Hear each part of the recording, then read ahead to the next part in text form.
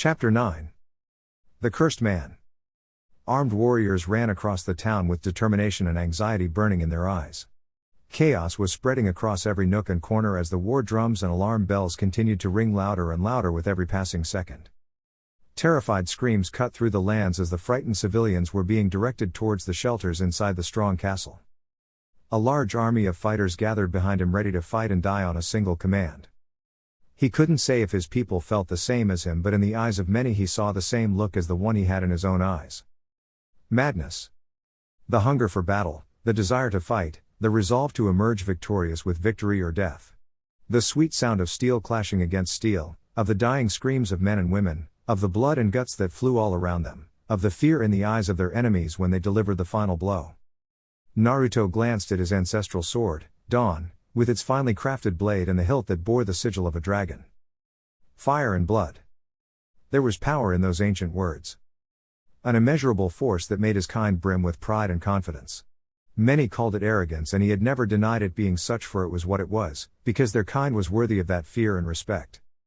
It was that same fear that made the Hatages and Yamanakas join his forces waiting for his command. He could feel his blood pumping, his heart threatening to burst out with joy, the intoxication threatening to flood away his senses as he experienced the feeling of the sweetest thing in the world about to touch his lips. Battle. Nothing was more terrifying and nothing more glorious. He was never one to seek it openly, but there was one family with whom he actively sought it. Senju. He could still see his brothers dying before his eyes. Of the sharp kunai hitting Inabai in the neck as he choked on his own blood, of Yashiro wildly fighting in grief before blowing himself up, taking down more Senjus with him. Of that sword piercing Izuna's chest and the feeling of watching his beloved brother die in his arms. He trembled with hate and revenge burning deep inside of him. He must be looking quite terrifying with his Sharingan, for not a single one of his men dared to taunt him or ask any question. They dared not speak, for his killing intent threatened to slaughter them should they step out of line. His kinsguard stood around him, proud and silent. He could feel the darkest parts of his soul morphing into reality, having only inexperienced such feelings the day he killed his own kin, earning the name, Kinslayer. Even Kurama maintained his distance and was not going to participate in the battle, knowing how personal this was to Naruto. The boy knew the fox was capable of ending this fight single-handedly, but that would not sit well with his friend who had yearned for this chance for a very long time. Also, if the beast fought against the Senjus, it would only bring more attention to it, which was not what Naruto wanted at this time. In that moment, Kurama saw every ounce of Indra coming alive in the boy as he glared at the massive defender force of more than 1,000 men. Any of you tries to flee, cowers, or dies without killing 3 Senjus, warned Naruto, flaring his killing intent, fully making dozens of his troops fall to their knees. The madness showed in his eyes as he made his promise. I'll burn them and their families alive. He smiled viciously when he saw them all nod fearfully and turned around swiftly with his kinsguard falling in line. Together the 6 of them, all dressed in battle armor with dark cloaks fluttering from their backs, marched forward with the allied army at their back. Their shining swords yearning for the taste of Senju blood. The members of the kinsguard watched their leader keenly, observing as their large army took up positions, with many hiding themselves away from the eyes of the approaching enemy. Are the traps in place? Asked Naruto coldly, without any emotion in his voice except for hate. It's done, Lord Commander, replied Itachi affirmatively. Each of you take up command of different units across our flanks. I'll hold the center, commanded Naruto stoically. Naruto, a massive force of Senjus, Sarutobis, Inuzukas and Akimichis are approaching towards us. Our sensors and barrier teams placed their numbers twice than our own, warned Kagami, and shivered when he saw the merciless smile on his friend's face. More bastards to kill. Each of the kinsguard looked at each other, quite uncertain over their leader and friend's dangerous behavior. They had known Naruto to be a calm and capable battle commander who usually preferred tactics over brute force. But today he was doing the opposite. To be more accurate, his hatred for the Senjus was overwhelming every other feeling in his heart.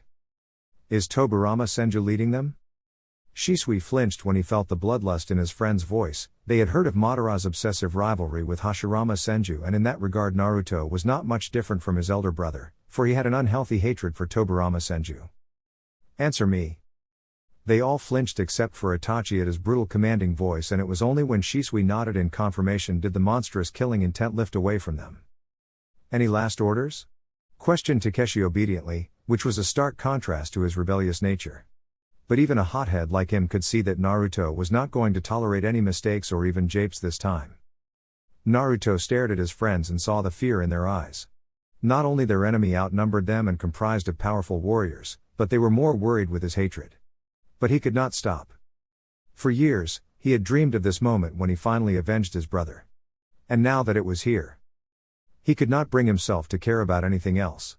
Not the clan, not the fate of their new alliance with the Hatake or Yamanaka clans, or even his friends. All he could see, all he could feel was hate. He saw them still staring at him expectantly, waiting for his last order before they marched into battle. Memories from his worst nightmare came haunting back. Before his eyes he saw an unholy fire burning across sacred temple grounds, the sound of men, women and children begging and screaming in pain. The foul air that had lurked in the skies that night, the memory of a young boy standing in the midst of a horrible dream. Those words heard that night that plagued him every day after, ones he mumbled 1,000 times in sleepless nights. Kill them all. He saw them all freeze, but as a testament to their courage they all then nodded before all of them except for one disappeared away to carry out their orders. But her eyes stayed on him, taking in the haunting look in his eyes as he relived the 2 worst nightmares of his life. Days he would never forget in his entire life. He didn't stop her when she came forward and laid a passionate kiss on his lips, one which he hesitantly returned. It was short, and when she parted from him, there was a silent pleading in her eyes. No words were spoken, but he could hear her desire nonetheless in those eyes of hers. Stay alive. He didn't reply or gave any sign that he heard her or even accepted her request. Mikoto nodded with a sigh before kissing his lips one last time before vanishing away to carry out her duty. When he turned back to face the battlefield, all emotions and feelings disappeared from his eyes. He had no remorse or hesitation in his heart for what he was about to do. For he was no hero. He was a selfish person who only wanted to fulfill the desires of his own heart. He was the kin slayer. He was the cursed man. Tobirama Senju lay crouched on the ground with one finger pressed against the soft grass. His closed eyes displaying his level of concentration as his allies lay anxious around him. When he opened his eyes, he saw the worried gaze of his little brother Itama staring back at him. Their flanks are too strong. But the center formation looks breakable, suggested the white-haired Senju. Then let me attack them and tear their asses to pieces, spoke Akio Inuzuka with a savage grin, but was surprised when Tobirama shook his head. You'll take the left flank and Sasuke Sarutobi shall take the right. I, Itama, along with the Senjus and few Akimichi will attack the center formation. Any sides that breaks through is ordered to head straight for the town and reach the Yamanaka clan head, if possible even the Hatake clan head captive as well. Hashirama wants them alive and unharmed, do you understood? Asked Tobirama icily, boring his cold eyes into the Inuzuka heir who glared at him. They are traitors. A sharp burst of killing intent made the dog warrior and his battle partner flinch as Tobirama's glare rained down on them in full force. Do you want to test Hashirama's patience? He watched in satisfaction as nearly everyone cowered, for they were all aware of Hashirama's power. The Senju clan head was a kind and honorable man, but was swift in dealing with any who disobeyed him. Understood, they all chorused, some with great reluctance earning a stiff nod from Tobirama. When their factions started to divide themselves, he saw Itama's pleading eyes, and even when his little brother didn't say anything, Tobirama understood his request. You will lead the attack with me and take command of our troops on the battlefield, commanded Tobirama. But a firm hand was placed on his shoulder, and Itama Senju saw the grave look in his brother's eyes. I am trusting you, Itama. Lead the attack while I deal with someone who is waiting for me, explained Tobirama honestly. Who? Asked Itama hesitantly. The kin slayer. Itama froze. He looked into his brother's unflinching eyes and saw no sign of fear and hesitation. Tobirama was the most skilled warrior of their clan after Hashirama, even stronger than Itama and Tsunade. But the kin slayer was a monster in his own right. One who butchered an entire clan in single combat, wielder of the Sharingan and the finest swordsman in the land of fire, even across the elemental nations, for according to many who had seen his prowess. He was not someone to be taken lightly, and now his brother was going to face that man. Let me help you, pleaded Itama, receiving a swift glare from his elder brother. This is between me and him, gods know he hates me for killing his brother. Anyone who tries to stop him by getting in his way to reach me will meet a brutal death. It is why I will confront him before he wreaks havoc on our allies. It is your responsibility to break through his lines, and in case I fall. Brother. Listen, scolded Tobirama harshly, but softened when he saw Itama on the verge of tears. Gods, the boy was even more soft of heart than Hashirama. It made Tobirama wonder if entrusting his brother was a burden too heavy for him, but despite his insecurities and shy nature, Itama was a good fighter. Their people loved him and he was well respected. And there was no one Tobirama trusted more than his brother right now. If I fall, run. Don't try to save me, for you'll only get killed and I cannot bear watching you die. Don't throw your life away in vain, said Tobirama gently. He could still remember the day when he killed Izuna Uchiha on the battlefield. The grief he had seen in the kin slayer's eyes that day promised Tobirama that he would never have peace until either he or the kin slayer were dead. In a way, he could understand that Uchiha's feelings for if anyone hurt or worse killed any of his brothers and sister.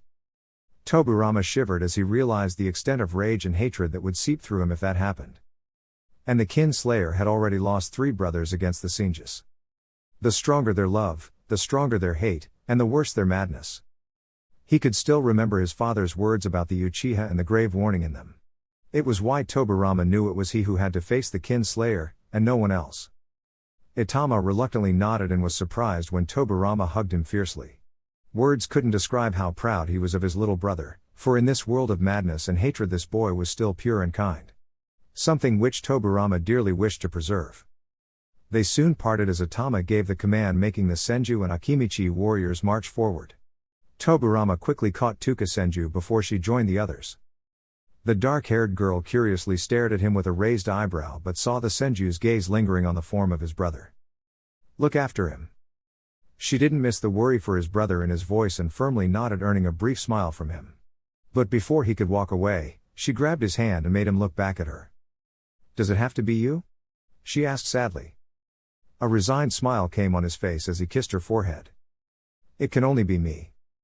Left flank. Itachi and Kagami saw the swarm of crows and vultures that had started to linger in the sky. An omen of the carnage that was about to happen. They exhaled deep breaths as the rustling of leaves and grass started to become more louder, marking the arrival of their enemies. The sound of dogs barking reached their eyes, making them both exchange a knowing nod. Glancing around, they saw their 400-strong force made up of Hatake, Uchiha and few Yamanaka preparing themselves as both Kinsguard members gave the signal. Itachi had no doubt in his mind that if any of their flanks was crushed, then they were done for, because the Senjus and their allies outnumbered their side quite heavily. Kagami suspiciously glanced at the Hatake and Yamanaka warriors. They might be allies now, but he could not shake off the feeling of mistrust he had towards them, for one of those clans was a former Senju ally and the other was about to become one before they were forced to bend the knee to the Uchihas. If these bastards turn on us, warned Kagami, drawing a flat look from Itachi. We hold the line, asserted Itachi, which made Kagami chew his lip nervously. We might have to retreat, advised Kagami, and was surprised when Itachi shook his head. The Kinsguard doesn't flee from the battlefield. Those words brought some of the confidence back in Kagami's heart as he remembered the power of his sworn brothers and sister. They were each worth a dozen warriors currently standing behind them, and even if the situation demanded, they wouldn't flee or retreat.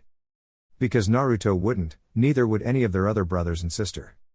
Steeling himself, Kagami nodded while placing a firm hand on Itachi's shoulders, making the silent boy glance at him, and Kagami hoped to convey his conviction with his last words before the battle. Here we shall stand, promised Kagami, earning a small smile from Itachi. The 2 Kinsguard, dressed in finely crafted bronze armor bearing the dragon sigil on their chests and the Uchiha crests on their backs, stepped ahead of their army, their long black cloaks gracefully fluttering behind their backs. Itachi was the first to catch sight of the Inuzuka dogs charging through the front lines and quickly performed a set of hand seals. Sealing arts, 7-star barrier. Across the dense forests, 7 seals engraved deep in the hearts of trees came alive, and within seconds the charging dog army came to a sudden halt. Their Inuzuka partners growled furiously as some of them were also caught in the trap. Itachi charged forward without warning and jumped high in the air, his hands grabbing a bunch of kunai from his pouch. Twisting himself gracefully in the air, he let loose the entire volley, which instantly multiplied into a large barrage, tearing down the trapped enemy forces brutally. The entire enemy first line was decimated, which was the signal Kagami was waiting for as he saw the next wave charging towards them and Itachi's seals disappeared. He gave a mighty roar as his entire body was engulfed in bright blue flames of chakra. Kaimon, gate of opening. Itachi smirked when Kagami disappeared in a flash and appeared right before the first Inuzuka, who gasped when a solid punch connected with his head, splattering it to shreds. Two furious dogs leapt towards Kagami, but he flipped in the air, bringing down his hard feet, crashing against their heads, ending their miserable lives. The Inuzuka, who were known and feared for their taijutsu prowess, were stunned when Kagami started tearing them apart with his fast moves and deadly attacks. Seeing his friend had destroyed any coordination in the enemy attack, Itachi turned towards their surprised allies, who had just watched these two Kinsguard decimate nearly 24 ninjas in the first few minutes itself, all on their own, and they looked ready for more. "With me," commanded Itachi, raising his sword. The Hatake swordsmen gave out their own war cries, followed by the stunned Yamanakas, who also joined the charge following Itachi's lead. Soon enough the two factions clashed against each other, starting a brutal massacre. Right flank. Shisui tensely watched as his forces, comprised of nearly 500 fighters, stepped into battle formation. By his sides were Mikoto and Takeshi with their swords ready. Tension was ever present in the air, which turned even worse when the war cries of hundreds of Sarutobi, Akimichi, and few Senjus reached them. He narrowed his eyes when many Akimichi transformed into rolling balls of massive size and moved towards his lines at terrifying speeds. But he had been expecting that from the moment he saw who was leading this attack. "They want to break our lines with brute force," suggested Takeshi, and saw Shisui nod in acceptance. "Take command of our units and wait for my signal," said Shisui, earning a nod from the younger boy as he quickly joined the Yamanaka units without any protest. "You think we can hold them?" asked Mikoto hesitantly. "We will." She smiled at Shisui's confidence and had no reason to doubt his resolve, for he was not only a deadly fighter but someone with whom she wouldn't mind fighting side by side to the death. When the Akimichis started to get dangerous close, making the ground tremble with their mass, Shisui raised a single hand seal, and soon enough those charging monsters were assaulted by hundreds of crows swooping down from the skies. Shisui's eyes were closed, but Mikoto saw the Akimichis had stopped abruptly. Instead of charging ahead, the giant monsters actually turned back and reverse charged towards their own forces that screamed in terror. "Now!" Mikoto nodded instantly when the command escaped from Shisui's lips, making her give the signal to her brother. Several Uchiha fighters and few Hatake warriors joined her as she led the charge, with her twin brother Takeshi doing the same with the Yamanaka fighters. Together they formed two offensive flanks and charged into the broken enemy lines that were still being ravaged by out-of-control Akimichi fighters. "Uchihas," she shouted, making her brother and their clansmen create a fine first line. Together they all performed a set of hand seals very familiar to them at great speed. Few Sarutobi and Senjus actually recognized their move despite the chaos and hastily charged ahead to counter, but had to start dodging when the few Hatakes that had taken position in the tree started raining down exploding kunais on them, creating further mayhem across the battlefield. Fire style, great fire annihilation. Such a dangerous and powerful jutsu was not possible to perform for any Uchiha alone except for ones like Madara. But together they were all able to create this move, and soon enough the flames that were launched from the mouths of her clansmen engulfed a large portion of the forest. Men and women screamed as they were caught helpless in the blazing inferno. Like headless chickens they ran, with some trying to find sources of water, some even tried to create water jutsu but were cut down by the Hatake marksmen that continued to shower a rain of death from their positions in the tall trees. When the destruction ended there were dozens of charred bodies that were barely recognizable, on the verge of turning to ashes and disappearing forever. Takeshi grinned savagely when he saw Shisui flying in the air on top of a giant crow, with his hands still performing the seal controlling the out-of-control Akimichi. But soon enough the Genjutsu master released the jutsu, much to the relief of the enemy forces.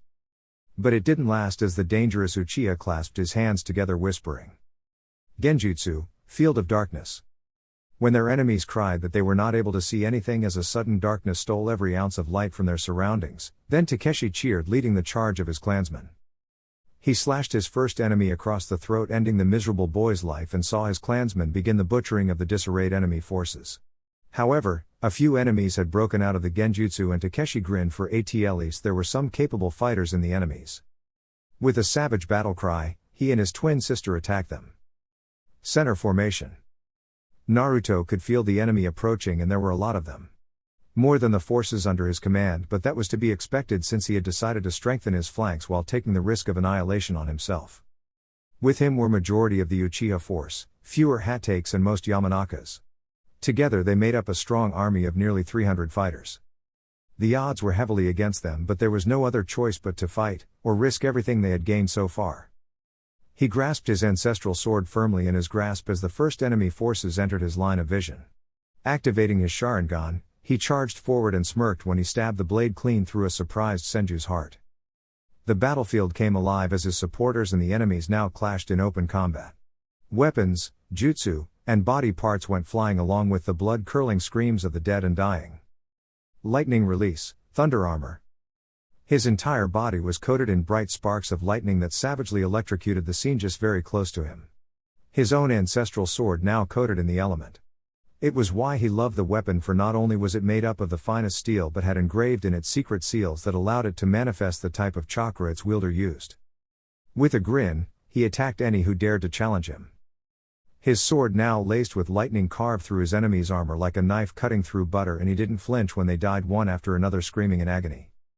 He saw one unit of his clansmen being viciously attacked by dozens of Senju. Quickly he formed a hand seal producing two of his shadow clones who wordlessly ran to the aid of their clansmen, and soon enough the Uchihas were fighting back. Parrying another attack, he delivered a swift and brutal kick to his enemy's genitals. The woman gasped in pain, but her eyes widened when his sword sliced through her open neck, showering him in blood and gore. Mercilessly, he twisted his sword, causing a large surge of lightning to seep into her body. The scene just gasped in horror when their dying kunoichi's head exploded, earning a savage laugh from the kin slayer. They all flinched away from him until a one-eyed Senju dressed in fine armor charged ahead, clashing his sword against Naruto's. He's stronger than the others. Naruto didn't know why, but he had a feeling he had seen this Senju before. Despite his innocent looks, the boy was fighting back with great strength and courage. Roaring once more, he tried a horizontal slash towards Naruto's chest, but the kin slayer easily sidestepped from the attack, placing his passing hand on the Senju's back. Itama Senju screamed when vicious bolts of lightning attacked his entire body. His nerves screamed, his blood boiled, his lone eye threatened to burst open, and in his hazy vision he saw the kin slayer bringing his longsword towards his back. Now he knew why Tobirama had warned him not to engage this man, but he had forgotten his elder brother's advice when he saw his clansmen being cut down by this monster. He had to do something to help them. But now he was going to die painfully, which made him close his eyes. Kinslayer. Naruto froze mid-attack and had to urgently bring his sword forward just in time as Tobirama Senju's sword clashed against his own. There was a monstrous outburst of chakra from the white-haired Senju's body that sent Naruto sailing away. Quickly regaining his balance, he flipped himself and landed gracefully across the battlefield and saw the man he hated most standing before him. "Little brother," whispered Tobirama, cradling the badly burned Itama in his arms. The sight brought a new wave of sadness as anger in Naruto's heart as he remembered the words said to him by the person he had loved most in this world. "Be happy, little brother." Izuna. Tobirama. The Senju looked up and his eyes widened when a monstrous outburst of chakra exploded from Naruto's body, sending dozens of Senjus and Sarutobis sailing away. The killing intent that spread across the forest was enough to make Tobirama flinch, for he saw the unending hatred in Naruto's eyes that threatened to destroy everything Tobirama held dear. He quickly handed off his injured brother to Tuka, who dragged the boy away to safety as Tobirama got up on his feet, meeting the kin slayer's burning red eyes. He had seen those same eyes in Madara and knew the power it gave to its wielder. He raised his sword in preparation as Naruto marched towards him, fury and hatred burning in his Sharingan eyes. Only to freeze suddenly. A shocked and even more furious expression came on his face as he glanced at the Yamanaka who had attacked his mind. His eyes widened when the blonde-haired turncoats started attacking the shocked Uchihas and Hatakes. The tides changed within seconds as the traitor Yamanakas joined up with the Senju forces, beginning the slaughter of the heavily outnumbered Uchiha and Hatake forces. He glanced at Tobirama, who gave him a blank look. And he knew. In all the chaos of this surprise attack, everyone including him had failed to detect one minor detail. It had barely been 2 days since the Yamanaka officially surrendered to the Uchiha. Even if the Senju wanted to retaliate, it would have taken them time to assemble such a large force. Unless... Tobirama smiled at him coldly. "You guessed right, kin slayer. The Yamanakas asked for our aid the moment you attacked them," confessed Tobirama. "You struggled, Naruto, almost on the verge of breaking free from the invading presence in his mind. They surrendered to you because they knew fighting would only mean annihilation. So they waited for their allies to arrive, and now they shall have their revenge. You come into their home, butcher their people, kill their clan heir, and expect them to surrender to your mad clan? I see the Hatakes are still fighting for you despite the changed situation. Tell me, what leverage do you have over them?" asked Tobirama knowingly. Naruto dared not reveal any information regarding the fact that Naori held Kiara Hatake as hostage, which was the main reason the Hatakes were still fighting for them. Thinking of his aunt holed up in that castle among the Yamanaka traders made his heart stop. He had to save her. Glancing around, he saw a majority of his supporters were cut down by the overwhelming enemy force. The few who were left wouldn't last long. He was trapped. With a wild roar, he broke the mind invasion of his attacker and swiftly sent a kunai that lodged itself right into the Yamanaka's head, ending the man's life. Hastily, he grabbed a flare from his pocket and launched it in the air just as Tobirama attacked him. He smiled even as he clashed swords against Tobirama, as the bright red flare had now given the message to his few allies to act on their contingency plan. As for him, he saw hundreds of Senjus, Sarutobis, Yamanaks closing down on the small circle of Uchihas and Atakes that had stepped closer to him, hoping he could save them from their approaching deaths. He glanced at his arch-enemy and knew he had met his match, for Tobirama was just as cruel and cunning as him. His next words proved Naruto's belief. "You're done, Kinslayer." Chapter 10. Cadmean Victory. He saw enemies all around him, waiting for the perfect moment to strike him down. Their eyes full of anger, hatred and utter loathing. Their swords and sickles eager to taste his blood, and their pitiful killing intent making a mocking effort to make him cower. Glancing at the few allies he had left, he saw they were preparing themselves to die. The responsibility of this failure lied on his shoulders, for he should have known the Yamanaka could do something like this. If it had been Madara in his place, his brother would have butchered their top leadership, making the remaining younger ones bend the knee. But Naruto had done the opposite. He had went with his heart, sparing all Yamanaka except for those who perished in battle. He had not even slaughtered any Yamanaka civilians and allowed them to go back to their peaceful lives. He had allowed his enemies to surrender instead of killing them all. It was the good thing to do, the honorable thing. But there was no place for such things in this world. He could already imagine his father's disappointed eyes looking down on him. The old man would have taught the Yamanaka a much harsher and bloodier lesson than his foolish young son. And now his own clansmen had to die, their only fault being the fact that their leader was soft of heart. His friends, his aunt, his clansmen, and even their Hatake allies were all in danger of annihilation because of him. It was burden that weighed his ever solemn heart. Even Kurama. He watched his enemies that only continued to outnumber his forces. Whatever his mistakes, he was still the leader of his army, and it was his duty to get them to safety, no matter the cost. Tekka. The said older Uchiha warily glanced at him, but was surprised when Naruto pointed him in the opposite direction, leading towards the Yamanaka town. "Get our people and the Hatakes out of here. I'll hold the line," instructed Naruto. "Tajima-sama and Madara-sama will have our heads if we leave you behind," pointed Tekka hesitantly, aware about the wrath they would incur should those two learn what happened to the Kinslayer. "Are you disobeying me?" Tekka Uchiha flinched when Naruto's cold eyes landed on him in full force, making him gulp. He glanced at his own clansmen and the Hatake, who looked quite relieved with the new option provided to them. Still, a question lingered on Tekka's mind. "They'll kill you, you know that, right?" asked Tekka seriously, glancing at the Senjus and their allies who were now starting to get closer.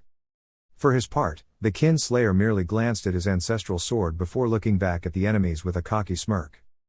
"I've won more single combat than any of these tree huggers. I can handle them," promised Naruto. Tekka could not argue against that point. Whatever sins the Kinslayer had committed in his life, there was not a single Uchiha who doubted his fighting prowess. Seeing Naruto was not going to change his mind, Tekka glanced at him one last time while also giving a subtle signal to his allies to get ready to flee. Any last words? Naruto would have laughed if not for the situation, because he remembered asking the same thing to many of his enemies before they died. Tekka, in his own way, was asking him if he had any message for his family. His father would not be much affected, but no words would be enough to console Madara or even Naori.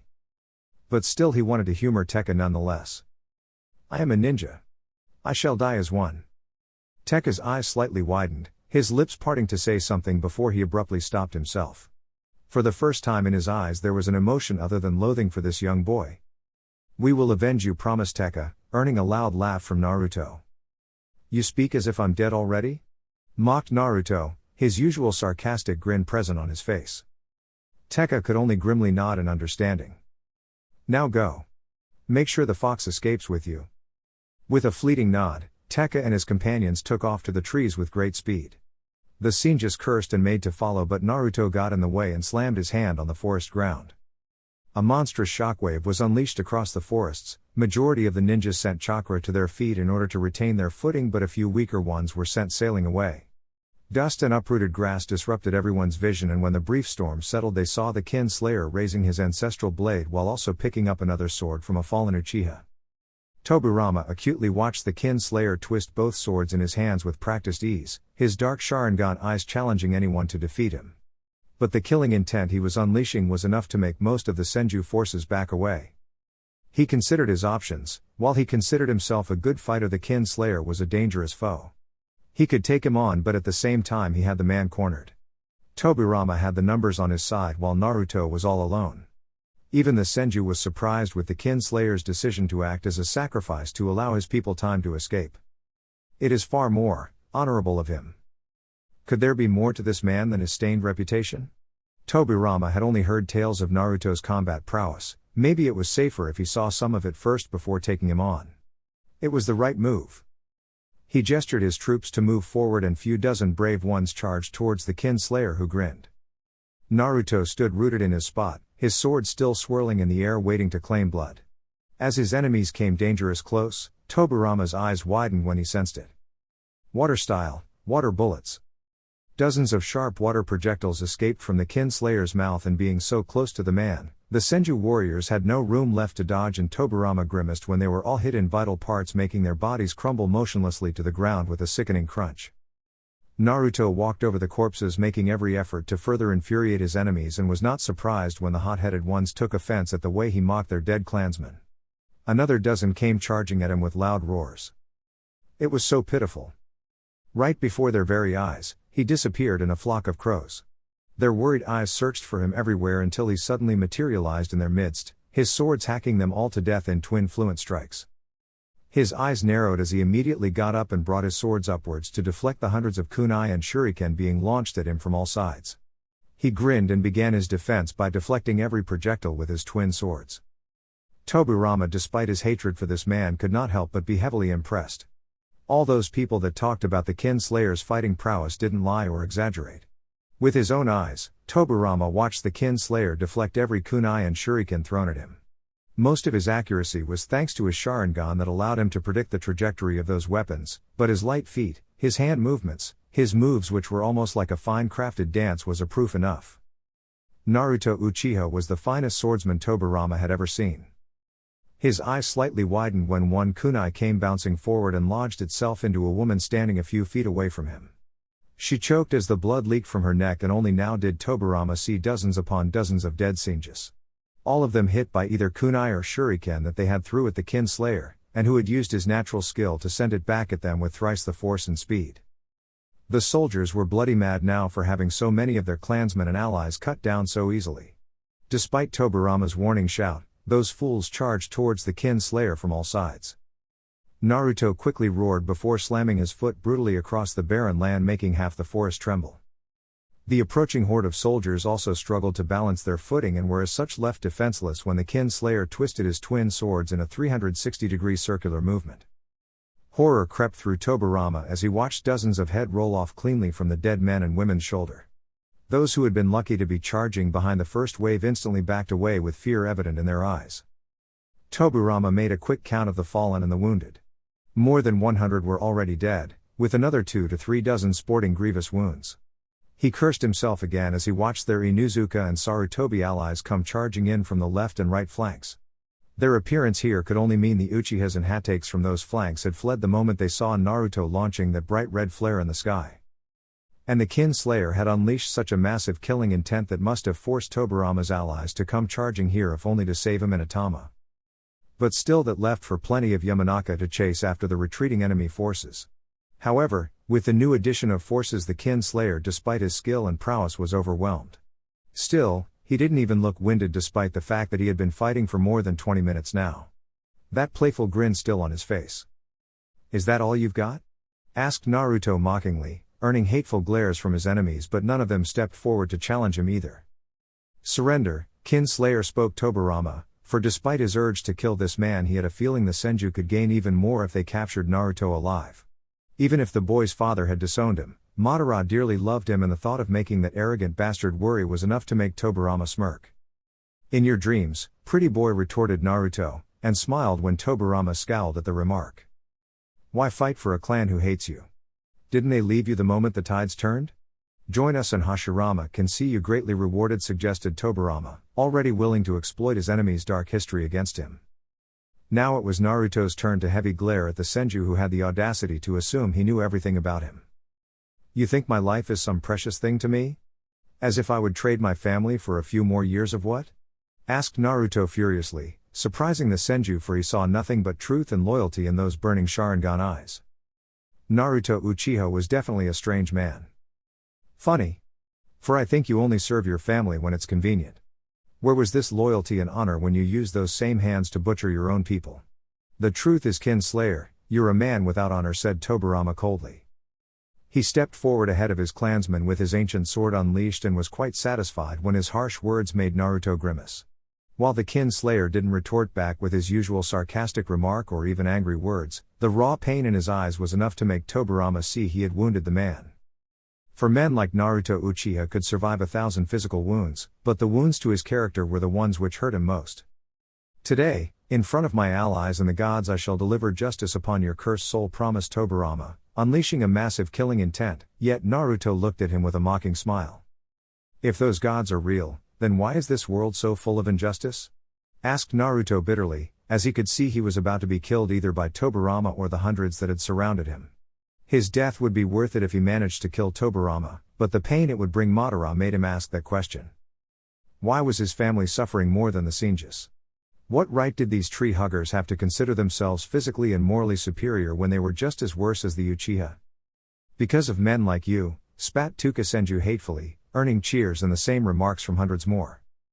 Naruto looked at his ancestral sword and at his own hands. It was with them he had picked up a sword and killed all his clansmen that night. Despite his actions, he had failed that night. Just as he failed in saving his 3 brothers, just as he failed in giving something truly worthwhile to his clan. Guilt and sadness crept across his heart as he remembered his life as nothing more than failures. There are no men like me, only me, whispered Naruto, but his words were not heard by any of these people. Tobirama prepared himself as he watched all sadness and guilt vanish from the kin slayer's eyes, replaced by grim determination. The look in those Sharingan eyes was the one of a man about to die. But not alone. I am Uchiha Naruto, son of Tajima, brother of Madara, and loyal fighter of my clan. An armor of lightning enclosed all over the kin slayer's body as he raised his swords, one burning with the same lightning sparks and the other burning with pure chakra. I shall take no wife, have no family, hold no lands, inherit no titles. He felt the power surging through his body, the guilt and fear washed away with a renewed courage as he remembered the oath he made to his father the day he was disowned. An oath he had lived his life by even now. I shall live and die for my clan and our allies. He could see his enemies taking a few steps back as he raised a single hand seal and created 10 shadow clones of himself that all turned to face their enemies bravely. I am the sword of my people, the shield of my allies, the nightmare of my enemies. And I pledge my life to kill every last one of you. Tobirama's eyes widened when the clones charged towards the Senjus and their allies, creating a bloody carnage as the battle began. He himself had to brace as the real Naruto appeared before him, delivering a bone-crushing punch to his face. As Tobirama was sent sailing away, Naruto willed a mass of crows to descend over the Senjus. As the black birds disrupted the enemies, he used the chance to charge forward, plunging his sword through their hearts, heads and necks. Tuka Senju roared furiously, and uncaring of the crows harassing her, she charged forward, clashing her sword fiercely against the kin slayer. Only for it to shatter against the Uchiha's ancestral weapon, Dawn. Naruto barely noticed the shock in the woman's eyes before he brought down his twin swords, carving her up from shoulder to her navel. She gurgled and spat blood at his golden armor before crumbling to the ground. It was then he saw the unconscious form of Atama slumped against the trees. Every bone in his body was begging him to kill the boy, however the strategist within him knew his end was imminent. Even if the Uchihas lost this battle, if they had Atama as captive, then the Senjus could be forced to give up all they had gained. Tajima Uchiha might let his own son die if it gained him the alliance of 2 great clans, but Hashirama Senju would rather sacrifice those allies if it meant the life of his younger brother. Naruto could see Tobirama rushing towards him, but one of Naruto's own clones got in his way, allowing the kin slayer to create one more shadow clone who quickly grabbed Atama by his shoulders. The enemy army froze when Naruto's clone placed a kunai at Atama's throat. Even Tobirama stopped with horror ever present in his eyes. "Move a muscle and I'll cut his throat," warned Naruto, even if his mind was pulling him in two directions. The hatred burning within him was screaming at him to kill Atama and watch the pain it would wreak on Tobirama. It might even make the cold Senju go berserk, which Naruto could use to kill him. But the strategist within him knew how valuable a prisoner Atama was. The boy was also Naruto's lifeline in this battle, for no matter how strong he was, there were just too many enemies here. "What do you want?" asked Tobirama icily. "Take your army and go back to your lands. Get me a written order from Hashirama stating the Senju's parting with the Yamanaka and Hatake clans both. Then I shall release your brother back to your family," replied Naruto frankly. He watched as a sea of conflicting emotions passed through Tobirama's eyes as he glanced at his younger brother and then at his army that was watching his every move. "No deal." Naruto cringed when Tobirama raised a finger and instantly a mass of water erupted from beneath the ground, destroying the shadow clone holding Atama captive, while the injured Senju was quickly grabbed by his clansmen, this time being completely drawn away from the battlefield. "You used our conversation to gather time to make your move. Clever of you, Tobirama." With his trump card destroyed, Naruto raised his swords again and watched the last of his clones getting destroyed. Still, they had inflicted more casualties on their enemies, which was a bonus in his books. But now he knew his defeat was certain, even his death. Still, one good thing was still left before him. A chance to avenge his dear brother, for if he was to die today then he was taking Tobirama with him. Both fighters stepped closer as the enemy army now formed a circle around them. Sensing Tobirama's furious gaze and killing intent, none of his allies tried to intervene, which was a relief for Naruto. "Ready to die, Kinslayer?" asked Tobirama coldly, raising his own sword, which also now cackled with lightning, much to Naruto's surprise. He flung the ordinary sword in his hand aside, for it would be useless against Tobirama's own dangerous weapon. Now they would both spar, Naruto with his great ancestral weapon and Tobirama with his own holy blade. "Dance with me," then taunted Naruto with a smirk. Tobirama grimly nodded before they both charged forward, clashing their swords, sending wild sparks of lightning everywhere, with some even hitting carelessly Inuzuka, who were stupid enough to stand too close. Tobirama winced at the injuries to his own allies and was further irritated when Naruto mocked him for it. Tobirama used all his strength to land every powerful swing of his sword across his enemy's body. However, the Kin Slayer was very quick on his feet and even quicker with the movement of his sword, which he used to deflect every blow. Deciding to go on the offensive, Naruto forced a vertical slash towards Tobirama's head, which the Senju blocked with his own weapon, which left him wide open as Naruto suddenly jumped, delivering a brutal kick on Tobirama's armor that sent the Senju crashing away, while the Kin Slayer flipped in the air while performing a set of hand seals quickly. Lightning style, electromagnetic murder.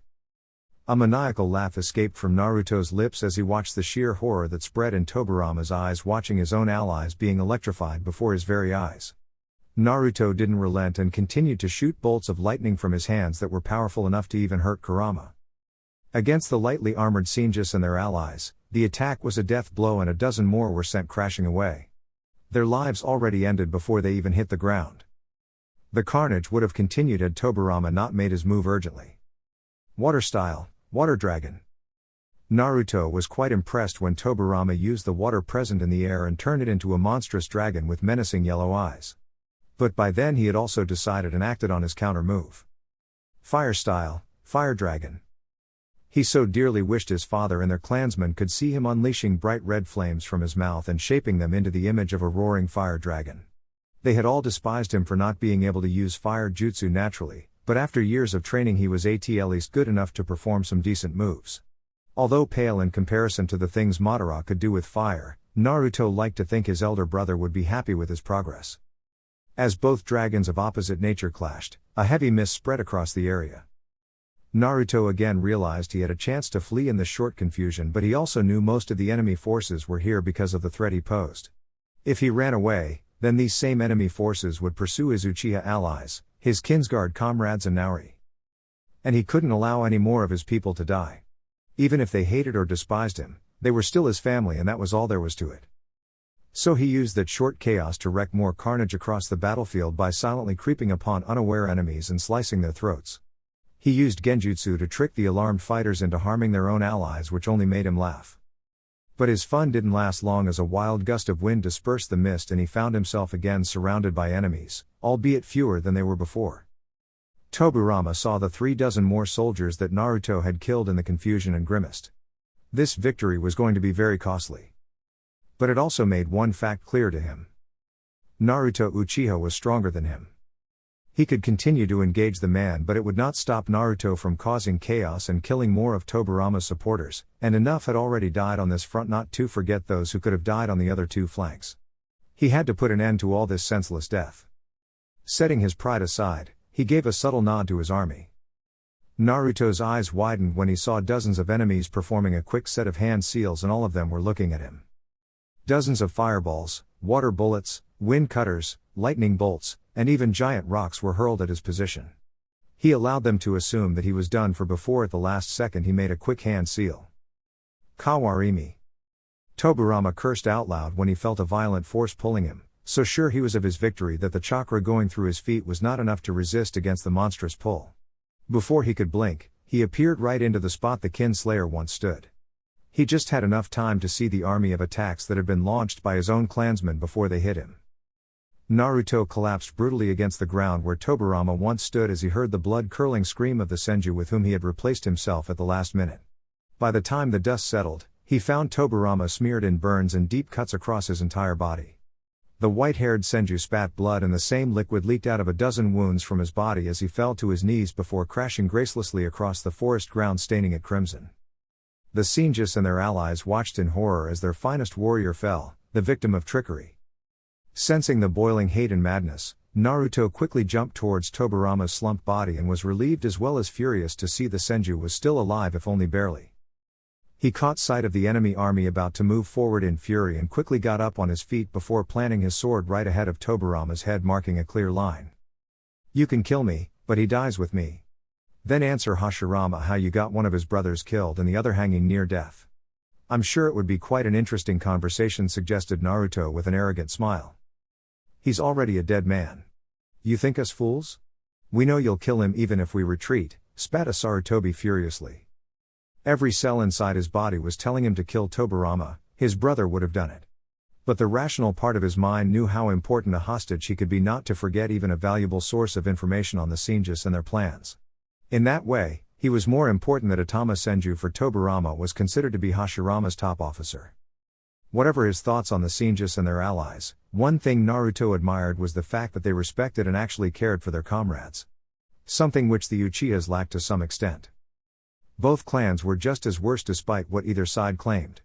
However, the Senjus looked after their friends, and in return those friends looked after the Senjus. "We don't trust you. Everyone knows you hate Tobirama," spat a Senju bitterly. "Yes, I hate him for killing my brother. But ending this conflict ensures the safety of my people and that of Hashirama's most trusted brother. Now make your choice, I am prepared," declared Naruto, as he picked up his sword and placed it just above Tobirama's head. He saw the conflict in their eyes clearly.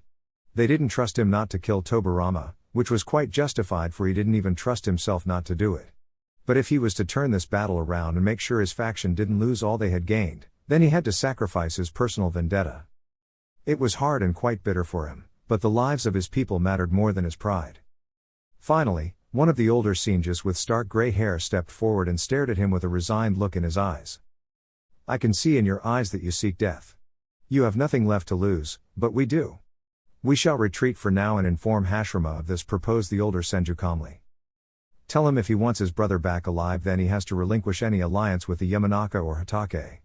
Their lands and clans belong to the Uchiha now. Do this and he'll get his brother back alive," promised Naruto hesitantly, and clenched his fists shut to suppress his boiling rage at himself. It was the right thing to do, but gods, it was hard. "What assurance do you give us in return?" asked the Senju patiently. Naruto glanced at his surroundings and realized he had nothing with himself that could serve as a reassurance to the Senjus. A proof of his word. Then he glanced at his ancestral sword, Dawn.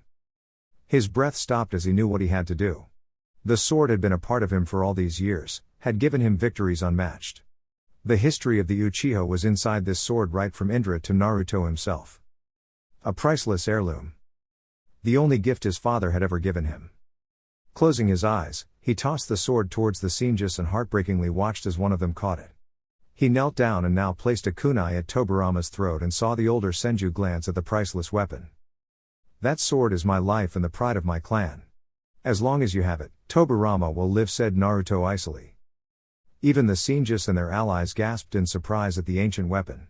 Not only was it powerful and contained the history of the elemental nations, it was also worth more than 2 mountains of gold. One of the few valuable things the Uchihas still possessed from the old days. Naruto knew he would be further reviled for giving such a priceless heirloom as leverage. But he had no choice, and it was not as if people would hate him less after today. But if it secured a victory, then it was worth it. The older Senju glanced at him before giving a reluctant nod. That will suffice for now. Keep him alive, Kinslayer. Or you shall face Hashirama's wrath, and let me warn you, there is nothing more dangerous in this world than Hashirama's fury. It is that fury that compels us to accept this ceasefire. Warned the Senju. Understood, replied Naruto curtly. He stood guard even when the Senju army turned back and started their march back home. Only when they were out of sight did Naruto finally kneel down and check on his prisoner. Tobirama looked so close to death that it would be a mercy if Naruto crushed his throat. Not today. With a resigned sigh, he again glanced suspiciously at his surroundings and used his sensory powers, but he felt no presence other than his own and Tobirama's. He walked ahead and picked up the common sword he had thrown aside before and made a shadow clone who placed Tobirama on his shoulders. When that was done, his eyes turned towards his final destination. The Yamanaka settlement. He remembered the promise he had made to that clan, but they had not heeded his warning and betrayed his people. Faint raindrops fell from the skies, and soon enough it turned into a heavy downpour, as if the heavens themselves wept for the carnage that was about to happen. Itama Yamanaka bitterly watched as his precious town was now turned into a battlefield courtesy of the Uchiha and the Hatake forces. Despite the dire circumstances, the enemy army had came running back only to find Naori Uchiha protected by the Kinsguard. The Uchiha matriarch had been fast enough to escape the castle before the Yamanaka guards could kill her, but instead of fleeing she had chosen to fight. A fight that had been going on for quite some time with no sign of an end. Even though the Yamanaka had numbers on their side, the Kinsguard still managed to cut a bloody path through their forces. The only solace Itama had was the fact that Naruto Uchiha must have perished on the battlefield by now, and without him this resistance wouldn't last long. Another source of Itama's problems was the wild fox who was butchering dozens of his clansmen with laughing ease. Some of his people had been stupid enough to attack the beast, and it had retaliated with thrice the force. My lord. Itama was forced to turn his attention towards the eastern side of the town where one of his guards was pointing. And what he saw froze his heart. Naruto Uchiha stood there with a clone of his who brutally dropped an injured ninja on the ground. Itama's eyes widened on seeing it was Tobirama Senju himself. He remembered this boy's words from that night, and judging from the sheer fury in his eyes. Stop him now, shouted Itama in alarm. His personal guard moved to intercept the bloodstained boy who himself charged ahead. Itama cringed when within seconds Naruto made quick work of his enemies before marching towards Itama. The clan head performed a quick set of hand seals but had to duck when Naruto threw his sword straight at Itama's head. By the time Itama recovered, the kin slayer had used a shunshine to appear right in front of him. Alarmed, Itama sent a kick towards Naruto's armored chest, and when the blow connected, something unexpected happened. Naruto didn't move an inch. He's channeling great chakra to keep his hold on the ground. Itama cried out in agony when the kin slayer punished him for that mistake by connecting a solid blow to Itama's knees, the disgusting sound of bones cracking and Itama's scream drawing the attention of the fighting armies nearby. Naruto moved quickly by first breaking the Itama's remaining leg, followed by the man's arms, and finally connected a solid blow to his family jewels. By the time he was done, the Yamanaka clan head was gasping and moaning in pain. It's time I keep my promise, whispered Naruto reluctantly. The Yamanaka fighters tried to come to their clan head's rescue but were fiercely pushed back when Kurama got in the way. Naruto ignored the commotion and all the eyes that were on him and instead dragged Itama through the dirty streets by his collar before arriving towards a pole hanging in the town square. Without a word, he grabbed Itama and slammed the man against the wooden pole and quickly tied ninja wire around his body to keep him chained there. What are you doing? Gasped Itama Yamanaka in horror. Naruto stepped away from the man, and when he looked back at the blonde older man he just asked one question. What are my clan's words? Itama started to struggle against his restraints as a new kind of fear overcame his heart. His supporters were trying their best to get to him, but Kurama was not in the mood for leniency. Certainly not against fools who tried to rape his mind. There was no mercy or hesitation in Naruto's heart as he weaved through a set of hand seals and at the last second saw Itama cry out for mercy. But it was too late. Fire style, dragon flame bomb. Itama Yamanaka's scream tore across his entire settlement as the fierce flames washed over him. His fine blonde hair caught fire and so did the rest of his body. The man screamed and screamed, his melting eyes pleading with the boy before him to end his suffering. Stone-faced Naruto watched the man burn alive before his very eyes. He didn't need to turn back in order to see the horror and fear that was spreading across the Yamanaka forces. He felt all their emotions and he knew after this people would only fear and hate him even more. But he had promised to burn them alive if they disobeyed his commands or betrayed the Uchiha, and they had done just that under the command of this man. He had to enforce his promise no matter how much it repulsed him, or their enemies would never take the Uchiha seriously. Burning a clan head like Itama of such an ancient and prestigious clan was going to send tremors across the elemental nations. Naruto's hands threatened to tremble as the burning man's screams got louder and more painful. But he didn't look away even as he watched the flesh burn and melt from Itama's entire body. He stared back at the man blankly. He didn't know how much time passed before Itama's screams turned into painful moans and into desperate sobs before his head finally slumped, making Naruto close his eyes in relief. He could have ended the man's suffering, but it wouldn't have enforced his message fully. The lone tear that fell from his eyes being the sole proof of his own sadness and revulsion before he masked his emotions and turned to face the Yamanaka fighters with his burning Sharingan eyes. Sounds of steel crashing to the ground echoed across the ground as one after another every Yamanaka fighter threw down their weapons, horror and fear ever present in their eyes as they watched the charred form of their clan head. They would never forget his screams nor the scale of retribution the Uchiha were capable of. Fire and blood. Thunder rumbled across the skies with heavy rains cleansing the blood-stained lands. The smoke and ash along with the souls of all the dead being taken to the afterlife. And Naruto watched them all, every life he ended today. All of them ascending out of this painful world to something better. They had all lived and died as true warriors regardless of their allegiances. For a moment he felt the faces of his 3 dead brothers staring at him.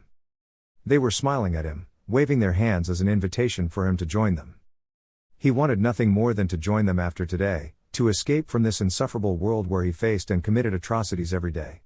A world where killing was as regular as drinking water. To end this battle he had crippled a man's young brother, beaten the same man to a bloody pulp and took him hostage, and now burned another man alive. It had ended the battle with the surrender before him, the very proof of that. His clan was victorious despite all the odds and betrayal they had faced.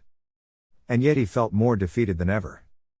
His people and the Hatages survived, but what he did would haunt him for the rest of his life. When he looked in Kurama's eyes, the fox had neither sympathy or pity in his eyes, something for which Naruto was thankful for. However, neither did the beast have any anger or repulsion in his eyes for Naruto's actions. The same could not be said for the Yamanaka or even Naruto's own clansmen and allies alike. He started his march back towards the forests in order to be away from all these people, this town, from everything. People parted away from him as if he was the plague itself, including his kinsguard and his aunt, but he didn't blame them. The fox wordlessly joined beside him, making Naruto glance at him sadly. There are no victors here. Chapter 11. The Soul. 2 days later, Hashirama Senju pensively sat in his chambers, his vacant eyes blankly staring at an empty piece of paper through which he could sign a deal that would prevent his side from gaining the support of 2 of the most noble and prestigious clans. In front of him, his only sister paced restlessly. Her face a mask of righteous fury. He had never imagined Tsunade to develop into the warrior she was today. She was the epitome of power and grace mixed together.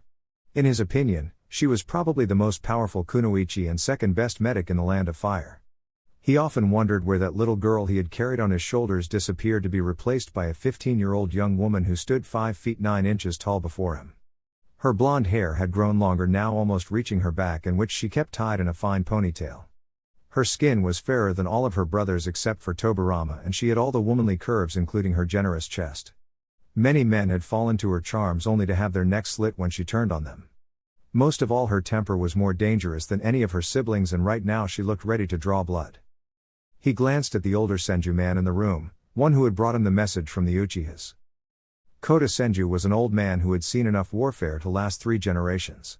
He had served Hashirama's grandfather as a young boy, Hashirama's father as an experienced fighter, and Hashirama himself as a war veteran, and right now the same man was glancing at the map of the Land of Fire territory, and Hashirama was worried to see that the Uchiha who controlled the north were now rapidly expanding their territory and influence. Their army was larger than that of Hashirama because of all the smaller clans they had gathered. And now they threatened to take the Yamanaka and Hatake as well, which would be a dangerous blow to Hashirama's side. Most of all, they had captured Tobirama, and it worried Hashirama every second. "What did they say of Naruto Uchiha in the north?" asked Hashirama curiously, making his sister glance at Kota as well. The older man looked at them for a moment before glancing at the Uchiha's ancestral weapon resting on Hashirama's desk. The Senju siblings didn't miss the older man shivering for a second as he recalled some bad memory. "They call him the young dragon. They say he rides into battle on the back of a giant fox, some say he can turn into a fox himself. And he's the greatest swordsman I have ever seen," confessed Kota without hesitation, earning a derisive snort from Tsunade. "The kin slayer is just one man," dismissed Tsunade, and was surprised when Kota shook his head. "A man who has won every battle he's fought," my princess warned Kota.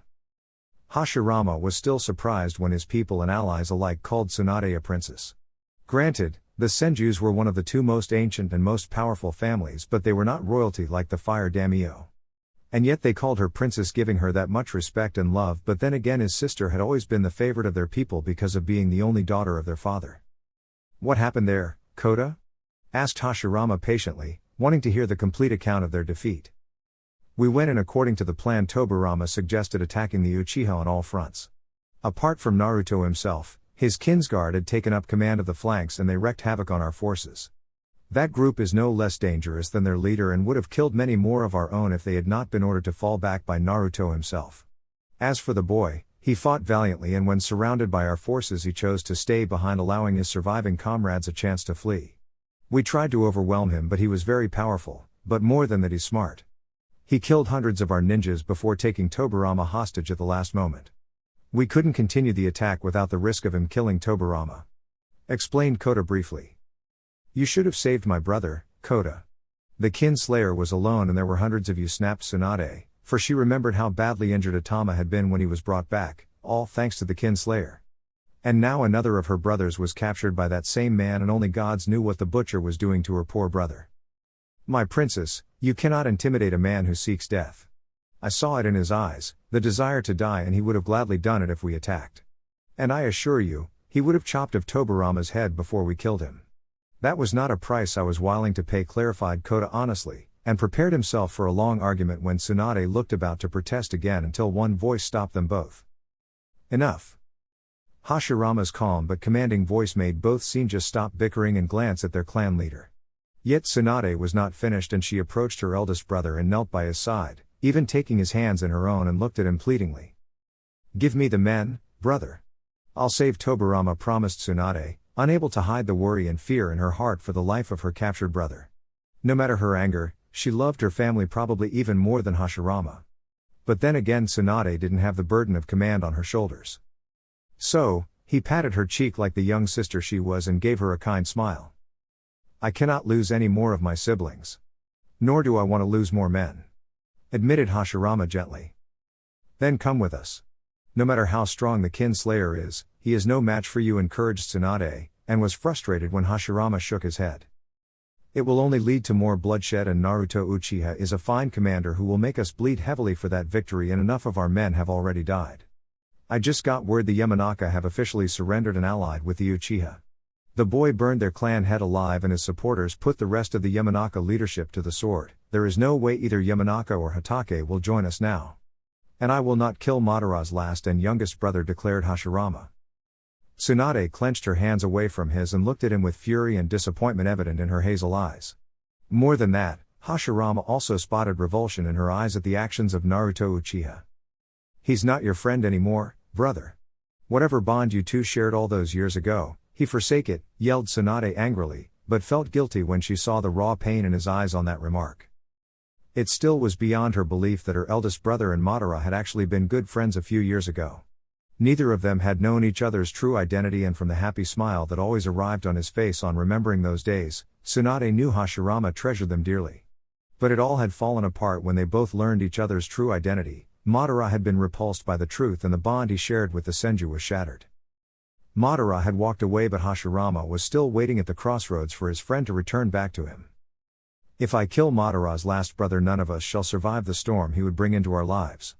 That boy is the last line of defense holding back Madara's sanity. If he dies, then there shall never be peace between our families, explained Hashirama seriously. My lord, the Uchiha have never desired peace with us.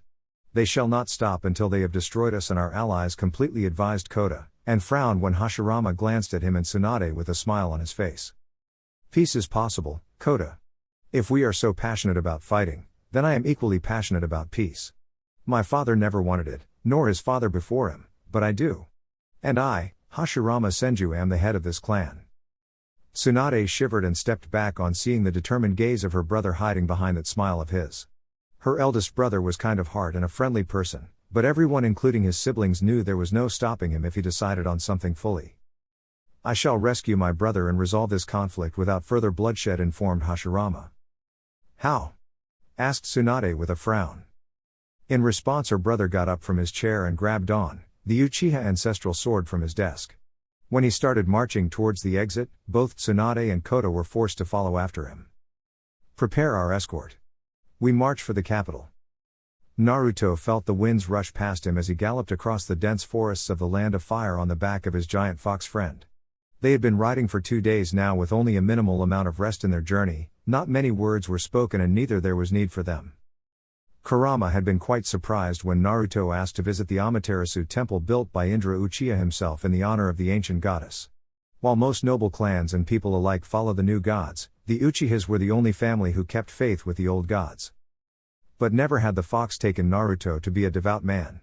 The boy had more reason than most to detest the gods and their existence for the several injustices he had to face in life, but when the battle against the Senju ended and when Itama Yamanaka burned to his death, Kurama had seen something had broken inside of Naruto.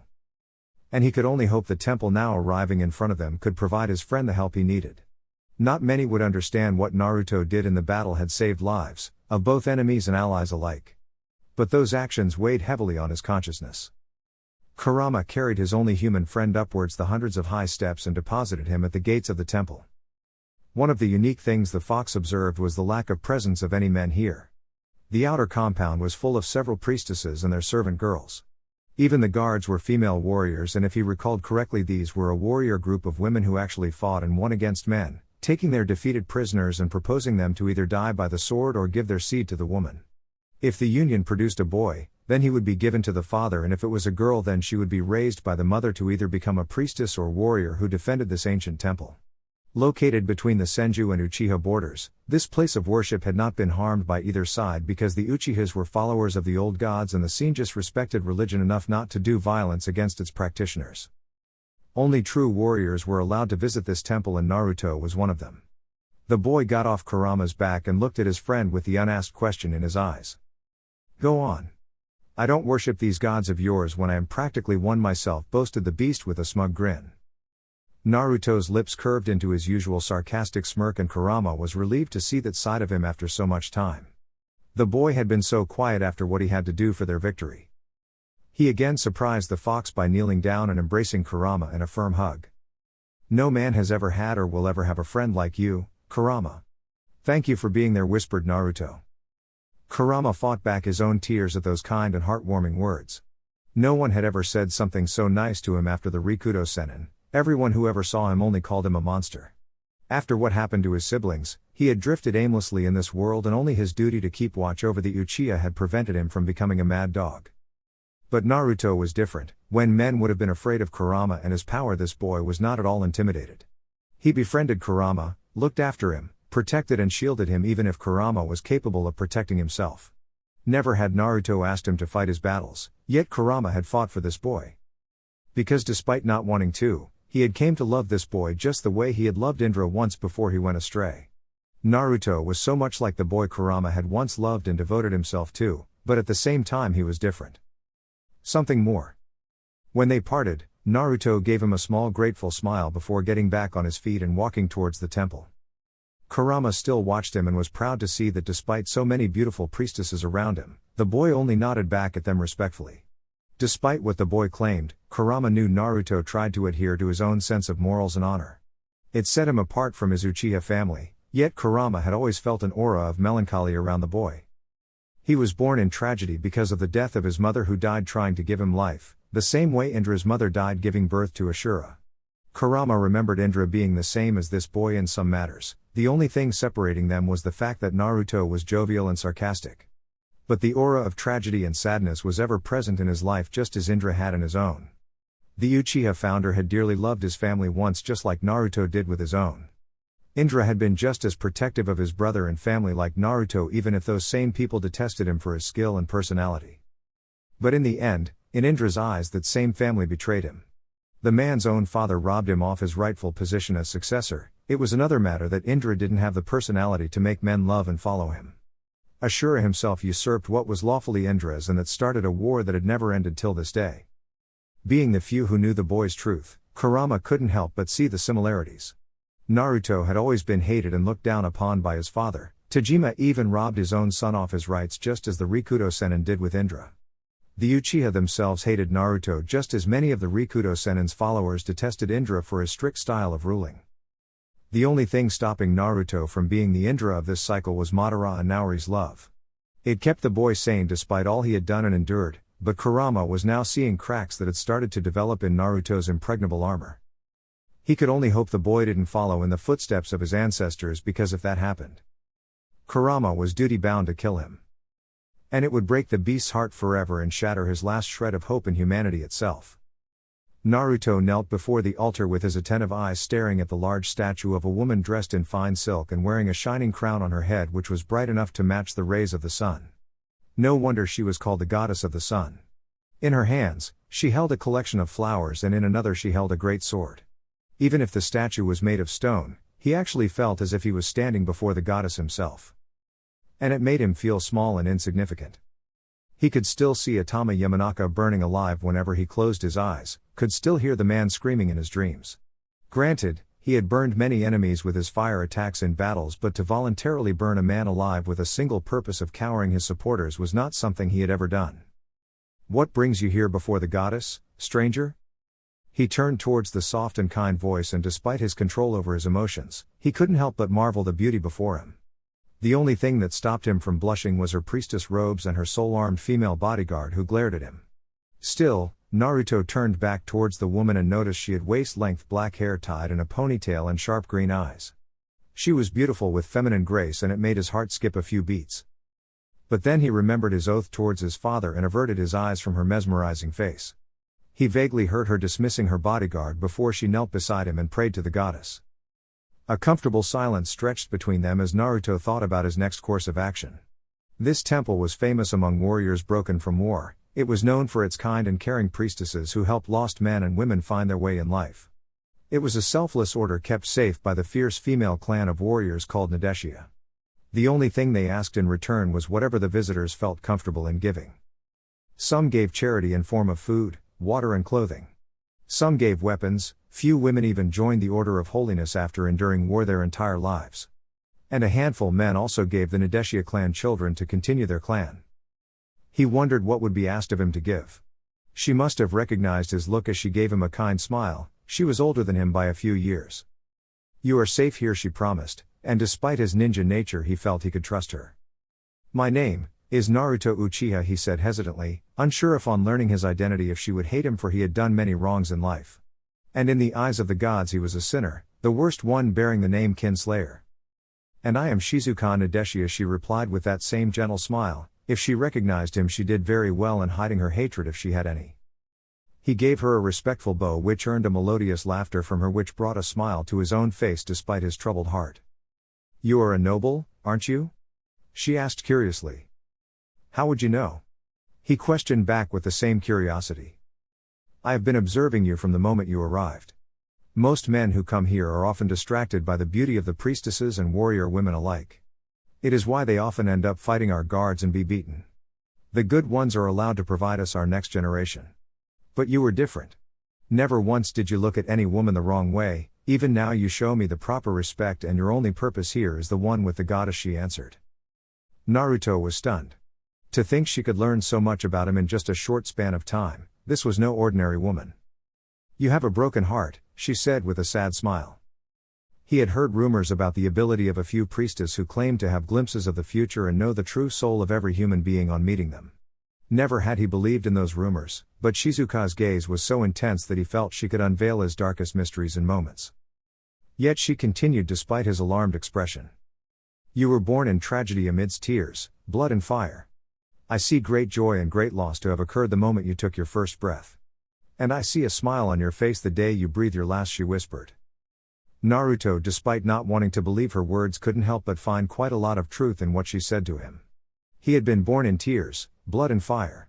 Tears of joy and sorrow from his mother and family respectively, blood from the life Hikari Uchiha sacrificed to give him his own, and fire for the family he was born in. The Uchiha, descendants of dragons. People often said even in her dying moments, his mother had been overjoyed on seeing her last and youngest child. The son she had worked hard and bore so much pain to give life. Yet it was also the day his father truly smiled for the last time. Even his brothers had been saddened on watching their mother die. And the last part had been his secret wish. To die a happy and content man who did all he could for his family and his brother. Never had he shared his wish with anyone, not even Kurama. And yet this woman. He looked around the temple and only now he felt an aura he had never felt before. His great ancestor, Indra, had built this place, and in some way Naruto felt more connected to him here than anywhere else. I have sinned, priestess, admitted Naruto, earning a nod from her. There is not one man who could claim he hasn't, she pointed gracefully, which did make him feel a bit better if only for a moment before his dark memories came back to haunt him. How can I forgive myself for the things I have done? How would the gods, if they exist, forgive me for my crimes? He asked hesitantly. He knew what kind of person he was, and in the eyes of the Almighty he was perhaps the worst of humanity. Shizuka stayed silent for several long moments while staring at Amaterasu's statue standing tall before them both. God forgives all his children eventually. He made us in his image, and despite all our crimes, we all have some good in us that we inherited from God. Even if you believe yourself a sinner, there must be some good things you have done in your life, she suggested patiently. A few, he said reluctantly, making her smirk. Then forgive yourself while trying to do the best you can for yourself and those whom you care about. Live the life the way you want and not how others want you to. And let the gods be the judge when you meet them in heaven, she advised, and was not surprised when he snorted. After the things I have done, I don't think heaven would be the ideal place for me, he joked with his usual sarcastic grin. But her firm stare unnerved him a little and made his grin falter. Maybe it was him, but were her eyes shining brighter than before? What do you truly desire in life, Naruto Uchiha? She asked seriously. He pondered her question in his mind, and the usual answer about duty to his clan and family were ever present. But there were other wishes as well, those he had buried a long time ago. In the end he decided to let go of some of his burden in this holy place, no matter how foolish it sounded. I want to be loved. He averted his gaze from her piercing stare, for he knew she would laugh at his childish desire. He was no longer the young boy from his past who needed affection. He was a man now, and his father had always said men were like rocks. Unbowed, unbent, unbroken. Men were the pillar of the society. They were the leaders to whom humanity looked up to for guidance and stability.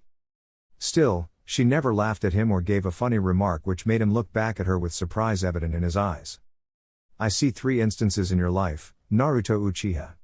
Events when your soul will be tested, and what decisions you make then will affect your life in this world as well. And at the same time, I see great darkness in you waiting to consume you. Day by day your faith in this world is falling apart, and at this rate even your love for your family will not stop you from becoming the destroyer of this world, revealed Shizuka in a grave voice. Shivers passed across his entire body on her words. And yet she didn't look to be finished. Or you can be the savior of this world, but only if you become the man you are truly meant to be. Whatever choice you make, know this, that the world shall remember you for a very long time. He clenched his fists on hearing her words, which only added further to his problems. But he would not allow himself to fall into believing prophecies, for a man shaped his own destiny, not the gods. Shizuka must have realized his thoughts as she placed a comforting hand on his shoulder. When you already know that you are the architect of your own life, why bind yourself in chains?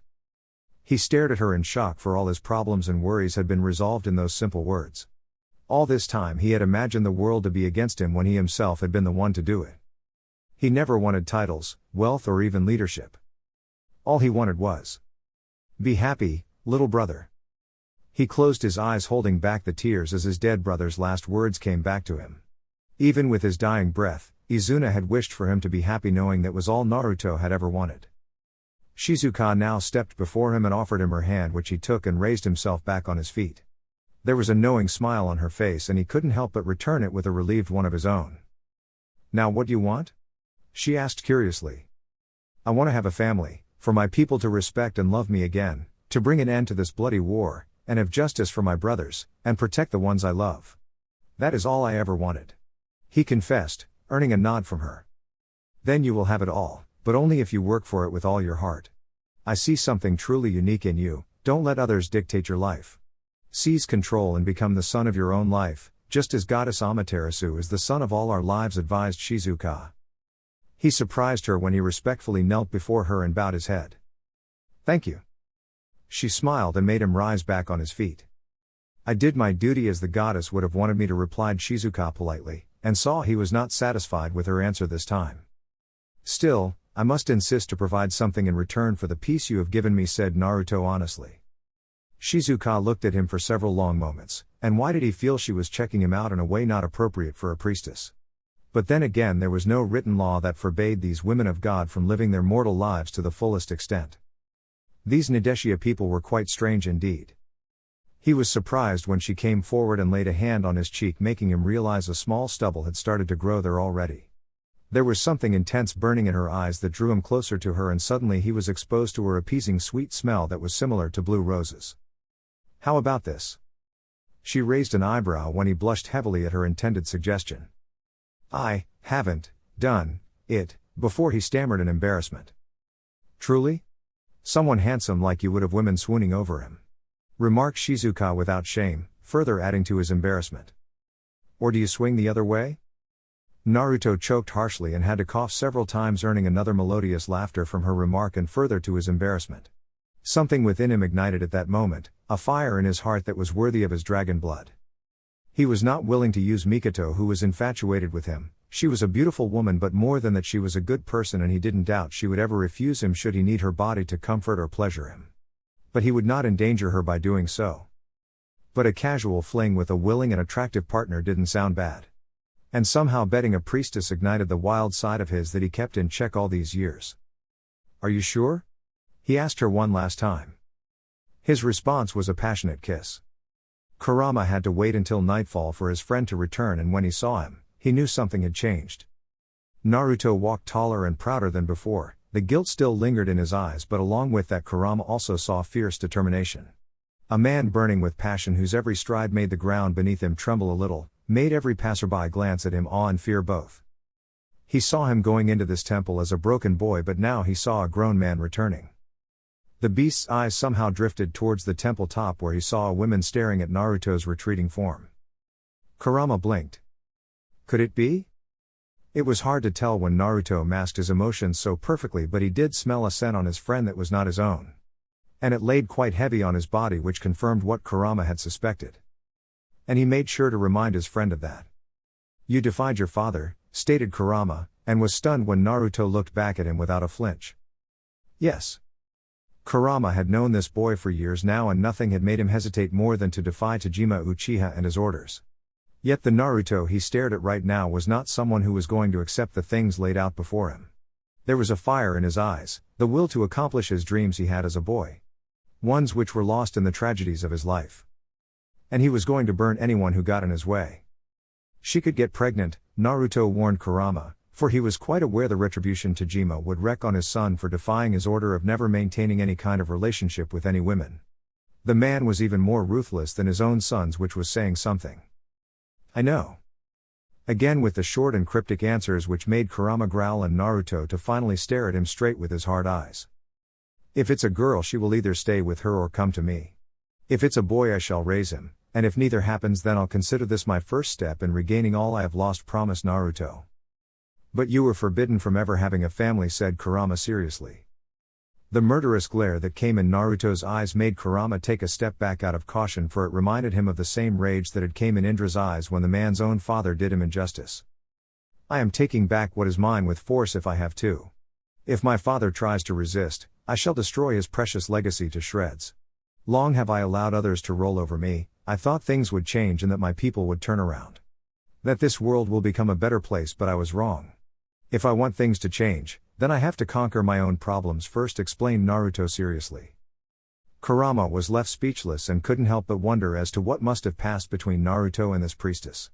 His friend was a secretive and strange man, taking inspirations from things most men would neither notice or understand.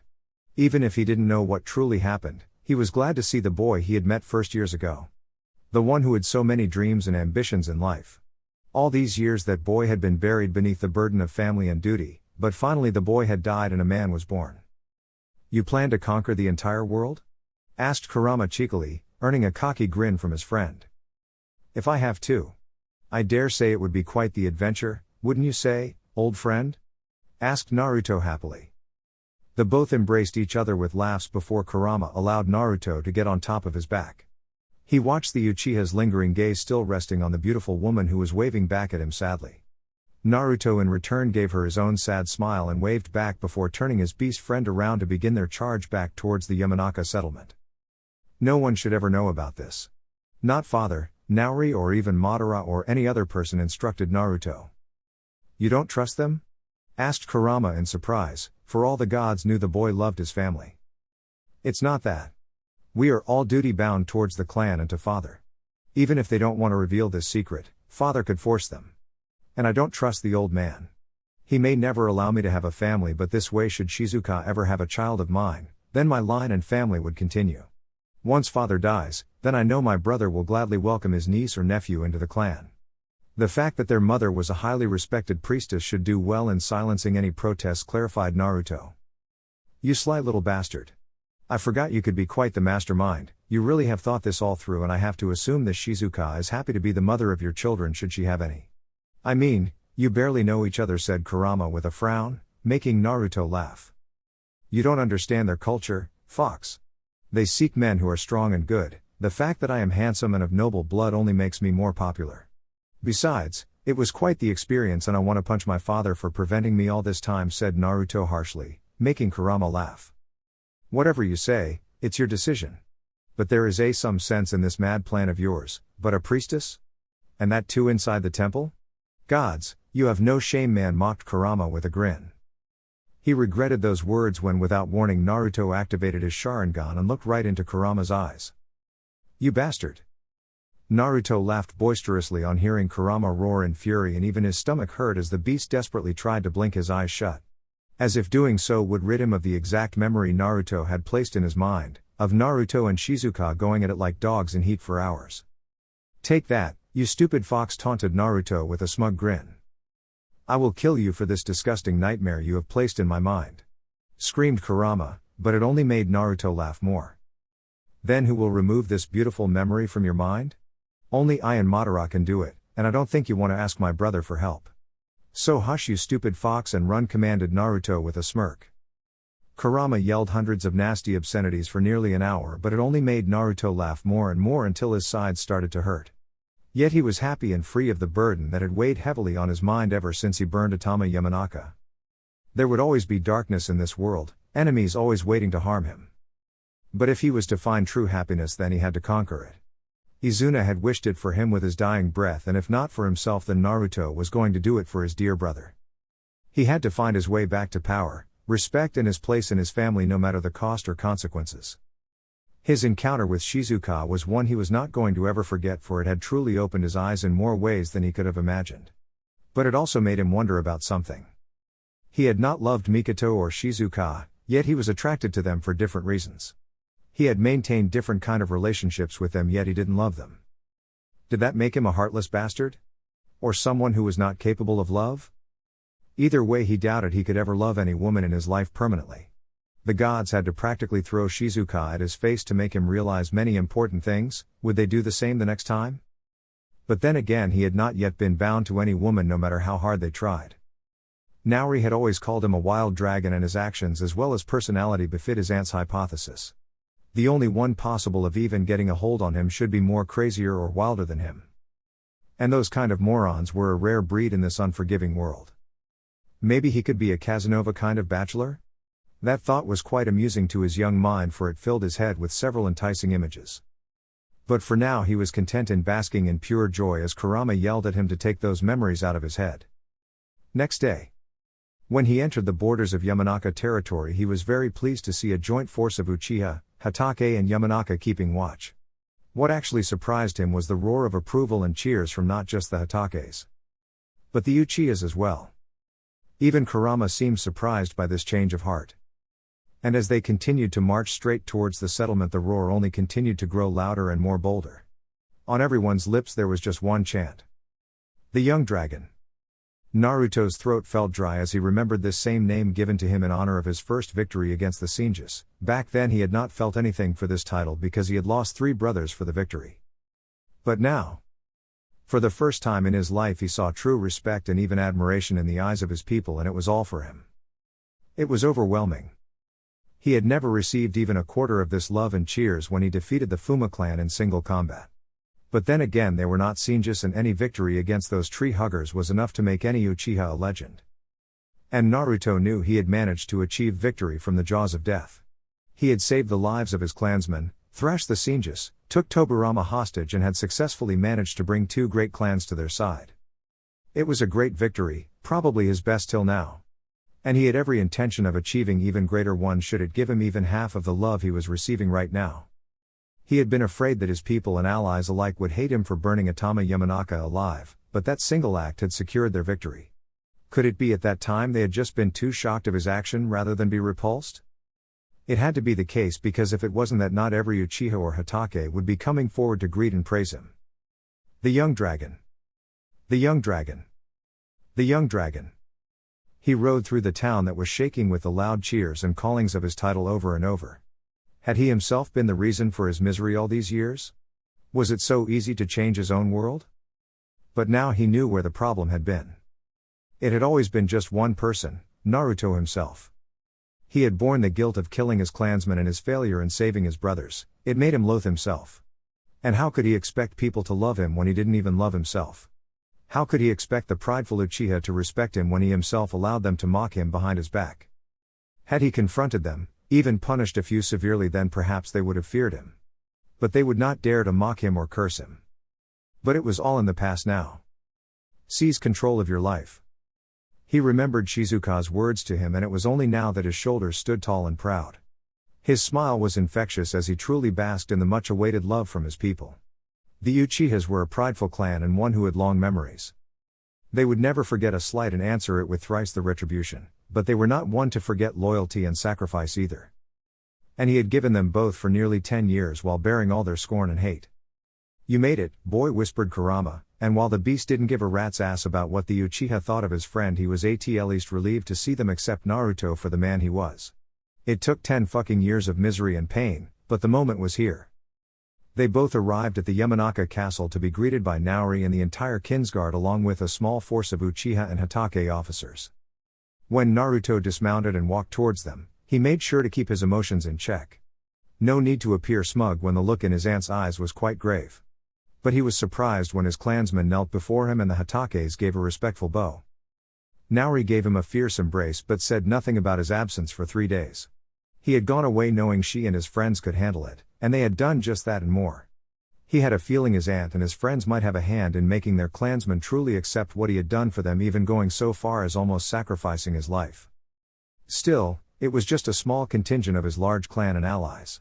There were still the elders, lesser noble families, and the common Uchiha civilians and soldiers both. He would have to win their hearts too, but this was a start. He was brought out of his inner musings when Naori wordlessly passed him a scroll. And his eyes widened when he recognized the seal. The fire daimyo. Quickly he opened the letter and saw the seal was already partially broken, meaning his aunt had already read the message, and as he went through the content of the letters his smile disappeared to be replaced by a cold mask of fury. "What will you do?" asked Naori hesitantly. Naruto saw Kurama looking at him for information and decided to explain what had happened. The Senjus have went to the capital with quite a large force. It is known to everyone the daimyo favors them, but he also doesn't want to antagonize the Uchiha. The daimyo has called our side for negotiations in hopes of reaching some form of truce, explained Naruto seriously.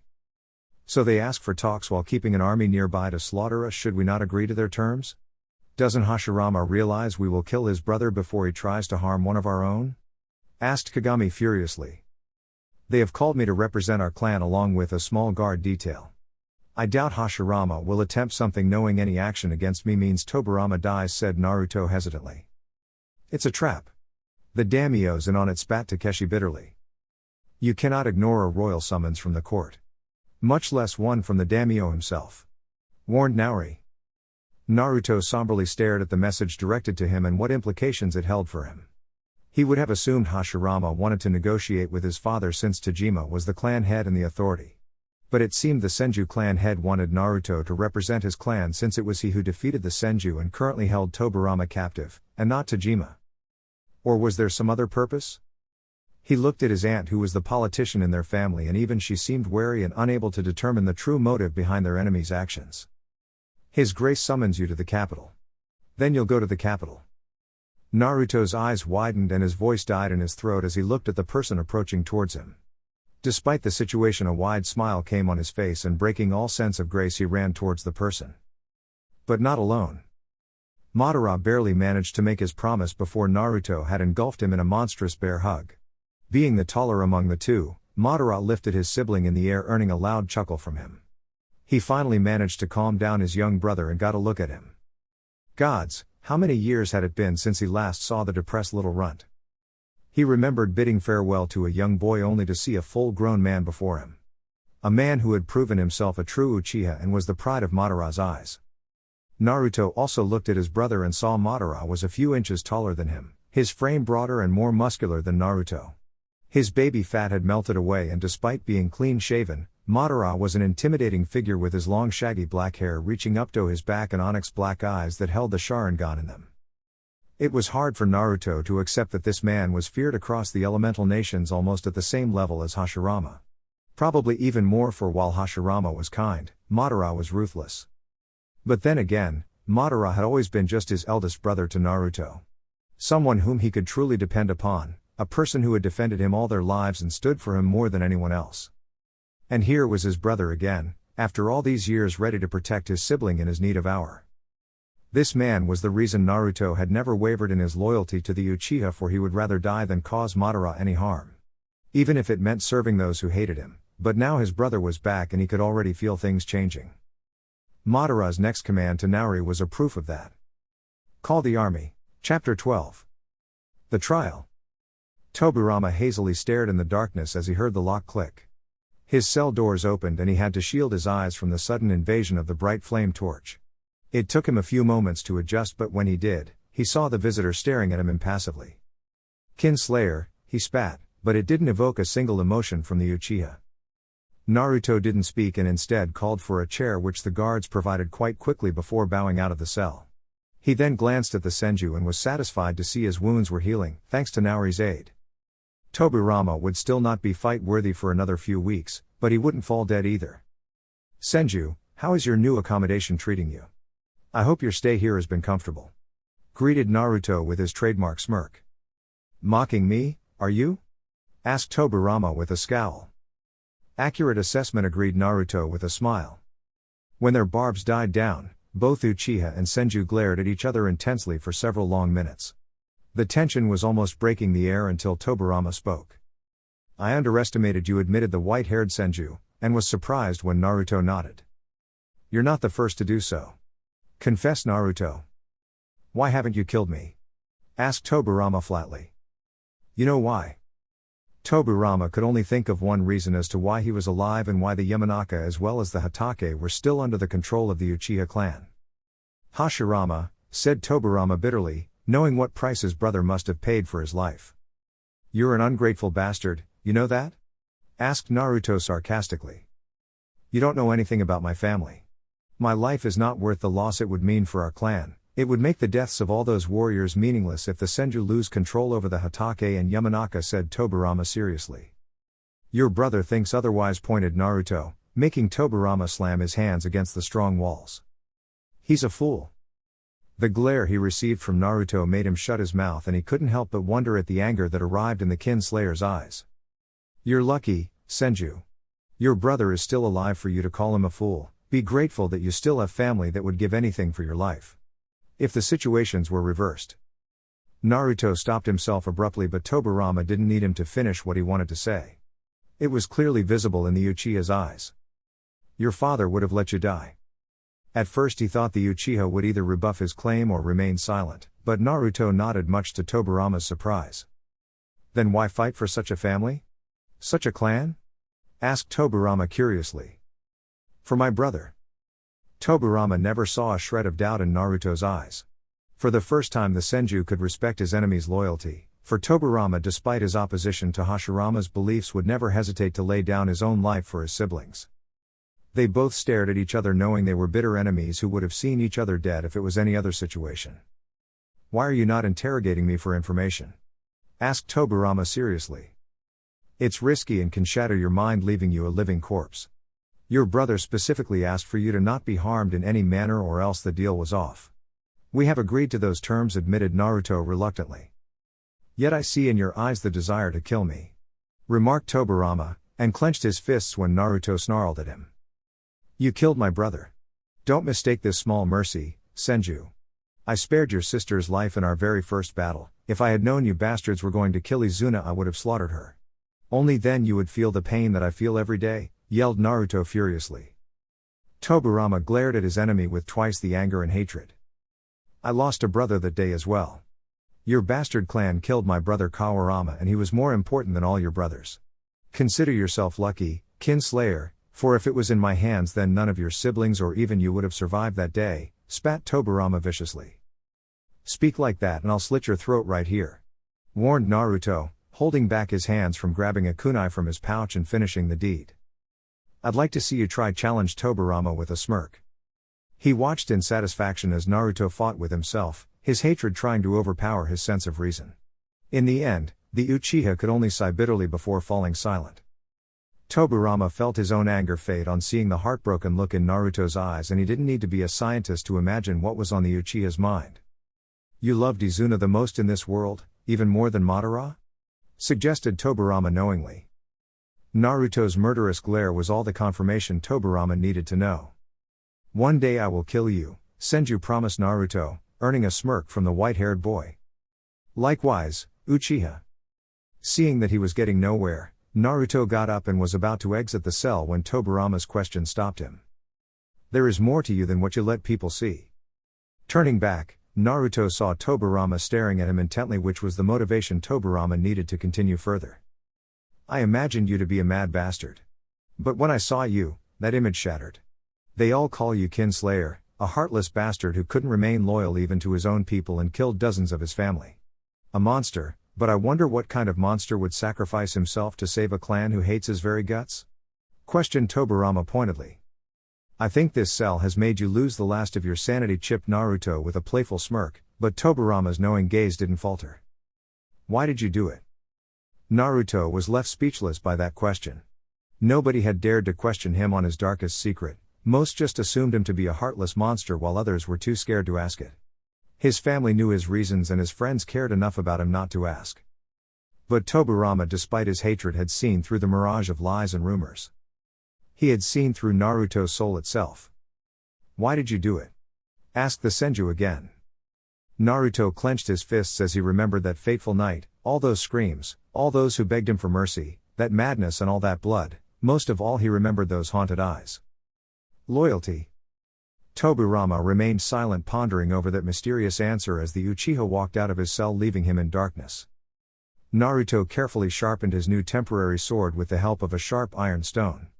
It was tedious work tending to the blade's edge, but knowing that it could mean life and death on the battlefield made him do it without any complaint. Still, this sword was so heavy and cumbersome to move around. If not for his years of experience in sword fighting, he doubted he would have been as effective in the battle against Senju with this blade. It made him yearn for dawn even more. The weapon was like a best friend. No matter how many foes stood against him, if he had that sword with him then he could still win no matter the odds. There was a strange pull that drew him to the blade. Every Uchiha, no matter how good or bad, had handled that sword with great respect. Naruto had always felt some strange connection with the weapon, as if it held some great secret in it and gave him strength in his most dire hour. Dawn was a bloodthirsty blood, having feasted on the blood of thousands over the eras that passed ever since the first war broke out between the Uchihas and Senjus. It was a long sword, but still light as a feather, and its steel was coated in chakra that was rumored to be stolen from the 10 Tails by Indra himself in secret. Naruto could believe all other aspects of the sword except the last one. He had held on to that belief for as long as he could remember until the recent battle with the Senjus. He could still remember the moment Tuka Senju's sword shattered before his own. The Senju woman was wielding a fine steel sword, probably passed down for generations in her family, and yet it had shattered like glass. Now that he remembered it, even the Fuma clan head, along with all his enemies who had wielded great ancestral swords, had almost destroyed their ancient weapons when they clashed them against dawn. It made him hesitantly glance at the fox currently sleeping near him. Kurama. The fox opened one lazy eye on being called, but was forced to open the other one as well when he noticed Naruto's grave expression. Did the 10 tails exist? The beast gave him such an intense stare that made Naruto want to flinch, but he defied that reaction and stared in his friend's eyes seriously. Yes. It was a holy tree which wielded the fruit of chakra every few centuries. It was forbidden to be possessed by any human. Until Kaguya Otsutsuki ate it. Naruto listened with rapt attention as Kurama regaled him the tale of the mystery woman whom most today believe to be a myth. The beast told him how Kaguya was not from their world, but some other universe, which further added to Naruto's shock. The fox told him of Kaguya's struggles, her eating the fruit, descending into madness, her desire to rule supreme over the world with an iron fist. She became the judge, jury and executioner. She gave birth to 2 sons, Hagoromo and Homura, who rebelled against her tyranny in the future. Both brothers had to defeat not only their mother, but also the holy tree that took the form of 10 tails in order to gain back chakra from humanity. Kurama recalled the time with a haunted look in his eyes. The war for Dawn. Kurama told him horrible tales that followed in the war, of never-ending nights when the sun was concealed as darkness took hold of the world, of lands submerging into seas, mountains breaking apart like pieces, volcanoes erupting, and most of all the birth of unholy creatures which looked human but were not. They were something else, and the leader of those creatures was the third tainted son of Kaguya, born from her madness and hate. In the end, the Otsutsuki brothers won and Kaguya along with the Juubi were defeated. However, Homura sacrificed his life in sealing his mother away along with the shell of the Juubi in a place that was today known as Land of Water. It was a desecrated small continent where no life grew, no people lived, and was said to be haunted by the ghosts of all those who died in the war. It was where Kaguya and the Juubi had made their final stand. So devastating was the battle that even today those lands were not suitable for habitation. Hagoromo divided the spiritual power of the Juubi into 9 beasts, the most powerful of whom was Kurama. I always knew there were more of you. But you never told me as to what happened to your brothers and sisters. Implored Naruto, and saw great sadness flash in the beast's eyes.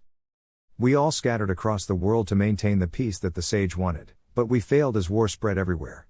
Men tried to use us for our power, forcing my kind to hide. For centuries we remained hidden until one by one all my brothers and sisters vanished. I never heard from them again, said Kurama sadly. Naruto bit his lip, wondering as to where his family and Dawn fit into the war. If this is true, then the Kaguya and Hagoromo clans are our great enemies. Is that why they came for you? Asked Naruto in horror, remembering the night when he and Kurama were attacked by those clans. Kurama didn't want to speak, but his friend's pleading eyes forced him to relent. Kaguya left behind a few of her illegitimate children who over the centuries grew into the clan you know as Kaguya. They waged war against the Uchihas and Senjus, even managing to influence the Hagoromo minor families to side with them. They both inherited the worst of Kaguya's madness, followed by the Uchiha. You all have her madness running in your veins. It is why the sage had asked me to watch over the Uchiha, revealed Kurama. Why? Asked Naruto worriedly. Because it was Indra who nearly reanimated the Juubi again in his mad thirst for power. It was he who was about to unleash the apocalypse, and trust me boy, if that creature is born again then the world of men shall fall, warned Kurama. Naruto tried to keep his shock in check. He knew his people were impulsive, prideful and even arrogant. But they couldn't be mad enough to unleash that monster? Kurama almost gave him a pitiful look before abruptly walking away, leaving Naruto with even more unanswered questions. Indra was about to release the Juubi onto the world? It was impossible for him to believe, but never once had Kurama lied to him. But everything the fox said had bitter seeds of truth hidden in it. The Kaguya, Hagoromo, Uchiha and Senju were the direct descendants of Kaguya Otsutsuki. The first 2 were completely power-hungry and lusted for blood just like their female ancestor. While the Uchiha were prone to madness on losing things close to their heart, the Senjus were renowned for their legendary temper which they inherited from Kaguya. Tajima, Madara and even Naruto himself had always felt there was a point where they would snap and do things no sane human would do. Kaguya and Hagoromo clans were mad enough that they had made enemies of almost the entire world. But were too strong enough together to be challenged by either Uchiha or Senju. Only together could the descendants of Indra and Ashura along with their allies could hope to take on those mad men. Most of all, nobody knew where those two mad clans lived, and it was one of the key reasons neither Uchiha or Senju had been able to destroy them completely. Even kind-hearted Hashirama was known to have a dangerous temper. The same trait was almost shared by most of his siblings and family. But comparatively, the Senjus were much more sane than the other three great clans that descended from Kaguya. It made Naruto wonder as to what was the true history of his world. Kurama had perhaps kept watch over the Uchihas for a very, very long time. But it surely couldn't be just for the fact that Indra tried to revive the Ten Tails? No Uchiha knew even half the history which Kurama just told him, nor did they know any way to revive the Ten Tails. He froze. Memory after memory flashed before him, image of dawn, that dark night, that madness, that blood, that fire, those screams. For every day of his life after that incident, he had wondered the reason behind it. And now he knew why it all happened. It filled his heart with unspeakable horror, making him dash towards the Yamanaka castle. Madara had been grudgingly going through the Yamanaka clan's finances in order to decide what fine should the Uchiha collect as compensation for the blonde-headed bugger's treachery. Frankly, this was more his aunt and if possible his brother's domain, and Madara despised paperwork to begin with. But Nauri had simply bonked him on the head, her and his father the only two people having the audacity to do such a thing. His aunt had reminded him that his brother was thrown out of their family and out of the line of succession, that left Madara as the sole heir of the Uchiha clan. It was imperative he learned how to rule and govern, and not just conquer and plunder. Nauri was also trying to make him interact with the important nobles of the Hatake and Yamanaka clans, but so far Madara had been abysmal in those interactions, for those men and women were terrified of his power and barely spoke more than a few words. At times, he wondered whether he was the right person to lead their clan when his father died. He was quite strong and there were only a handful who could match his prowess. But apart from battles, Madara had little interest in politics or administration. In fact, he detested that web of lies and treachery, preferring to deal with brutal honesty. A fact for which he was repeatedly chastised by his father and aunt, even the elders of their clan. In his eyes, there was another more suitable for the job. Thinking of him only made Madara feel incompetent in his role as heir. Naruto was also powerful, cunning, politically skilled, and was good at managing things far better than Madara ever could. His brother had all the necessary qualities their people needed from their next clan head, but not only was his brother despised because of his past actions, Naruto was also cast out of the line of succession, leaving Madara helpless. But more importantly, his brother had never desired power or shown any interest in ruling, which added further to Madara's dismay. He was actually relieved when the door of their solar was slammed open and his brother marched in. However, Madara's smile faltered when he saw the absolute terrified expression in his brother's eyes. In a second he was up on his feet, startling Nauri, and quickly approached his younger brother. "What is it, little brother?" asked Madara worriedly, and didn't miss his brother clenching his fist. "Where's the ancestral tablet?" demanded Naruto in near panic. Madara frowned. Didn't his brother remember? However, Naruto looked to be on the verge of a mental breakdown until Nauri immediately came forward and grabbed him in a fierce motherly hug. At first the boy protested, but Madara saw his aunt was quite determined and didn't relent, which made Naruto finally breathe and sink in her embrace. His brother was still shivering, and Madara knew the boy enough that there was only one thing that could reduce his brother to such a panic state.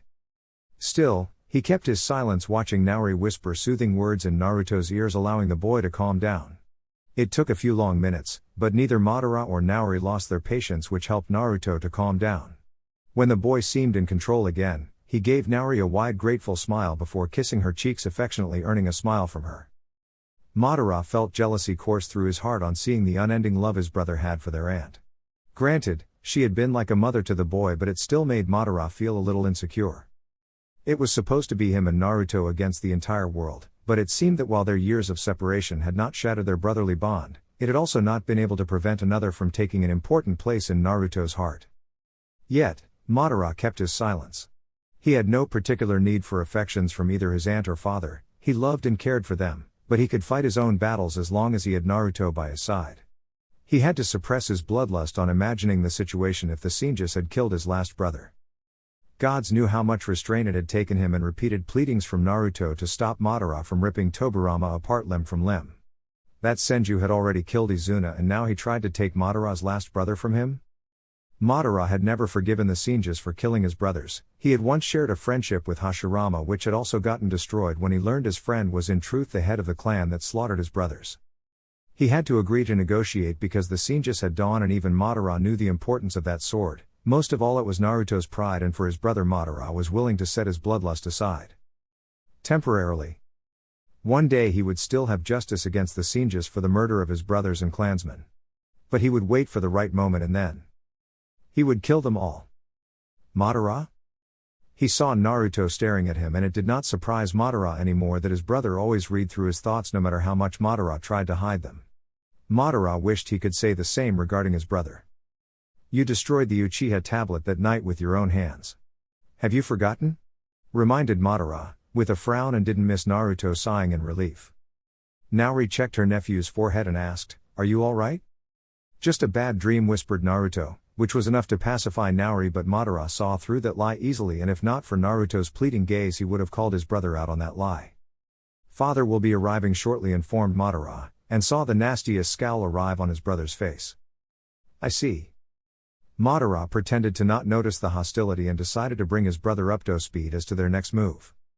He brings with him a force of 7,000 strong men from the Uchiha, Shimura, Aburame, Yuhi, Kurama, Namikaze and other smaller families, revealed Madara.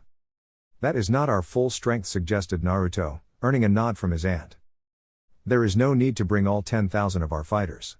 Tajima knows what he's doing," she said confidently, and frowned when Naruto snorted insultingly. "The daimyo has 15,000 fighters and the Senjus must have brought a few thousand of their own to the capital. If conflict starts, then we'll be outnumbered." "Has the old man lost his wits?" asked Naruto sarcastically. "Careful, brother," warned Madara. While he had little love for his father, it didn't mean he would allow anyone to disrespect the man, even if it was his own brother. "Are you defending father? You? After what he did to me," said Naruto in disbelief, his accusing eyes staring at Madara with unending fury and disappointment, making Naori sigh. "We respect the position, if not the man," reminded Madara patiently, earning a snarl from his little brother. "I did everything that was asked of me, and he promised me that things would change between us. But even after all I have done, never once did he write to me or visit me even," said Naruto bitterly, almost taking an aggressive step towards Madara before Naori got in the way, placing a restraining hand on his chest. "He's a clan head, brother. He has many important duties," said Madara hesitantly, and winced when he himself realized how weak that excuse was. And it showed as Naruto stared at him with a clear betrayed look in his eyes. "You've changed, brother." Those words hurt Madara more than any blade ever had, and the heartbroken look in his brother's eyes made him want to bonk Tajima on the head multiple times for placing him in this ridiculous situation, forced to choose between a father and a brother. "Madara is only trying to keep the peace in the family. Naruto, he has fought more for you than anyone else," said Naori soothingly, but Naruto's accusing stare didn't relent. In fact, it became downright cold. "Have it your way then, brother. But I am taking back what's mine when father gets here," snarled Naruto furiously, making Madara sigh. "Don't do anything stupid, brother. Your reputation is improving, don't ruin it," warned Madara, earning a snort from the younger Uchiha. "A dragon does not care for the opinion of sheep." Naori saw Madara's eyebrows twitch, which was a blatant warning that the man was about to snap, so she forcefully pushed both boys further away, glaring at them both equally. "Cool off your head, Naruto. You're clearly not having a good day," she ordered. "No. Now."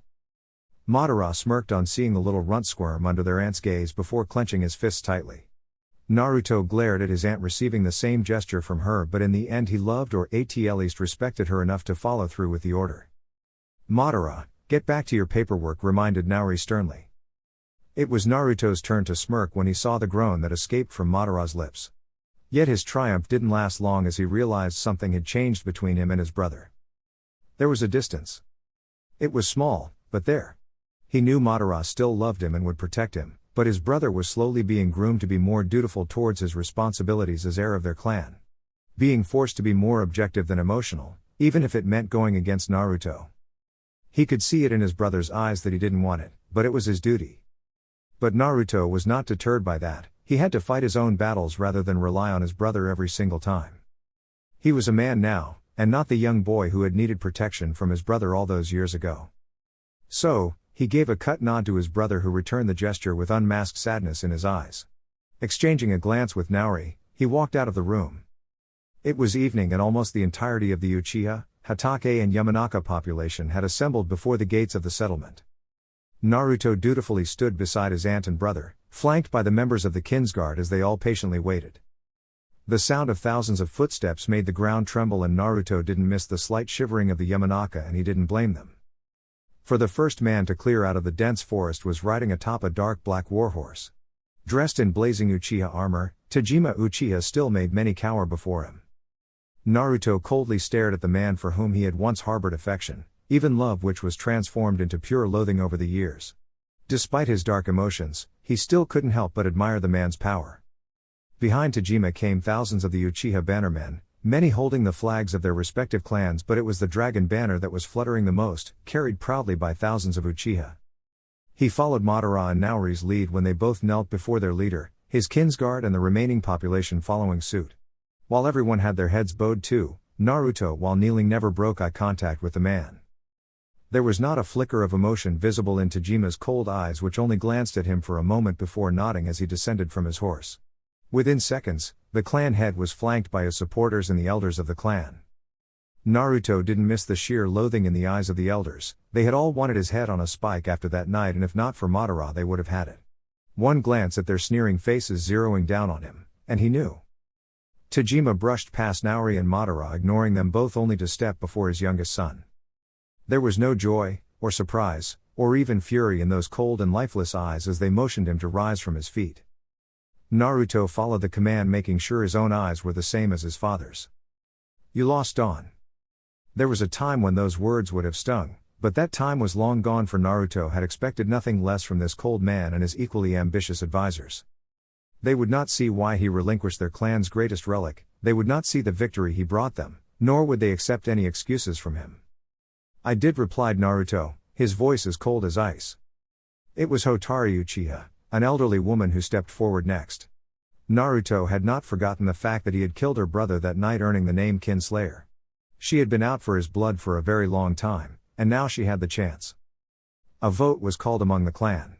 "As the council represents the voice of the Uchiha people, we have deemed you guilty for deliberately handing over our family heirloom to our sworn enemy. A trial will be held to determine your guilt, and if proven, then appropriate punishment shall be awarded," declared Hotaru loudly, earning shocked gasps from his supporters. Naruto was not surprised, having expected something like this, but his father's silence still stung him.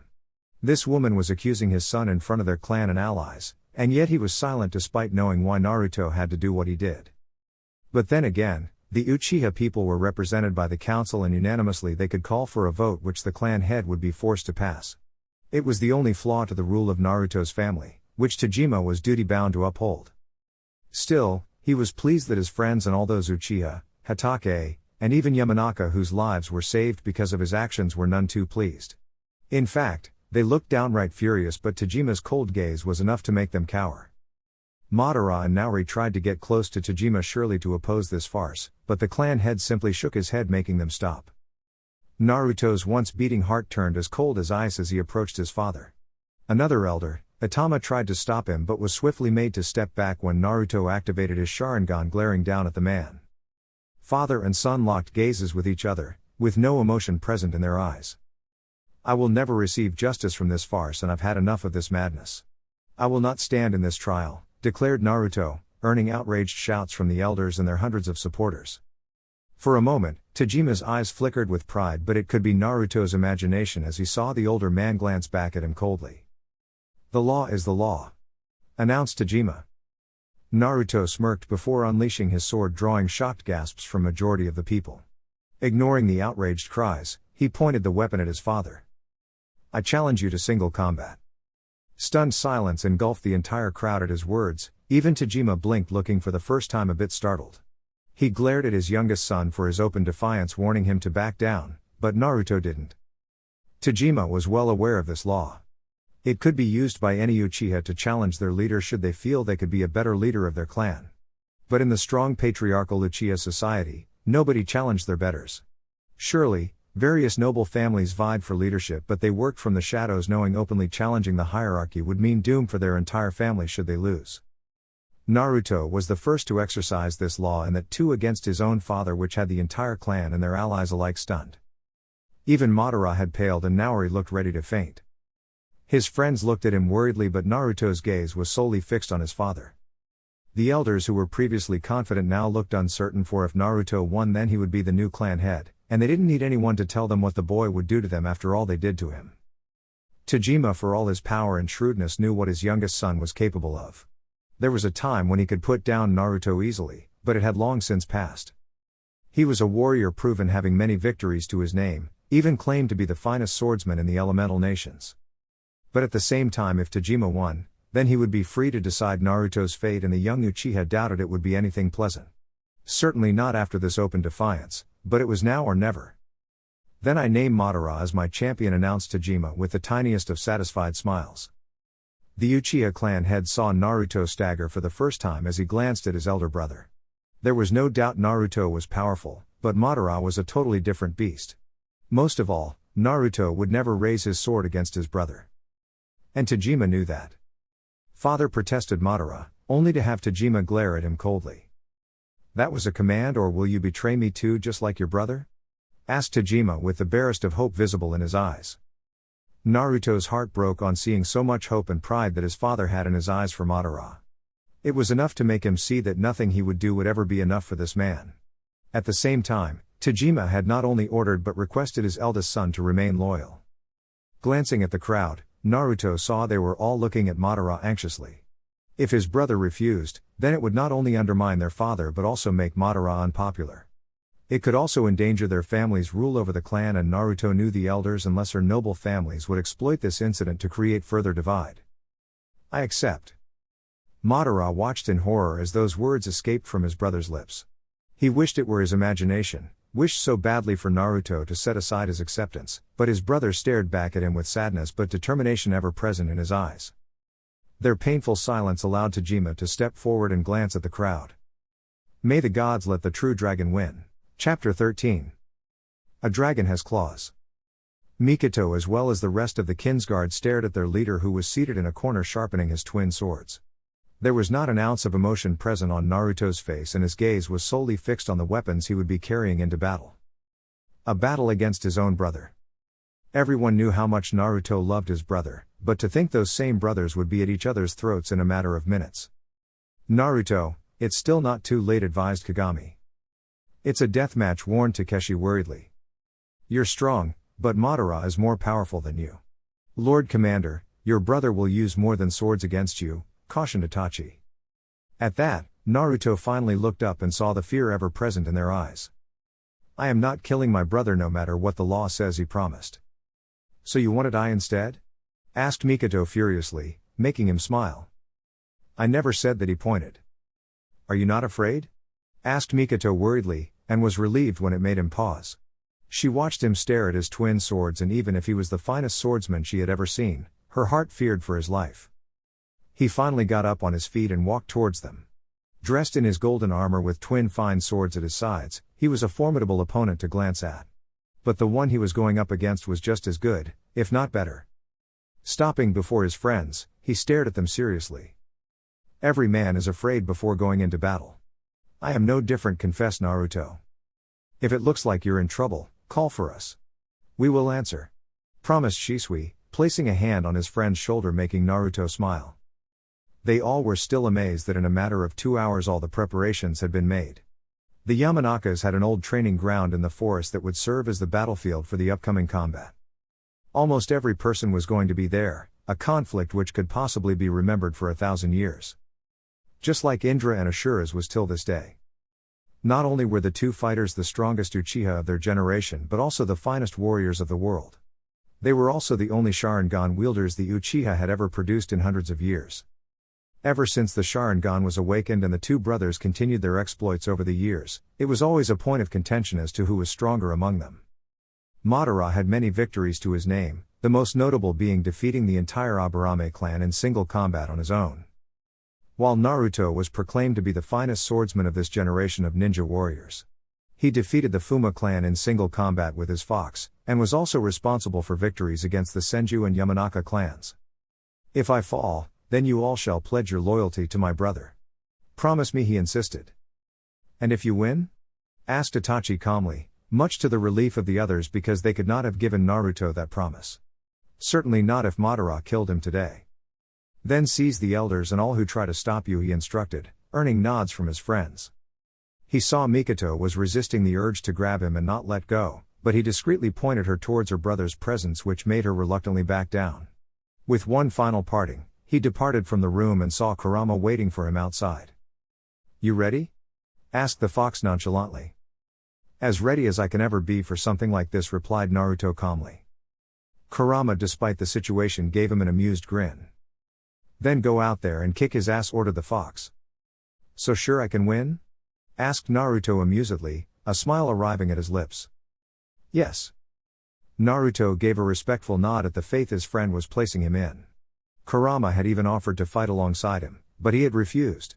Not only was it against the rules, but Naruto wanted to fight his brother himself. All his life he had followed in Madara's shadow, now was the time to step out of it and become the man Shizuka had suggested him to be. With that determination, he walked away ready to face the most important battle of his life. Stands. Tajima and Nauri were seated in an elevated stand specifically built for the clan heads and important nobles. The rest of their clansmen and civilians had taken position across the field, while a few Yamanaka guards had erected a barrier dome that would prevent any attacks from hitting the audience and bar anyone from disrupting the match.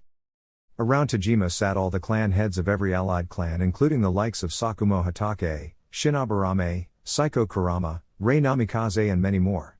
Everyone's eyes were fixed on Madara's form standing inside the barrier. Tajima glanced at his eldest son dressed in bronze armor, carrying his traditional gunbai on his back and a sword on his hip. He looked fierce and dangerous.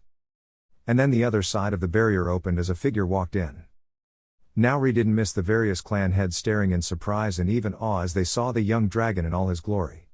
Dressed in his familiar golden armor bearing the mark of a roaring dragon on his chest and the Uchiha symbol on his back. Twin swords rested on his hips and a dark black cloak fluttered behind him as he walked. His usual masked face was today open for everyone to see. She didn't miss Tajima staring at his youngest son quite intently as if he saw something he had never seen before. Nauri couldn't blame him. While Madara looked dangerous and fierce, Naruto looked calm and there was something regal about him. Maybe it was his shining armor or his composed face, it made him glow. Most of all, it was the way he walked that made it clear that he was not afraid of facing his opponent. There was a loud cheer from the civilian and many Uchihas even, much to Tajima and the elders' surprise. Apparently, those people had not forgotten what Naruto had risked and sacrificed to save their lives. Even a few Yamanaka rooted for him, albeit in a reserved manner, while the Hatake were quite open in their support. Their clan and most ninjas might hate the boy, however Nauri knew for a fact that across the civilian population of the Land of Fire her nephew was quite popular. It might be because of the fact that whenever he was free over the past decade, he would defend every civilian who asked for his aid against bandits, rogue ninjas or thieves. Most of all, he never took a single charge for his services. Among those poor and impoverished families who had no say in the politics of great clans but suffered all the same, Naruto Uchiha was a breath of fresh air. For them he was like the samurai from the old days who fought with honor and defended the weak.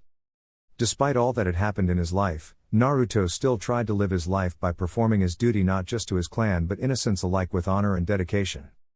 My, he's quite handsome, commented Rei Namikaze cheerfully, the young clan heiress staring at Naruto with quite a lustful look in her eye. Maybe. But his brother can pummel him and his shining armor easily, said Saiko Kurama skeptically. Nauri smirked but kept her silence at that last statement. She didn't know the outcome of this fight, but she did know two things. The first being the fact that neither of these two boys were going to kill each other despite popular expectation. Second, they were all in for quite a surprise. Arena. Naruto stepped before his elder brother, who nodded at him respectfully. Even so, Madara's reluctance for the upcoming battle was clear to see. Naruto, on the other hand, was determined to prove himself. Brother greeted Madara. You ready? Asked Naruto calmly, making Madara sigh. It's still not too late, brother.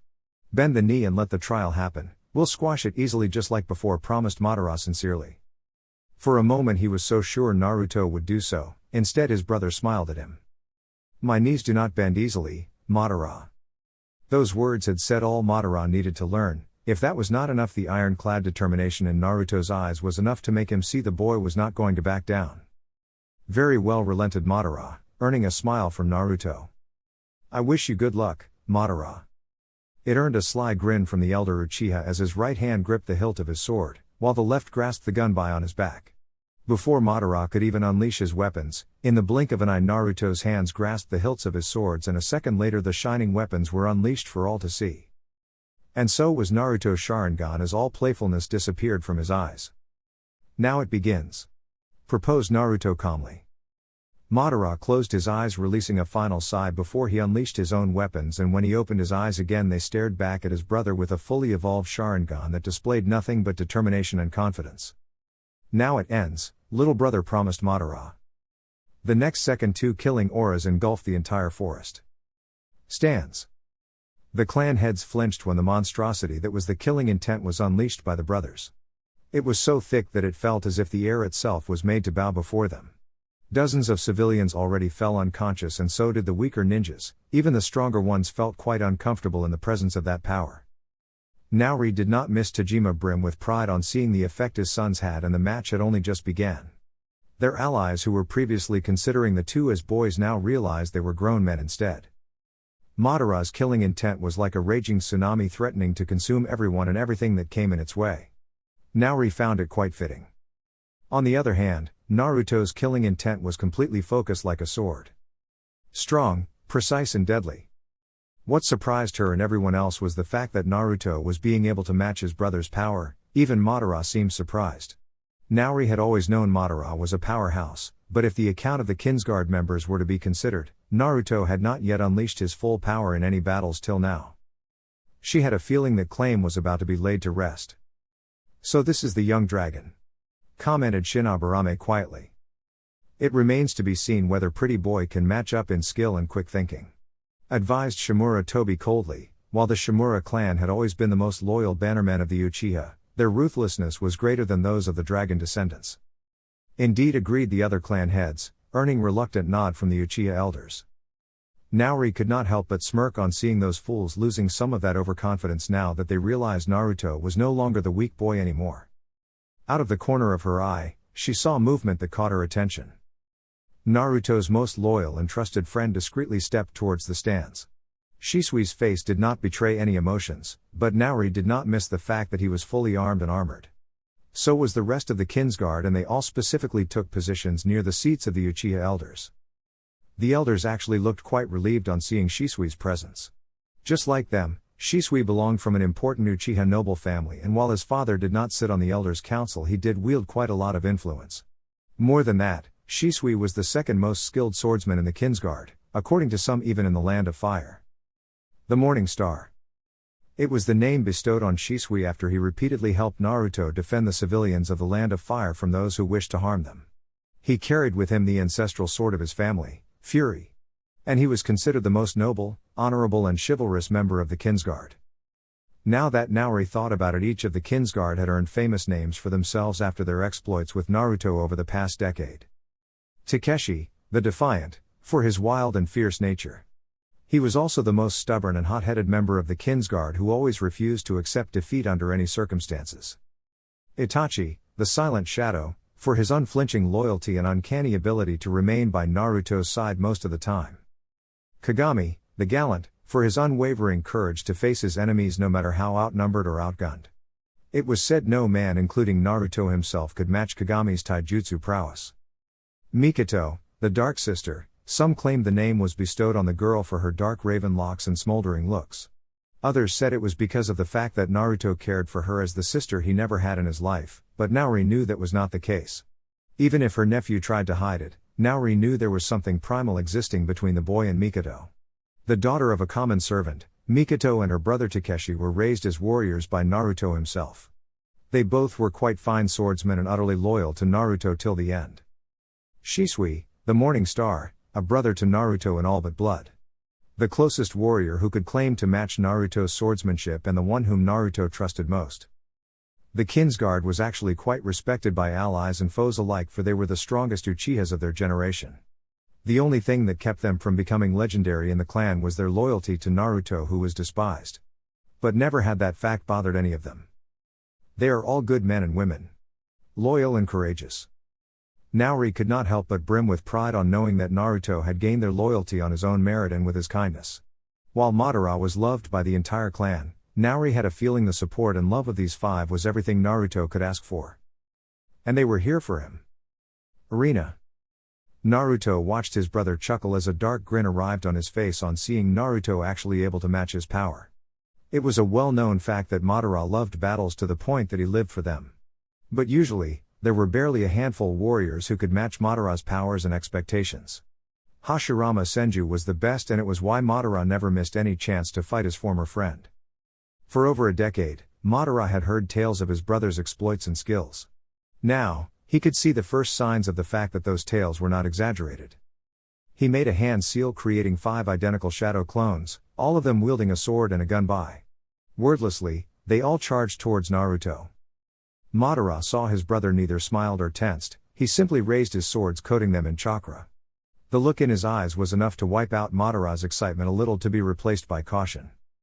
He watched Naruto move both his swords in opposite horizontal slashes in open air. Madara frowned. Had his brother lost his mind, or was this some sort of joke? His eyes, however, widened when each and every one of his shadow clones were shredded before his eyes. It was as if they were struck by the air itself and simply vanished. But Madara had seen the real truth with his Sharingan. Those swords, he used them to manipulate wind chakra itself. For the first time, Madara realized this battle would not be so easy after all. Watching his brother rotate those common swords in his hands made him pause. If Naruto was this deadly with them, then Madara could only imagine his brother's power if he had dawn in his hands right now. Many said his brother was the finest swordsman of their world. Madara wanted to see the fact by pitting his clones against his brother. Naruto had given his answer to that insult by tearing those clones apart before they could reach anywhere near him. Madara finally stepped forward himself and grasped his weapons. Genjutsu was not an option in this fight, since they both had the Sharingan, which could neutralize or see through any deceptions of that kind. It was purely a match of power vs skill. Madara took in a deep breath before unleashing a massive stream of fire towards his brother. With his left hand, he swinged his gun by adding a large amount of wind that channeled the flames far and wide. Naruto quickly stabbed one of his swords in the ground, and the next second water erupted from the soil like a tornado, clashing straight into the path of the raging flames. Before Madara could plan on his next move, his Sharingan reacted, and he moved just in time as a dangerous bolt of lightning tore through the raging fire and water attacks, going directly for him. If not for his Sharingan and quick reflexes, he would have been electrocuted. He had to keep on moving and dodging as more and more lightning bolts tried to strike him. The initial attack of fire he had launched was now consumed by the water, and there was a healthy amount of that liquid now present in the arena. Knowing his brother and his affinity with water, Madara knew he had to stay well clear from the substance, for Naruto could use it to attack and defend at the same time. Deciding to take the fight directly to the boy, Madara charged forward. More and more lightning bolts tried to strike him, but they were too slow as Madara evaded them with ease and soon enough reached the attacker himself. Realizing the danger, Naruto immediately brought his twin swords forward. Madara grinned as he again slashed his gun by sending a lethal wind wave that would have torn the armor and clothing of any other warrior, thereby giving them grave wounds. Instead, Naruto adjusted his footing, and his golden armor that was gifted by Madara himself protected him from the attack quite easily, much to Madara's frustration. Still, he did not lose heart and attacked his brother. The first time Madara's sword made contact with Naruto's, his brother pretended to push for control, making Madara dig in his feet firmly, only to have Naruto twist himself to the right side, bringing his other sword right towards Madara's ribs. Only the intervention of the gunbai at the last second stopped that attack, but nonetheless the weapon was destroyed. Madara quickly jumped away, creating some distance from his opponent, and glanced at him warily. Those swords of his were heavy, and yet Naruto moved so quickly without any effort. It was a display of pure skill. More than that, he almost managed to fool Madara. "You're good," praised Madara. "I'm just getting started." And then Naruto attacked. Stance. Tajima had never once in his life seen Madara being pushed back so fiercely by anyone other than Hashirama Senju. Yet his experienced eyes were showing him the difference quite clearly. He watched Madara roar before charging in with full force. His eldest son brought down the full power of his weapon as bright sparks flew. Madara first tried to get a swipe at Naruto's chest, only to be easily blocked by the other Uchiha's blade. Naruto used that deadlock to take a swipe of his own at Madara, which was swiftly blocked by Madara's metal-protected arm. Naruto smirked. The sword which the younger boy had in a deadlock with Madara's own blade pushed. Madara had to again brace himself as he now had to keep two swords at bay, which left another opening in his stance. Naruto's right leg twisted forward instantly and snaked itself around Madara's ankle. Before Madara could wrench it free, it was twisted, making the older Uchiha wince, and that momentary bout of pain allowed Naruto to smack his sword brutally across Madara's chest plate, leaving a nasty dent. Madara had no choice but to again create some distance between them. "He's better than Madara," said Shinoburame in surprise. "Far better," praised Naori proudly with a smile. Tajima knew his eldest son enough to know that Madara was not one to back down from a worthy challenger. And Naruto had just provoked the dragon inside the elder boy. Madara's hands flew through a rapid set of hand seals which made Tajima tense, for he knew this move. Fire style, Great Fire Annihilation. A wave of fire was unleashed from Madara's mouth, which spanned the entire area of the arena and even high enough to reach the ceiling. There was no place left to hide from this attack, leaving Naruto no choice but to counter. "He has larger chakra reserves which he wants to use to tire out his brother," deduced Shinoburame, proving his tactical prowess. He could personally attest to the fact that Madara had monstrous chakra reserves, a fact he clearly displayed when he defeated Shin and his entire clan alone. "How thoughtful of Madara. I have never seen him think so much in a fight before," commented Tobi Shimura. "His opponent is not someone who relies on brute strength. He is faster, sharper, and more cunning. As long as Naruto has a sword in his hand, I doubt Madara can win. Better to tire out the boy before finishing him off." "A sound tactic," agreed Rei Namikaze, receiving consenting nods from the other clan heads. Naori didn't make her opinion known, a fact which was not missed by Tajima. Knowing how close she was to Naruto, he had a feeling she would have defended her favorite nephew. Instead, she remained silent and stared knowingly at Naruto, making Tajima glance at his youngest child. He watched Naruto start rotating his twin swords at unbelievable speeds, and to his surprise the lake of water that was previously created by the boy had its water now being drawn towards those swords. Clearly the boy had planned his move quite ahead, knowing Madara would overwhelm him with superior power. Now, the water had taken the form of churning tornado that was swirling around Naruto's swords.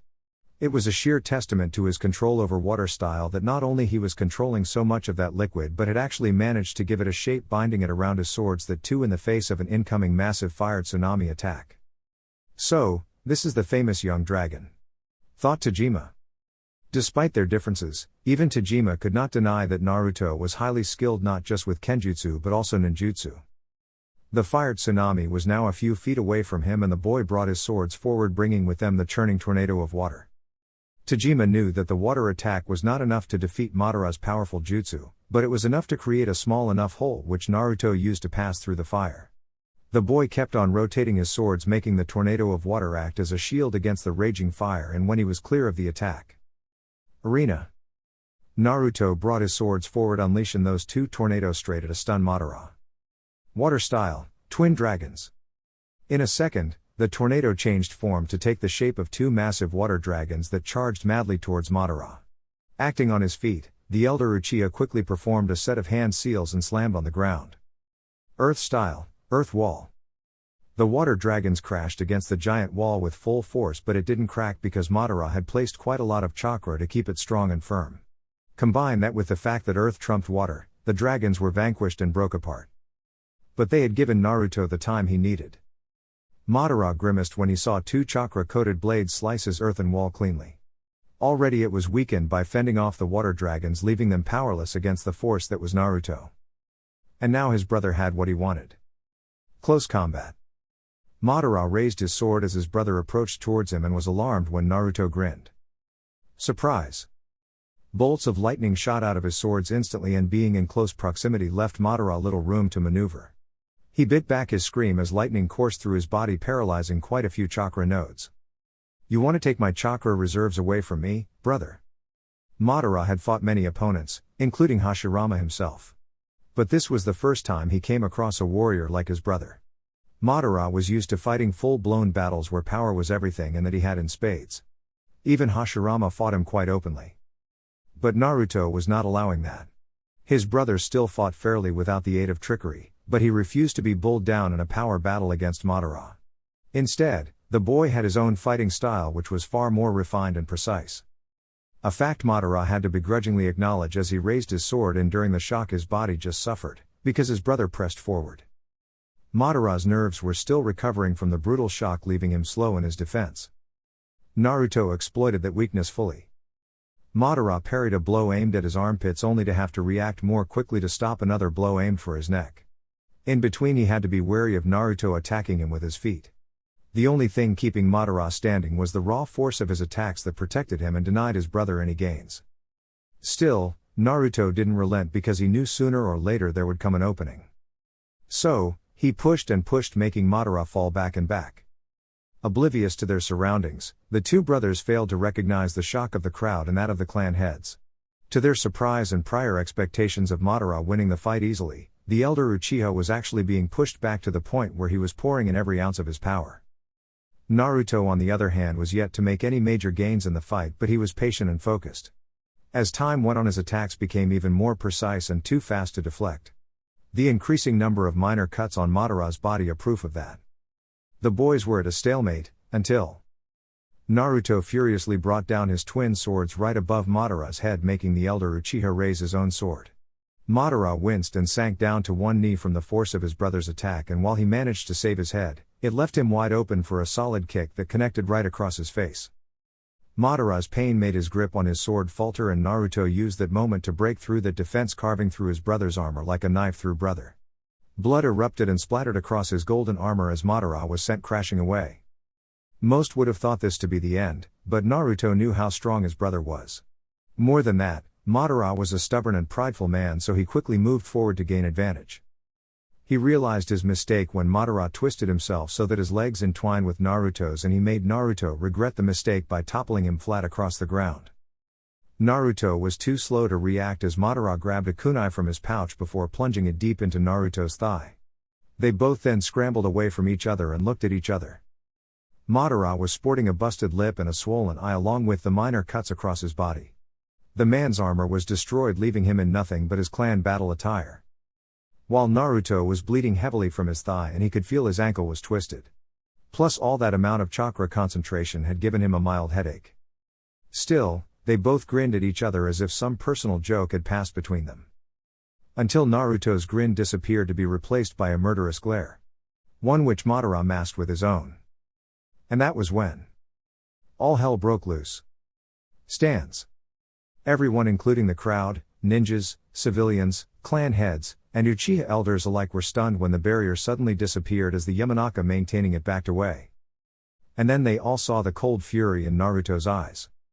Before anybody could react, the Kinsguard saw their leader give the nod they were waiting for, and without wasting a second they moved in. The Uchiha elders gasped and screamed when they were forcefully seized by the fully armed and armored Kinsguard. Because they had not expected a fight, none of them came armed, which left them completely open to be captured. "Tajima-sama, what is the meaning of this?" yelled Hotari furiously, only to have the clan head not even look at her. "Nauri-sama, order them to unhand us this moment," demanded Atami Uchiha, but Nauri simply sipped her wine with a cold smirk. By now the three elders were in full-blown panic and the crowd was too stunned. It was then Naruto and Madara approached the stands and went towards the three elders. There were a few more of the elders who had fortunately died either in battles or through natural cause during the past decade. Naruto was thankful for that because one of the elders had been Itachi's father, but the man was long since dead, much to his relief. But these three had always demanded his head. When he stepped before them, his eyes were as cold as the winter ice and as furious as the blazing fire. He doubted Madara looked any different. "My father taught me it is treason to raise your sword against your liege lord and his family," said Naruto darkly. "And you abused your power to wrongfully frame my brother, my family," declared Madara murderously.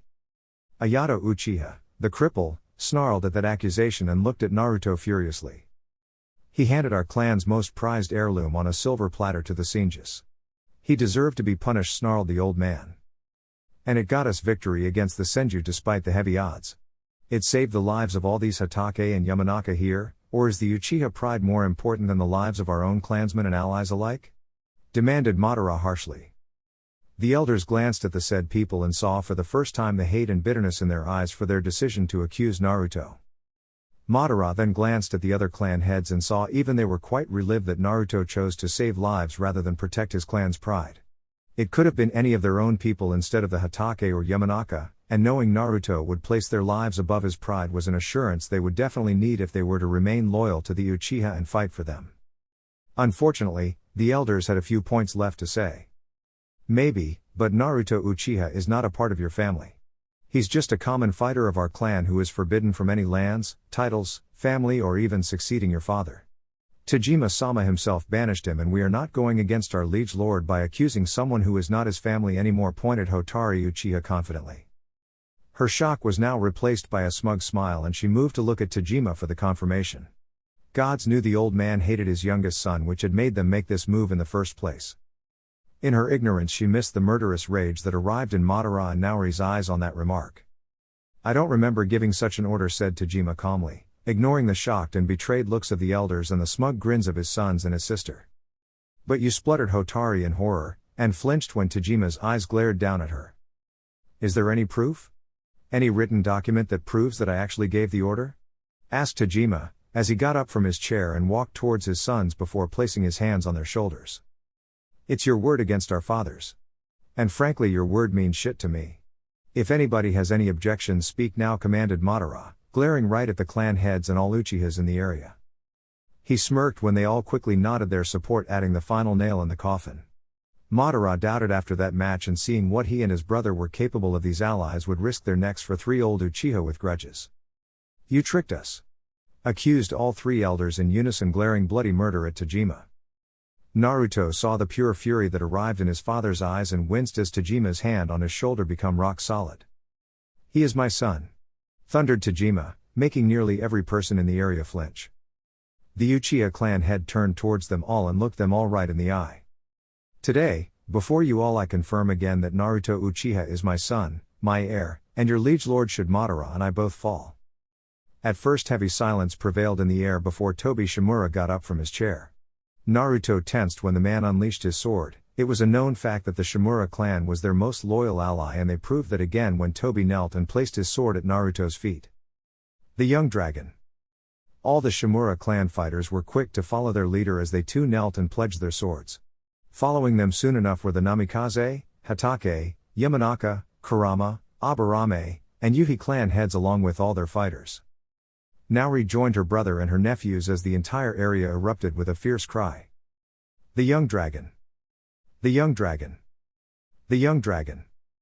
Madara couldn't help but smile widely on seeing the sight before his very eyes. More than that, he was happy to witness the moment when their father raised Naruto's hand acknowledging the fealty of their allies, even as a lone tear slipped from Naruto's eyes. Naori saw for her family united for the first time in nearly a decade. Watching Tajima standing there flanked by his sons and their allies standing united now more than ever was not something she would ever forget. Nor could she ever forget just how her brother had pulled this master plan off. Few hours earlier, Tajima sat in the solar of the former Yamanaka head, ignoring his sister restlessly pacing across the room. She had tried everything from pleading to threatening him to call off the battle that was about to happen. Yet he had simply listened without saying another word and let her rant. But he did raise an eyebrow when the door of the solar was bashed open and a murderous Madara walked in, followed by an equally determined but reserved Naruto. Took their time, thought Tajima amusedly. Tajima got up from his chair wordlessly and walked towards his sons. He stepped before them both and looked at them closely. In Madara, he saw himself. Only more fiercer and bolder. And in Naruto, he saw his dead wife. Her fire, her beauty, her power and his own cunning. Naori gasped in shock when Tajima moved forward and engulfed both his sons in a fierce embrace. She had never in her life seen her brother display so much emotion after his wife died. Even the 2 boys were stunned. When Tajima finally broke the hug, he smiled on seeing the gaping faces of his sons. Ignoring his eldest, he stepped before his youngest and grasped his cheeks gently. There were so many emotions passing through the boy's heart: anger, betrayal, determination and his ever-present sadness. I am proud of you, my son. Naruto staggered on hearing those words from this man. Was this a dream, or was he seeing true pride for him in his father's eyes? What? Snapped Naruto, making Tajima chuckle, which further stunned his family. I told you once that I would make this right. I keep my promises, just like you keep yours, advised Tajima. By pitting us brothers against each other? Father, you're almost on the verge of tearing this family apart, yelled Madara furiously, but was further shocked when Tajima didn't even glance at him. Instead, his father was intently looking at Naruto and the boy was staring right back. Even Naori didn't know what was going on, but she had a feeling there was something to this which only Tajima and Naruto knew anything about. For the sake of my mother, I give you 5 minutes. Come clean, or I promise to rip this clan apart, for I will not stand against these injustices anymore, warned Naruto, yet Tajima smiled nostalgically at him. You've grown into a man. Naruto fought back the wave of joy that wanted to overwhelm his heart on seeing and hearing his father praise him. Despite all their bitterness, all his life he had craved for this. To be acknowledged just like his brothers had, to be looked at the same way as Tajima did with Madara. You did all I asked of you. You defended this clan and our allies against our enemies, you got me the alliance of 2 great and ancient noble clans. You turned a bitter defeat into an impossible victory, that is more than I could ever ask from you, explained Tajima honestly. But you just accused me of losing Dawn, replied Naruto frostily. What he heard next would be something he would never forget for the rest of his life. Fuck the sword. The boys stared at him as if he had lost all senses, and Tajima couldn't blame them. His actions, and most of all his silence all these years, had sent quite the opposite message than the one he was saying now. Even Naori could not understand what he had been up to the past 10 years. You're angry with me, stated Tajima, and his youngest son never flinched at that statement. I am. With reason, admitted Tajima. He didn't even bat an eye when Naruto growled before grabbing his shoulders and brutally slammed him against the wall. Madara and Naori moved to intervene, but Tajima stopped them by shaking his head. Instead he stared in those Sharingan eyes and could feel the sea of anger in the boy's heart. Why? That one word was laced with so much pain that it threatened to choke Tajima's breath, but he steeled himself knowing this day was long coming. To protect you, he confessed. Naruto didn't hesitate as he forced his Sharingan to pierce through his father's mind. He was not gentle and ripped through the initial memories in search of what he was looking for, the days after he left the Uchiha and his father behind to serve his punishment. And what he saw made his heart stop. He saw memories of his father staving off the elders' demand for executing Naruto every month. He saw Tajima putting down 3 minor rebellions in the clan before they even acted. He saw Tajima's trusted aide choke on his own blood and die before the clan head as he tasted the food before Tajima did. He saw Tajima watching from the shadows as the elders and lesser noble families plotted against him and his entire family. It was no secret that were many powerful families who wanted to depose Naruto's own family from leadership. That movement had certainly increased tenfold after he earned the name Kinslayer. And they were getting bolder and bolder. He saw his father repeatedly checking the messengers and summoning creatures when they delivered his messages from Naori and Naruto. Despite all the victories, Tajima never showed any appreciation in public or risk aggravating the rebels further, but he also saw the old man smiling and gingerly caressing those letters. He saw the meeting when the elders finally called the motion to demand a trial for Naruto losing Dawn, and while Tajima had no way to oppose, Naruto felt the mad fury that overtook his father's heart. Yet he remained silent, but the hatred in his heart was insatiable now. He finally moved out of his father's mind and saw the man staring at him with sadness and guilt present in his eyes. Why didn't you tell me? Whispered Naruto. It's a father's responsibility to protect his children. Not the other way around. Admonished Tajima, but not unkindly. What are you two talking about? Asked Madara irritatedly. Naori came forward and laid a hand on her brother's shoulder, staring at him pleading eyes. What have you kept hidden from me, brother? Naruto clenched his fists as he tried to accept what he just saw. Those vultures had been circling his family all this time. At first they tried to take them down from the shadows, and when that didn't work they were now coming out in open rebellion. And his father had battled against them all, surviving rebellions, assassination, plotting and whatnot. What hurt more was the man had to do it all alone while his family remained oblivious. But then again, Tajima was never one to show weakness to anyone, even to his own family. Staring at his brother and aunt, Naruto knew he had to tell them what he saw. And he did just that. When he finished, the madness that came in Madara's eyes and the anger in Naori's eyes scared him.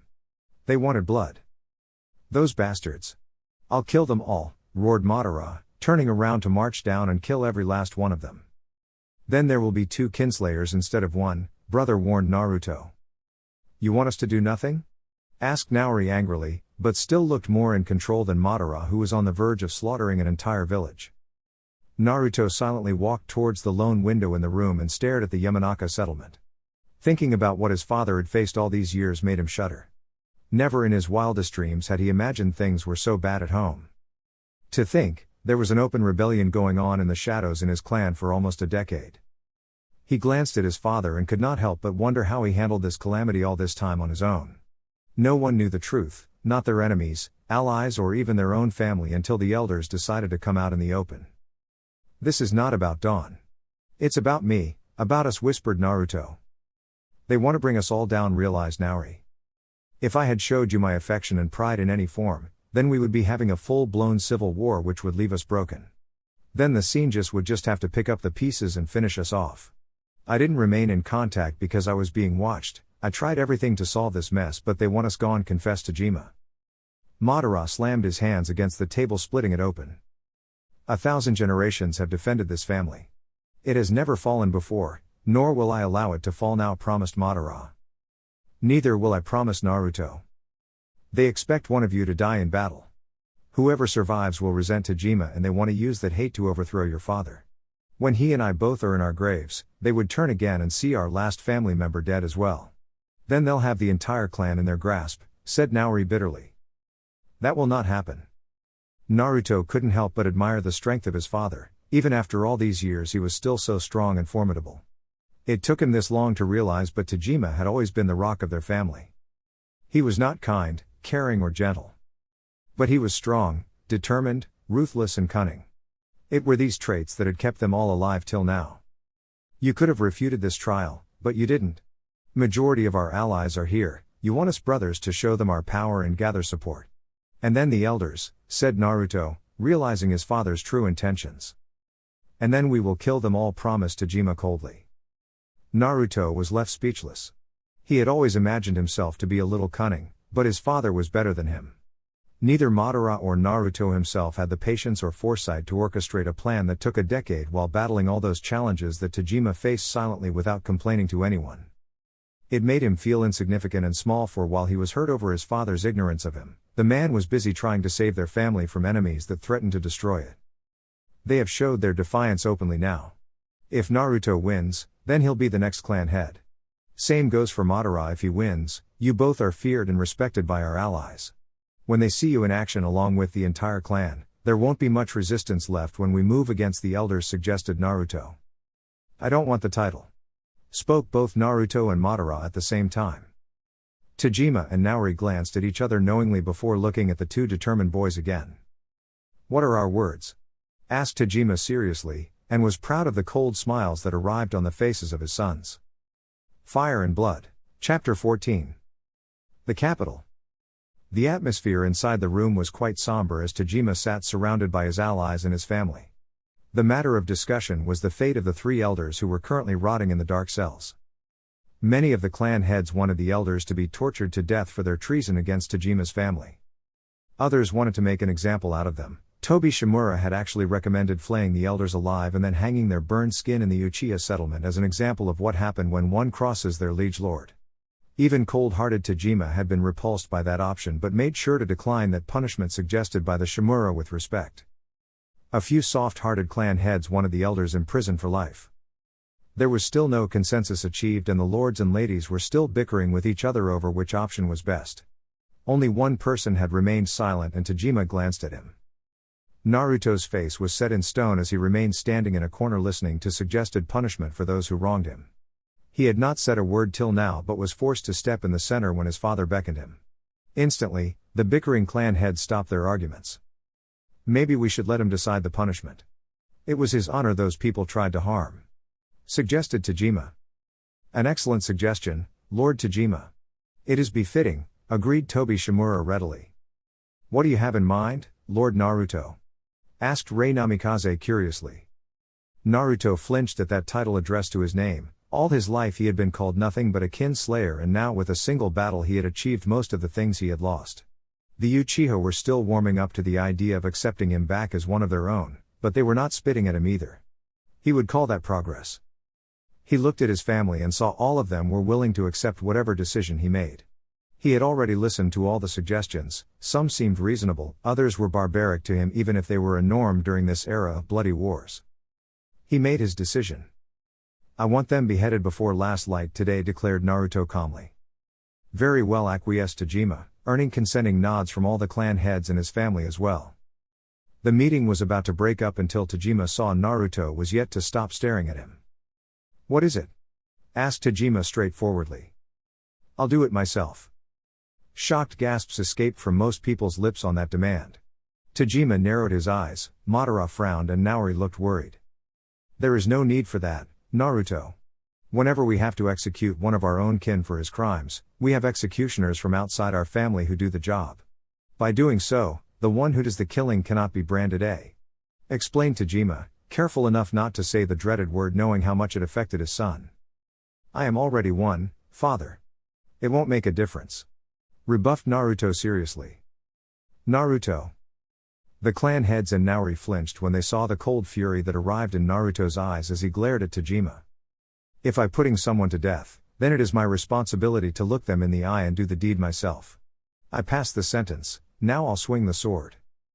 Tajima blinked at those words before a proud smile twitched across his lips. He looked at Madara, who gave a reluctant nod, the gesture repeated by Naori. The Uchiha clan head saw his allies were very impressed with Naruto's decision. Even if a kin slayer was reviled by most clans today, Naruto had already done the deed many years ago, so it wouldn't make a difference if he killed proven traitors. Most of all, he proved himself a man and not a boy by deciding to carry out the sentence himself. If Tajima remembered correctly, it was the old way that his son followed. It started during Indra Uchiha's days when the clan head would kill traitors, deserters or criminals himself after passing the sentence even if they were Uchiha. Back then, nobody dared question Indra even if he killed his own kin. Looking at Naruto, Tajima could not help but feel that Indra was reborn again in this boy. "Very well, Naruto. You are allowed to carry out the sentence," declared Tajima, earning a grateful nod from his son. "Father." Tajima paused just as he was about to break the meeting. "What is it?" asked Tajima curiously, and didn't miss Naruto chewing his inside lip, which was a clear sign of nervousness and hesitation. "It is a bad idea to march our entire force towards the daimyo's capital. It could send a wrong message, or there could already be a trap set for us," pointed Naruto. "We were invited by the daimyo himself, Naruto. The law is clear in this matter, we are under the daimyo's protection under his roof. Not even the Senjus can break the peace there," clarified Tajima, but Naruto shook his head. "Don't trust those tree huggers, father," insisted Naruto, earning amused chuckles from their bannermen on that nickname given to the Senjus. Tajima was still not convinced until Madara stepped forward as well. "He's right, father. We cannot trust the Senjus or the daimyo no matter what the laws say. Therefore I propose that I and Naruto go to the capital with a small force and initiate these negotiations. We'll check for any dangers while you wait with our army near the river. If there is a threat, we'll give you the signal so that you can either attack or retreat," explained Madara. "I agree to this plan. But father, if it's a trap you cannot send both of your sons into danger. Let Madara stay with you, I'll go," suggested Naruto. Madara slammed his hand harshly against the table before him, making many people flinch. "You think I'll send my youngest brother to that trap all alone?" demanded Madara furiously. "I can take care of myself," challenged Naruto, and was quite irked that his brother thought him weak if something turned against him. Before the brothers could argue further, Tobi Shimura and Rei Namikaze got up from their chairs, silencing Madara. "Lord Naruto is right. You cannot send both of your sons into the capital, because if it's a trap and both of them get captured or killed, then the Senjus will have more leverage over us. Since Madara is your heir, we suggest to make him the leader of our forces that would wait near the river with you, Lord Tajima. The moment we see trouble, he can bring fire and blood to our enemies," proposed Rei Namikaze seriously. "Don't worry about your brother, Lord Madara. I as well as Lady Namikaze shall take 500 of our best fighters with him to the capital, and the Kinsguard will also join us. The Senjus or the daimyo would have to go through our corpses first before they can even lay a finger on your brother," promised Tobi Shimura honestly. Naruto was left speechless. These two were the leaders of their clans and they were accompanying him willingly to the capital, knowing there was a very good chance of being captured and killed. All these years, he had only Kurama and the Kinsguard willing to follow him into danger, but this was the first instance when two clan heads and their supporters were willing to risk their lives for him. Even going so far as to lay down their lives for his own. He looked at his father and saw the man then gaze at the two clan heads pointedly. The message from Tajima was clear for Naruto to understand. You find your true friends on the battlefield. It was one thing to pledge loyalty, but to actually go through with it no matter what could say a lot about a person's character. Naruto glanced at the Namikaze and Shimura clan heads. They were one of the first to pledge him their full support, and now when the time came they came through with their promise while the other clan heads had been hesitant in making the same offer. It didn't mean they were not loyal, but Naruto could see whom the Uchiha could rely upon without any doubt in any situation. Even Madara seemed pacified by that loyalty and backed down, much to Naruto's relief. Then it's decided. Naruto, you will go to the capital as my envoy. I give you authority to speak for our faction. However, I will keep Tobirama hostage with me and Madara to prevent any accidents from occurring inside the capital, said Tajima with a smirk. He was pleased when both his sons grinned back at him. It's a good choice, father. I know Hashirama, as long as we have his brother he will not allow anyone including the daimyo to even raise a finger against Naruto, assured Madara. I'll make sure to give them a taste of Uchiha diplomacy, proposed Naori. At first Tajima hesitated, but eventually he had to cave in when his sister looked at him pointedly. It was no truth, Naori was a master at her game, which was negotiations and diplomacy. No matter how cunning or skilled Naruto was, the boy was not fully ready to deal with the royal court itself. Not to mention Hashirama Senju. But Naori had years of experience and could give Naruto sound advice during the negotiations. Plus, Tajima doubted she was willing to let Naruto go into the lion's den on his own while the rest of his family remained safe. It was no secret to Tajima that his sister loved Naruto like her own son, and while she was not a woman of many words just like him, he could clearly see the undying love she had for Naruto in her eyes. Naruto tried to protest against risking his aunt's life, but was forced to shut up when Tajima and Naori gave him a pointed stare. Soon after, the meeting broke up and Naruto had to stay behind to receive a lengthy lecture from his aunt for trying to make decisions for her by himself. Madara and Tajima had made sure to enjoy every moment of that conversation.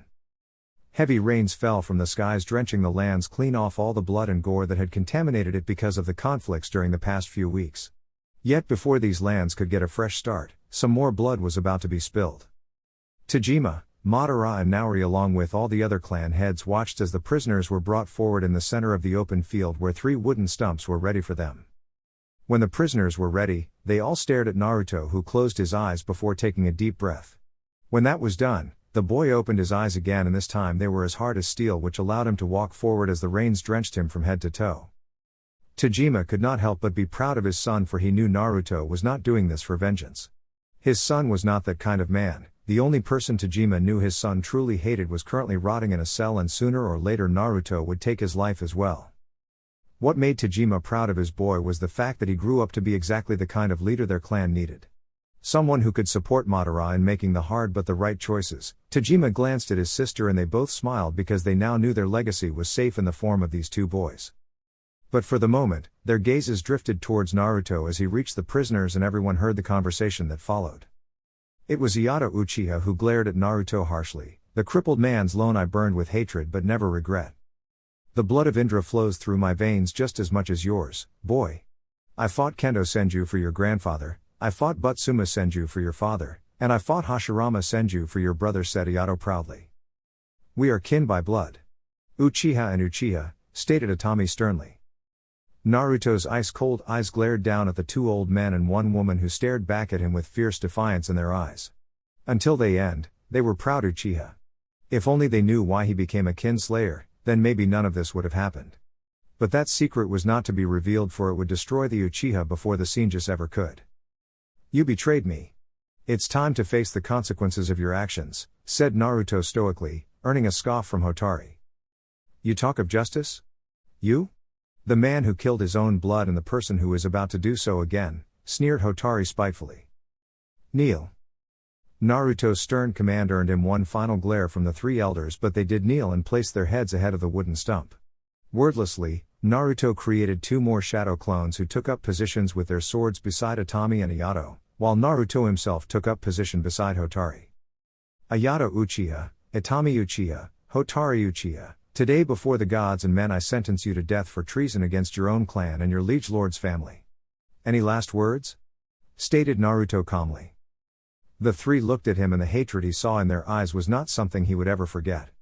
Nor would he forget the words they said to him, for they would haunt him. My ancestors are smiling at me for trying to do my duty by saving my clan from a monster.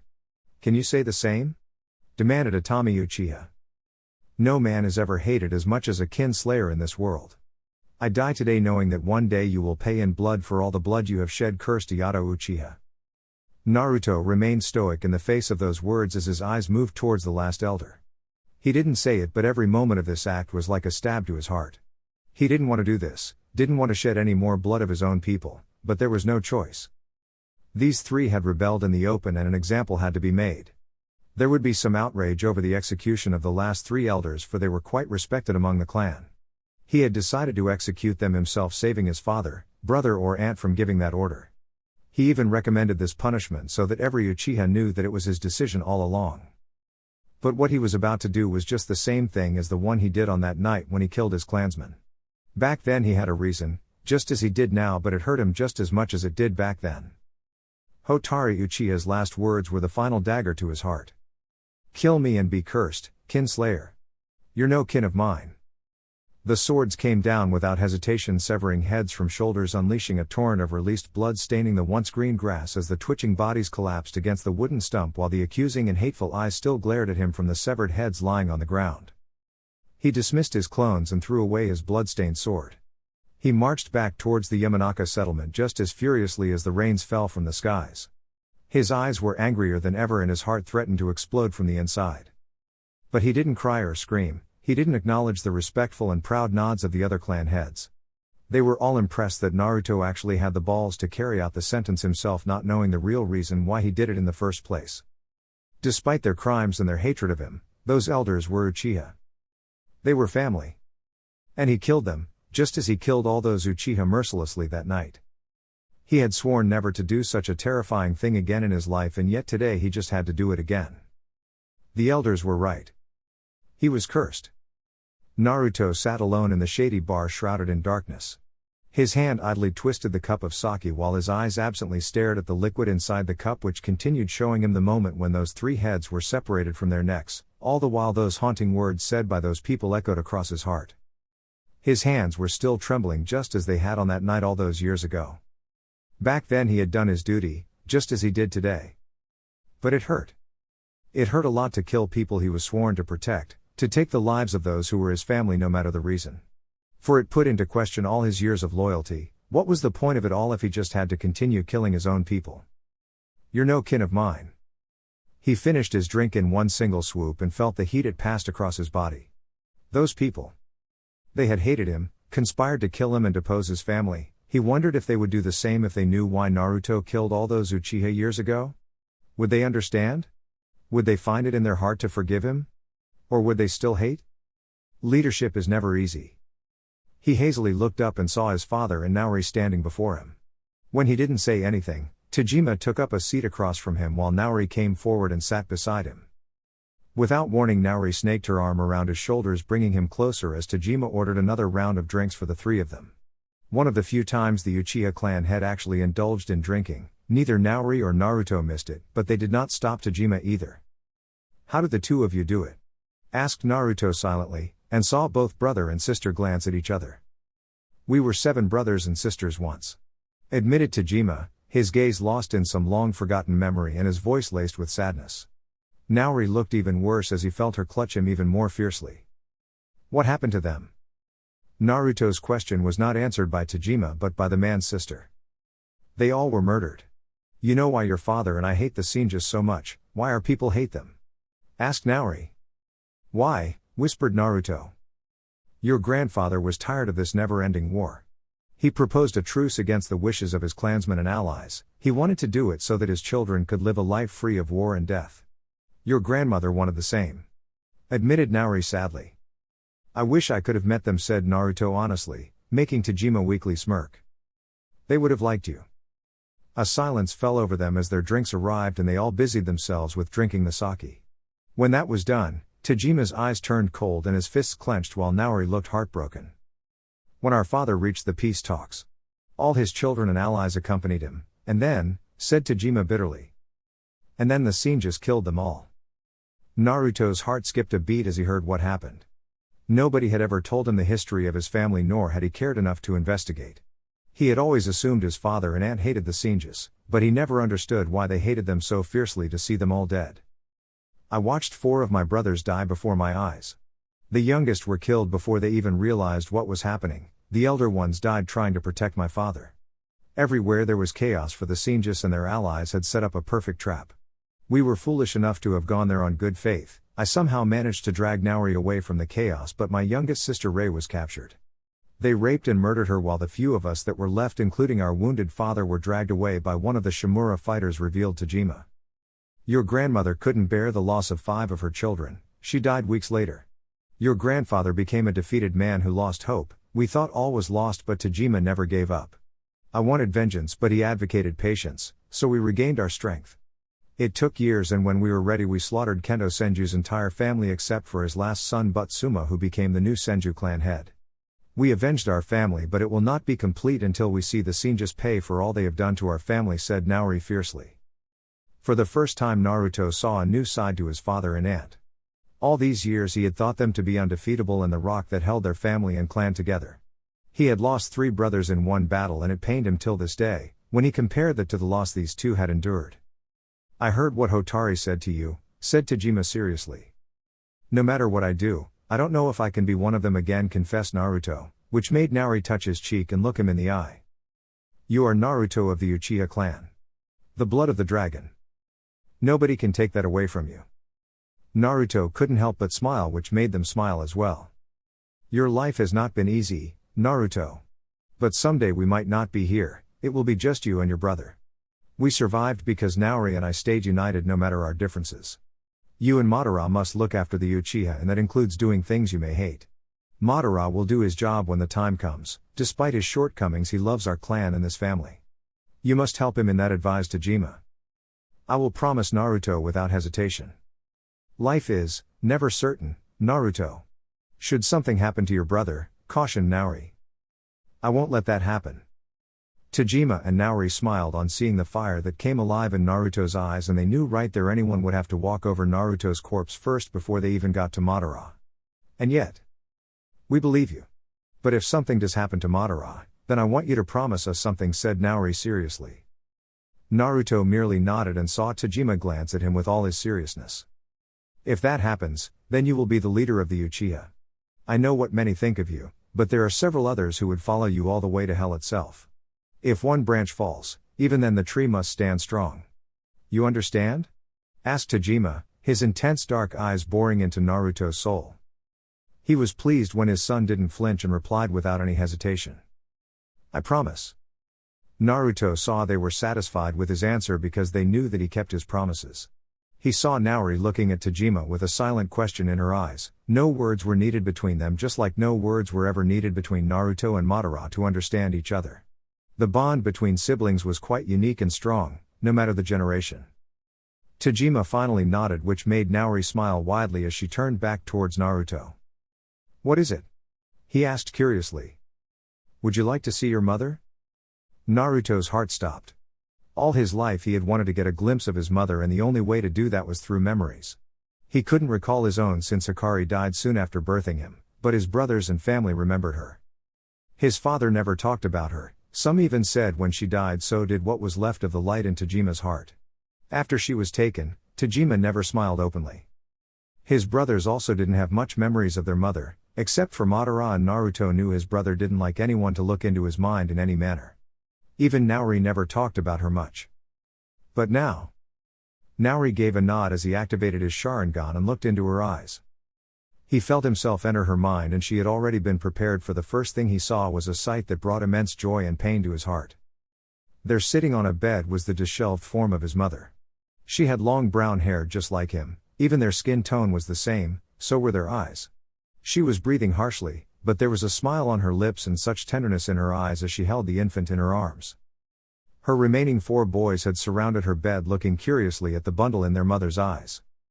Tajima was standing in a corner, and Naori held him fiercely as silent tears slipped from his eyes. Naruto himself stood in a corner looking at his entire family together for the first time before his eyes. His brothers, all of them, were so young and innocent. Izuna. He tried to reach out and touch his brother, but his hands passed through the young Uchiha.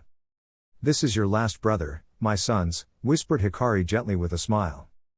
Naruto stopped breathing as he saw Hikari try to pass the bundle to Madara, who was still too shocked to move. Instead, it was Izuna who came forward and cradled the infant in his small arms. Mother, he is smiling, said Izuna in awe, which made the dying woman lightly chuckle. He likes you. You will protect him, won't you, Izuna? Asked Hikari lovingly, and saw the young boy nod fiercely. With my life, mother promised Izuna. So will I, promised Madara after a pause. Me too, chorused Inabai and Yashiro in unison. The twins looked young and confused, but they faithfully did what their older brothers were doing. Hikari laughed and brought all 5 of her boys in a fierce embrace, her last embrace.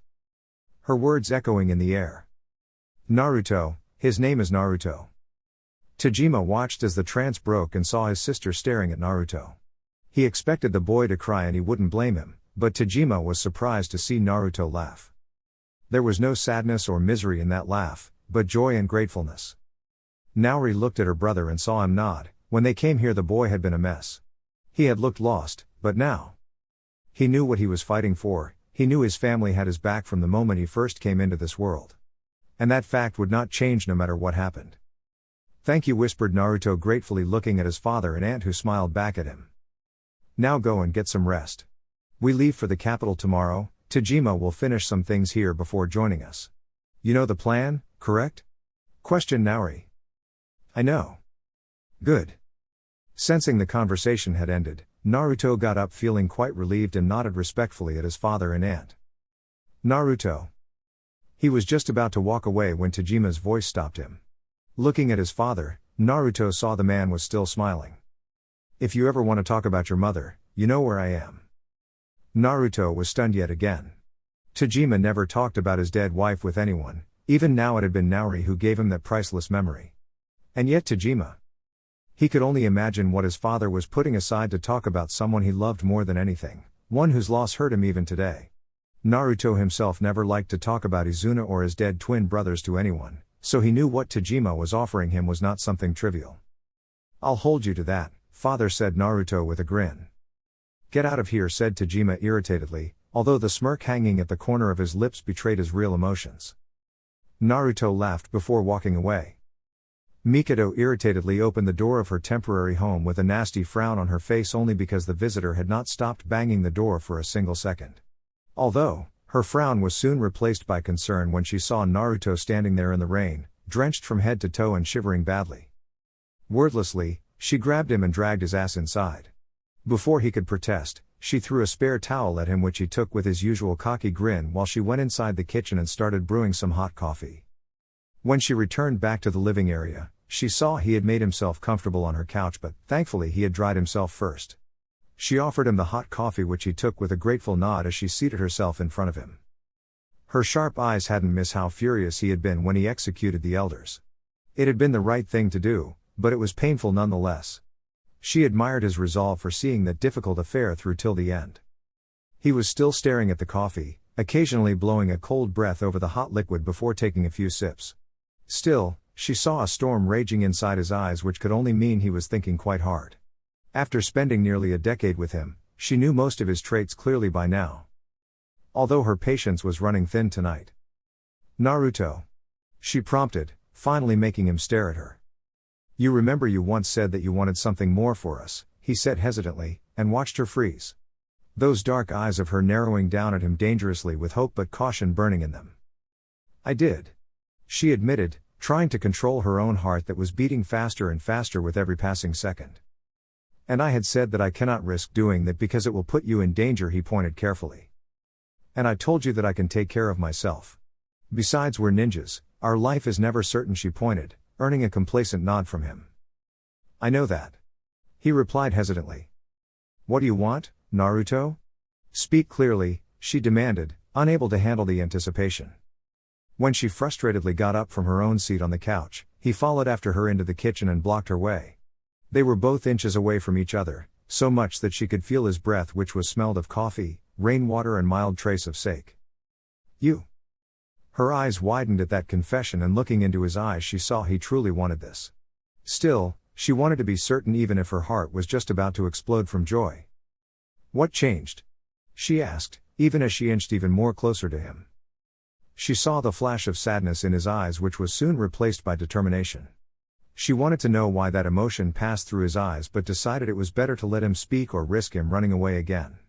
He had already done it for many years. I saw something that made me realize I don't want to die alone. I want to have a family, be with someone who does not judge me.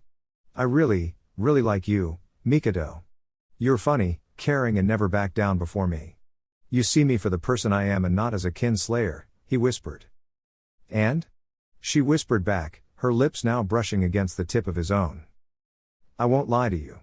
I truly want this, I want us. He requested, and saw her stare in his eyes. Then answer my questions, she demanded, earning a nod from him. Do you love me? She asked straightforwardly, but he didn't look away as she had expected. Not right now. But I will in time. He confessed honestly.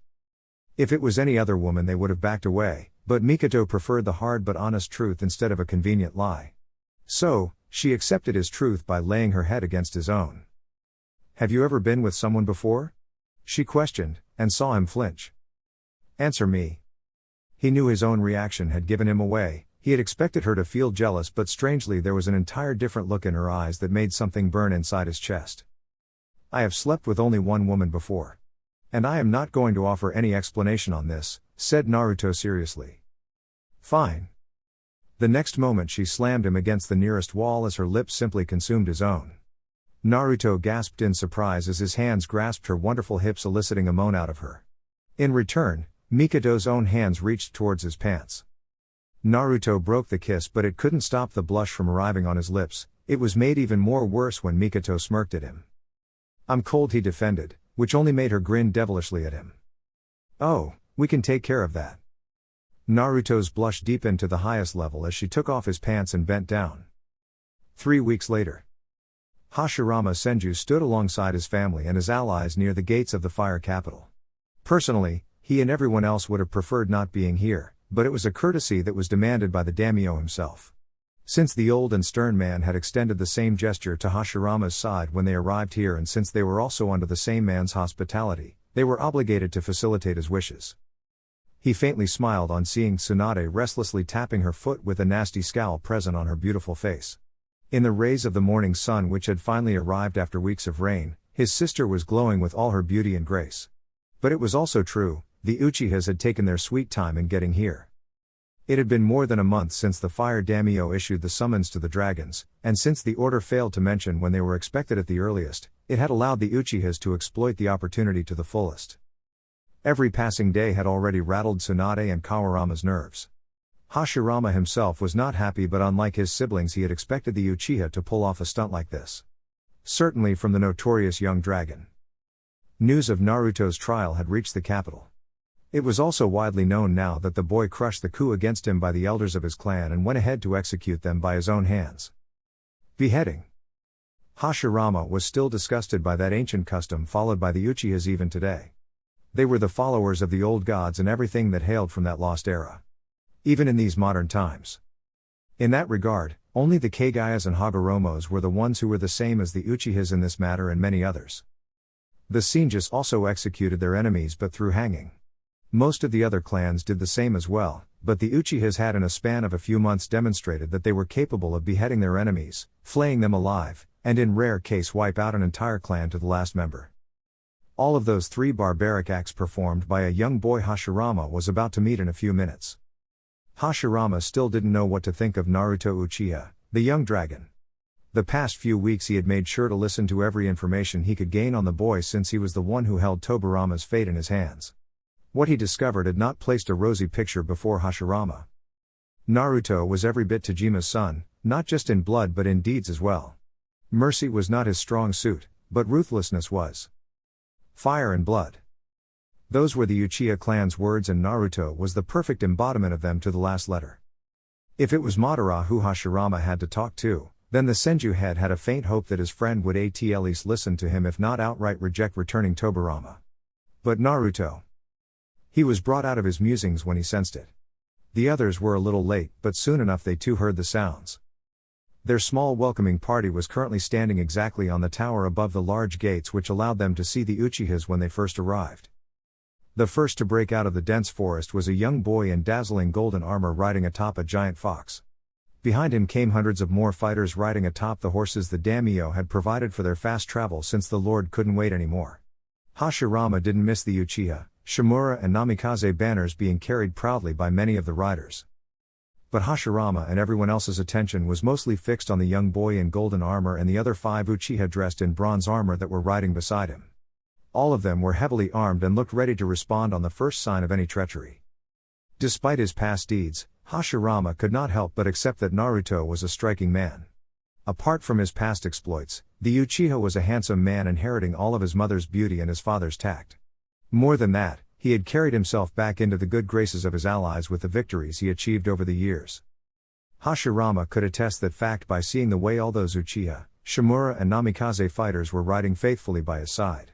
On the first sign of trouble, it would be they who would step into fire first before they allowed any harm to fall on their liege lord's son.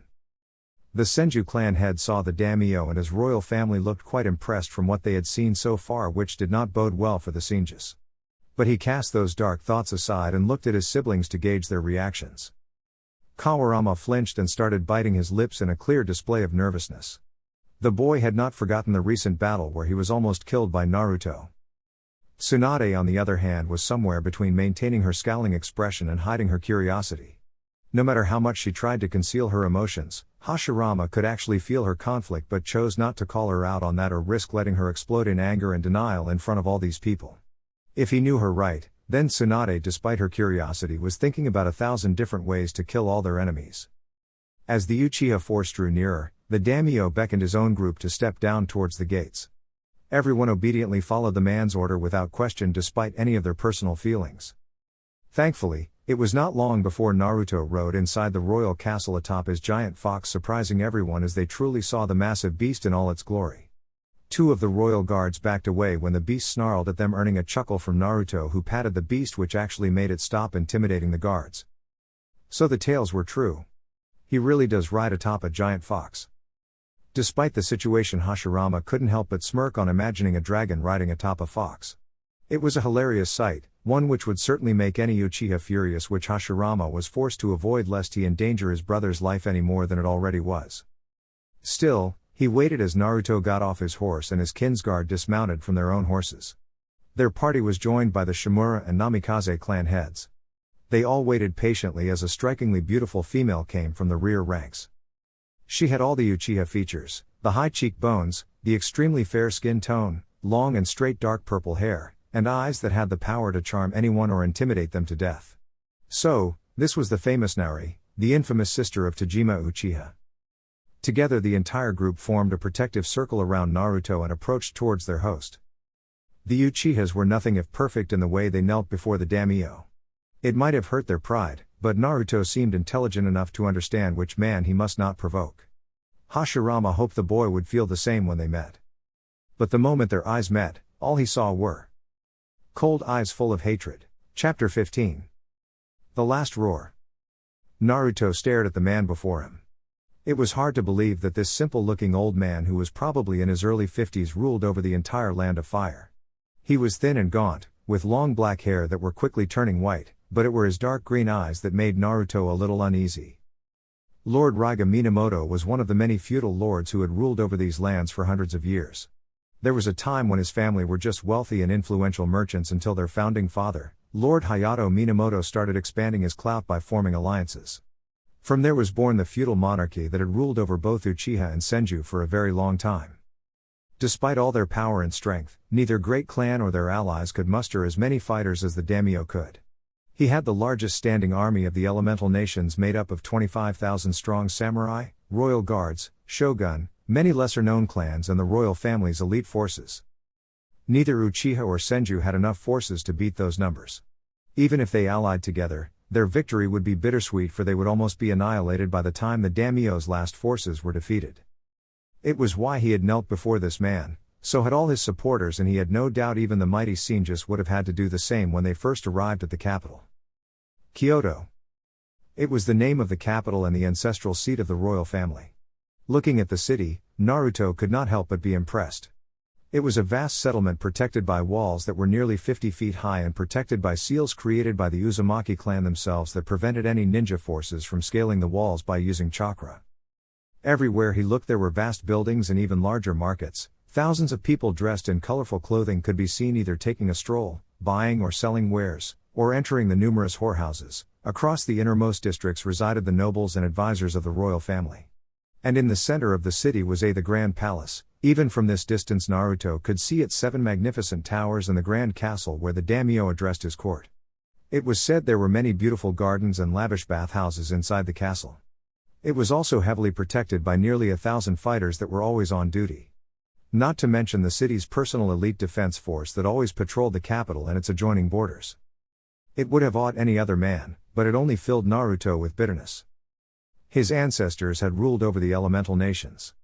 Hagoromo's rule was an era of peace where people truly prospered, and it would have continued had the sage not chosen to deprive his eldest son of his right as his heir. Indra had all the traits needed from a ruler, and as for his shortcomings the sage and Ashura could have chosen to help overcome them by supporting him. Yet mistakes were made, and the result of which was the fact that the descendants of those great men were now forced to bow before a simple merchant whose family had just been smart enough to use the ancient blood feud to their advantage. It was humiliating. Even the Senjus who till this day considered it right that Ashura usurped his brother based on merit were in turn the ones who also followed the tradition of the eldest son of the clan head becoming the next clan head. It was hypocrisy at its best. By right it should be the Uchiha ruling over the land of fire with the Senjus acting as their supporting family, as it was truly meant to be. If that had happened, then it would not have been either Naruto or Hashirama bowing to a common merchant but the opposite. Still, it was a moot point now as he saw Hashirama approach towards him. Looking at the Senju clan head who also happened to be a former friend of Naruto's brother made the Uchiha feel a little conflicted. Hashirama was a tall and muscular man, his fighting prowess was legendary enough to even make Madara respect him, but it was his kind smile and easygoing nature which put Naruto on alarm. He would have believed those emotions to be actually genuine considering he had heard numerous tales of the Senju clan head actually being a kind and jovial man in reality as well. But after hearing what the Senjus did to all his aunts and uncles, what they did to this grandfather and grandmother, the suffering which Tajima and Naori went through, and the hole which was left in Naruto's heart because of the death of his brothers made him glare at the man. Lord Naruto addressed Hashirama and the daimyo at the same time. "Your Highness." Lord Senju greeted Naruto in return. His tone was curt and respectful, but the coldness in his heart did seep in just a little, making the two men nod hesitantly. It was that moment when Itama Senju chose to join his eldest brother, and Naruto smirked on seeing the young Senju flinch at the sight of him. "I had hoped you would have provided a great challenge." "Alas, I was sorely disappointed," said Naruto coolly, and was further elated when Itama lowered his head in shame for his defeat. The boy was so timid, it was actually a miracle he survived this long. Naruto had no doubt about the fact that if Itama had not been Hashirama's brother, the boy would have died a long time ago. There was no room for weakness in this cruel world. A fact Naruto had to bitterly learn from his own experiences. "So you are the young dragon. Coming from a family that proclaims themselves descendants of those great beasts, I find you quite disappointing as well. You even ride on a fox." "Imagine a dragon on a fox," chastised a feminine voice with a mocking laugh. Despite his hatred for the Senjus, Naruto had to use every ounce of his power not to gape at the girl before him. She was almost as tall as him with magnificent golden blonde hair that shined brightly under the sun. Her skin was fairer than his own, her beauty rivaling those of almost every beautiful woman Naruto had ever met. But it was those hazel eyes that struck him. He knew those eyes. And he knew this woman. "Tsunade Senju," greeted Naruto cordially, and he didn't miss the fact that even if she smiled at his greeting, her eyes looked more murderous than most people Naruto had ever faced. "I looked for you on the battlefield," pointed Naruto, earning another icy stare. "You would have long been in your grave had I been there," retorted Tsunade darkly. Naruto knew a hothead when he saw one, and this girl was no different. From the corner of his eye he saw Naori and Mikoto giving him reprimanding glares warning him not to cross a line. But the chance was too good to pass.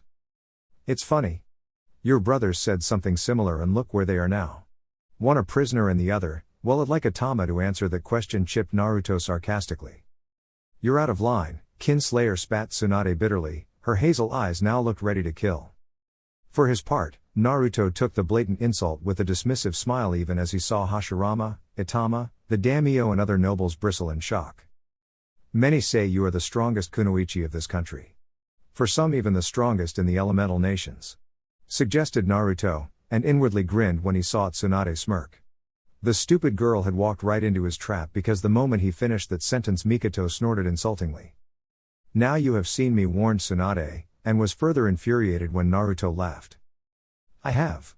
And I have to say, I'm not impressed, taunted Naruto, making a vein pop across Tsunade's temple. Care to back your words with action? Challenged Tsunade, as she briefly cracked her knuckles, making many people flinch.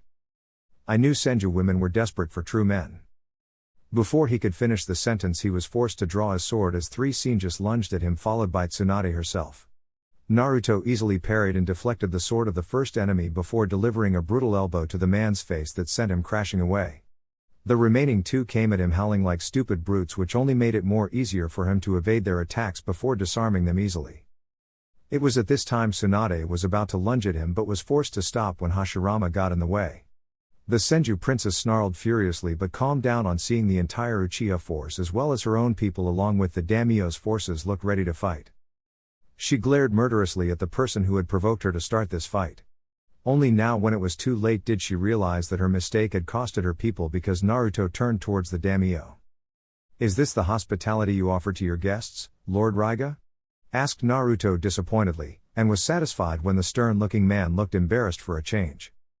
"That was never our intention, and I assure you it shall never happen again, Lord Hashirama," directed Raiga seriously. Hashirama sighed, knowing what was being asked of him, and since it was his own sister who started this mess by attacking Naruto, he had no other choice. He should have known Tsunade's feelings on the Uchiha, and particularly on the man who humiliated her brothers, clan, and allies. She literally poked the dragon and the beast burned her to ashes. "Apologize, Tsunade," ordered Hashirama sternly, and didn't back down when she glared at him in disbelief. "But now," despite the stern order, she saw the silent pleading in her brother's eyes.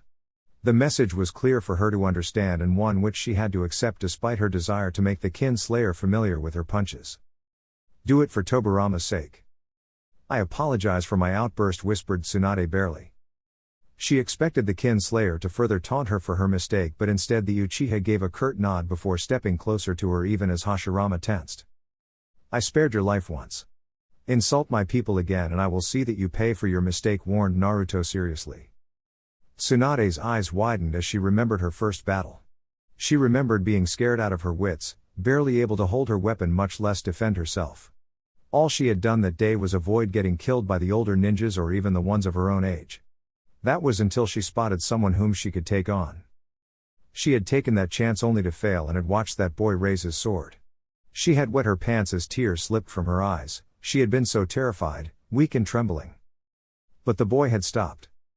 He had looked at her and hadn't seen a Senju but a girl the same age as him, whose only crime was being born into the enemy faction and given a sword forcefully to fight in a battle she was not prepared to handle. "It was you," said Tsunade in surprise. "What are you two talking about?" asked the daimyo curiously, but the way he asked that question didn't leave any room for Tsunade to lie or evade giving an answer. So, in the end, she told the truth of the events of that day, much to her own humiliation. She saw many of Naruto's followers were miffed that he spared Tsunade's life, and Tsunade's own people were miffed at that mercy which she was granted. But the person from whom she was expecting most gloating was strangely silent. For the first time, Hashirama saw Naruto in a different light. At the same time, it contradicted every available information he had received about the boy. Naruto had spared Tsunade's life, for she had been just a child like him during their first battle. That showed a lot of compassion from an Uchiha who must have already endured watching many of his own clansmen, allies, even family die at Senju hands. Despite all that, Naruto didn't kill Hashirama's sister. Then how could the same person then kill his own clansmen years later with his own hands? Hashirama had a feeling Naruto could kill grown men and women, even teenagers, but he doubted the boy would be comfortable in killing children if his example with Tsunade was any proof. Yet he had even killed Uchiha children, which earned him the name Kinslayer. Yet years later, during the conflict with the Fuma clan, Naruto had offered a chance of surrender to the last young ones of the Fuma clan. He had offered them protection if they chose to serve the Uchiha, but in the end the young ninjas chose to avenge all their kinsmen whom Naruto had already killed, losing their own lives in the process. It went to show that perhaps Hashirama didn't know everything about the boy. The Senju leader looked at their two sides and saw the tension was yet to subside, which did not bode well for their negotiations. Since it was Tobirama's life on the line, Hashirama decided to smooth things over as he beckoned one of his men to come forward. He was pleased on seeing Naruto's eyes going wide as he saw dawn brought before him. He saw all the joy, yearning and pride in the boy's eyes before they were replaced by skepticism. "What do you want from me, Lord Hashirama?" asked Naruto directly, much to the daimyo's chagrin since the man wanted this to happen inside closed rooms. But the two bitter clan had other ideas. "Peace," answered Hashirama, looking the boy right in the eye. Naruto was stunned by that offer, and he was not the only one, because both Uchihas and Senjus as well as their allies felt the same shock on hearing what Hashirama just revealed. "You think by giving me my sword that you can have peace? The last time an Uchiha leader offered your people the same, your grandfather slaughtered his family," accused Naruto bitterly. "Or have you forgotten what your grandfather did to my brothers and sisters?" asked Naori icily. To his credit, despite the accusations, Hashirama didn't falter and looked at the two Uchiha seriously. "I am not that man. I am Hashirama Senju." There was incredible strength inside this man, but more than that, Naruto saw honest and true conviction in those eyes. He made his intention even more clear by presenting Naruto his ancestral sword. The weapon which was Hashirama's only leverage if he wanted to save his brother. And if he was handing it out without any conditions, the man's siblings looked ready to revolt, and so did his supporters, but Hashirama ignored them all and looked at Naruto directly. Deciding to take a risk, Naruto stepped forward and grasped his own sword. Both of them were still holding on to Dawn and felt a spark pass through their bodies as the sword was still absorbing their chakra. They both smiled as in that subtle gesture they realized the scale of each other's power. Finally, Hashirama released his grip, allowing Naruto to fully take Dawn in his hands. A small breeze passed across the area as Naruto raised his weapon. Even the Senjus as well as the daimyo and his family saw Naruto practice a little with his beloved weapon. His movements were clean, precise and extremely fast. There was grace in his movements, but more than that, there was something that felt right on seeing Naruto with Dawn. Finally, Naruto stopped and sheathed the sword on his hip, replacing his previous one by handing it to a nearby Uchiha. He then looked at Hashirama with an approving gaze. "You're a man of honor, Lord Hashirama." Nobody had expected Naruto to give out such a compliment. Tsunade's permanent scowl vanished on seeing no deception in Naruto's eyes. It would seem her brother had earned the kinslayer's respect. In her opinion, it was a foolish move, but it was not her place to question her brother. However, it did make her worry more for Tobirama's life. The Uchihas were not a trustful lot, after all. But her opinion didn't matter because the daimyo seemed pleased that the hatchet was buried. For now. Before she could join their party in the march to the daimyo's castle, she found a demonic pair of eyes staring down at her. Tsunade had been intimidated by the great fox that brought Naruto here on his back. It was said this same beast helped the kin slayer in slaughtering the entire Fuma clan and had violently butchered any who tried to harm Naruto in any manner. In those eyes she saw grave intelligence and a stern warning. She had crossed a line today with Naruto, and if the menacing glare she got from the fox was any indication, she would have to do well not to do so again if she treasured her life. Tsunade quickly joined her brothers, making sure to avoid staring at the fox even remotely. Naruto sat in front of a table going through the 3 letters that had just arrived for him. 2 had been from his father and brother, informing him of the fact that the Uchiha army would be camping near the river in 2 days. Heeding his advice, his father had called their remaining reserve forces from their own clan and allies alike as a precautionary move. It made him feel a little relieved knowing that if something did go wrong, then his father and brother would have 10,000 strong ninjas backing them. Their enemies would know better than to openly challenge such a force. As for him and his party, they were still in danger inside the capital and were at the daimyo's mercy. Sure, the Fire Lord had been kind enough in providing grand rooms inside his castle to the Uchiha nobles and other clan heads, while the common soldiers were given barracks to reside in. Still, their entire party as well as those of the Senju were kept inside the castle where the daimyo's men could keep watch. It had barely been a few hours since he got here and already Naruto felt as if he was trapped in a prison. Shisui and the other Kinsguard had discreetly sneaked out of the castle on his instructions and gathered information regarding the city defenses, weaknesses, where and when the guards changed shifts, as well as how many men the Senjus had brought with them. He was surprised to discover Hashirama had brought merely 3,000 of his forces with him to the capital, and they were all currently inside the city. It was a cause of concern for Naruto because his forces inside the city were outnumbered, and should the daimyo side with the Senjus, then he was truly done for. Still, he placed aside the letters from his family and stared at the last one that bore a seal that made his eyes go wide. He looked across his room and was relieved to see Mikoto soundly sleeping in his bed. She looked exhausted but happy, and he felt the same, certainly after their rigorous activity in the sheets for 3 hours. He had to admit, there was so much to sex he never knew before, and with every encounter he learned more and more. Most of all, He didn't regret going forward with her even if their future was not uncertain. What he did know was the fact that once this affair at the capital was done with, he was going to ask Tajima's permission to marry her. It was true that he still didn't know if he truly loved her or not, but he did have feelings for her which would always be more than he would ever have for whatever noble girl his father chose for him. Now that he was claimed back by Tajima, it won't be long before Tajima tried to use that to get him married to an Uchiha or one of their allies' daughters to strengthen their bonds. Tajima may love him, but the old man was always a clan head first and father later. Still, Naruto felt he had a good chance of making his wish be accepted because of two reasons. The first being if he succeeded at the capital and his past victories would present a meritorious claim, and the other reason was the fact that Naruto was Tajima's youngest son. It was Madara who would inherit everything while all Naruto could hope to gain were a few lands and maybe command his brother's army. Those prospects would not appeal to many clan heads to marry their daughters to such a second-rated man. As for Naruto, he didn't mind any of that because he was happy with his freedom. He then decided to focus back on the letter and hesitantly broke the seal. Casting one last glance at Mikado, he then raised the paper and the message changed his world. Dear Naruto, I know I promised that I wouldn't interfere in your personal life, but this is something that you needed to know. I'm pregnant. The medics confirmed it a few days ago. The head nurse says they could most probably be twin girls. But I cannot say for certain. What I do know is the fact that I saw you in my dreams again. I know you do not believe in prophecies or my visions, but I saw what I saw. A shadow looming near a great beast. Whatever it was, I dare say you'll see it soon enough. There is no need for you to visit me or even acknowledge these children. But I will never stop you from visiting them because they are your blood. If they are boys, then you must take them with you because I cannot keep them with me despite my wish. If they are girls, then the law demands that I keep them with me. But I know how much you desire a family of your own, and if we have girls or boys, then I want them to know their father. If you wish it, I can arrange for you to take them with you on the condition that they be acknowledged as your legitimate children and be loved.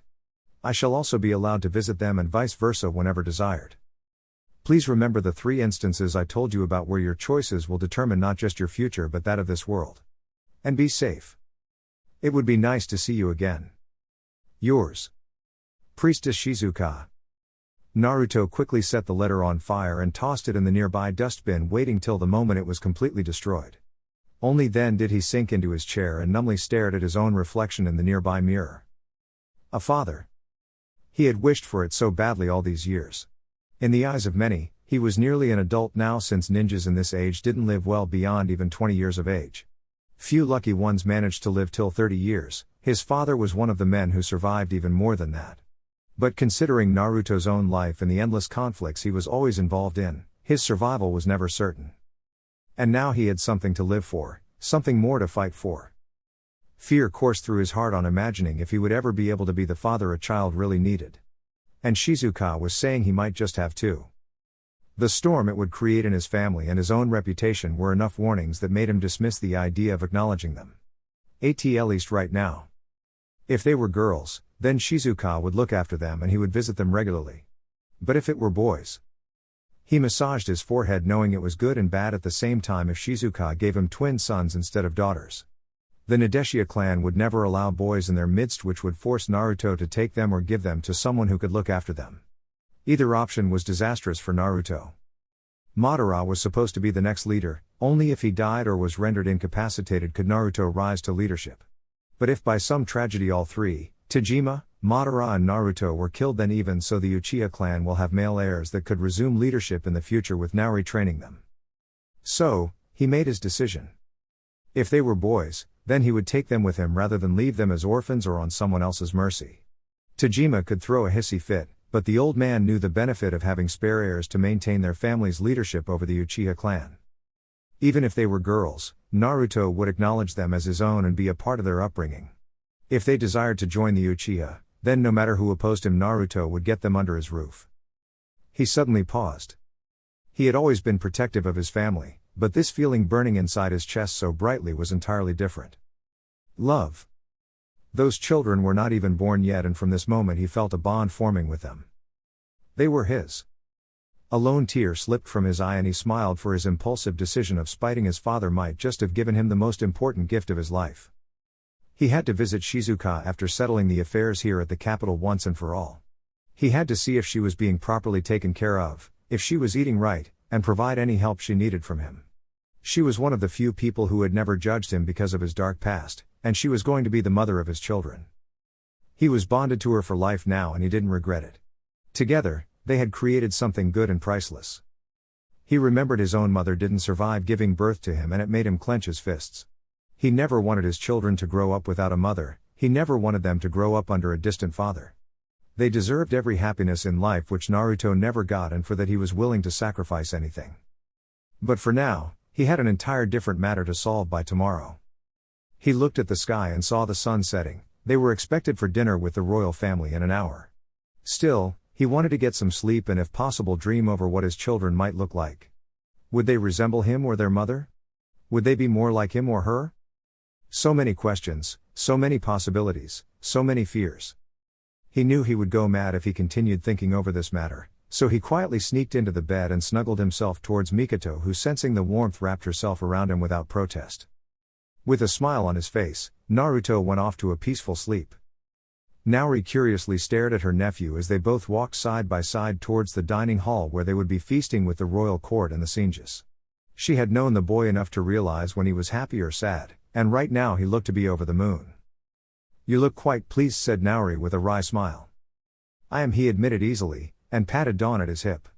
Gods knew the boy loved that sword, but she knew getting it back couldn't be enough for Naruto to look so happy. She then saw the way he absently skipped his step in excitement and she grinned at him. "So you and Mikoto finally got together, I see." Naruto faltered, making his aunt chuckle. His cheeks flushed and he felt like a child being caught stealing something. Naori was grinning at him victoriously and he knew her enough to know that lying was not an option. "I want to marry her," he confessed, and saw her raise her eyebrows in surprise. "So soon?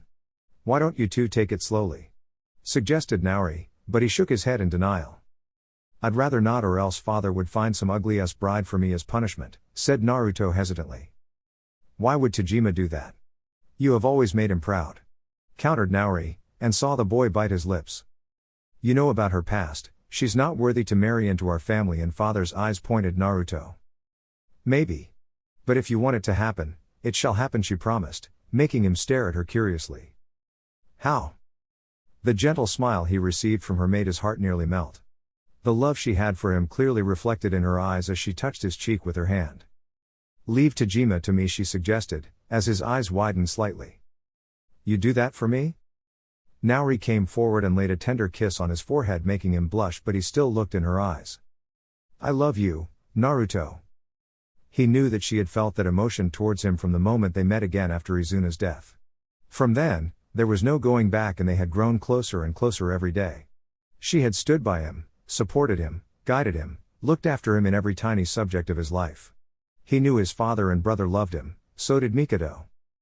But it was she who said those priceless words to him. The first person to ever say that to him. It all felt like a blur to him, and the next thing he knew was that he had her in his arms in a fierce embrace. There was a time when she was taller than him, but it had long since passed. Now he was taller and more broader than her, enough to make her melt in his embrace. He could not say anything and she didn't need to hear it because his choked breath was all she needed to know. He relaxed when she hugged him back by wrapping her arms around his back and placing a motherly kiss at the side of his head. When they finally broke apart, she just smiled at him before beckoning they resumed their walk. She moved forward but stopped when she discovered her nephew was not following. Turning back, she stared at him and saw him staring at her with a look she couldn't understand. "I love you too," he whispered. A lone tear fell from her eyes as she moved forward to embrace him again. She had known how he felt for her. For him she was his mother in all but blood, but they treated each other as good friends. Naruto loved his family with all his heart, but there were only two people he had loved more than anything or anyone. She was one of them. They finally parted and composed themselves even if their hearts were full of joy. They maintained a dignified silence as they entered the hall and saw Tobi Shimura and Rei Namikaze waiting for them. Together the group of four walked towards the head table where the daimyo and his sons got up to greet them. The royal family was seated at the center of the table, while the Senju sat on the left side. The Uchiha faction was provided seat on the right side of the vast table. Naruto became oblivious to the pleasantries and small talk being exchanged among the people. He did his part here and there, contributing little to the talks as Naori took the lead. She was so smooth and graceful in the way she talked, even the daimyo's three sons seemed entranced by her. However, his eyes were fixed on a beautiful but deadly woman who was staring at him quite keenly. Tsunade's gaze could be considered borderline impolite, but he didn't back down and looked at her calmly. They both were forced to break away from their staring match when the daimyo called for their attention. "I want you all to stop this unending war of yours and broker peace among yourselves," said Raiga seriously, and was soon backed by Hashirama himself. "We want you to return Tobirama to us unharmed. In return we shall relinquish all claim nor start any conflict with the Hatake or Yamanaka clan," said Hashirama honestly. Naruto knew enough about politics to realize there was always a downside to any offer that looked too generous. "I'm sensing you want something more," said Naori expectantly, her gaze narrowing sharply, which made Hashirama grimace as he looked at the Uchiha matriarch, then at Naruto followed by Tsunade. "I do," confirmed Hashirama. Before anyone could question further, the daimyo called the attention to himself, making everyone stare at him.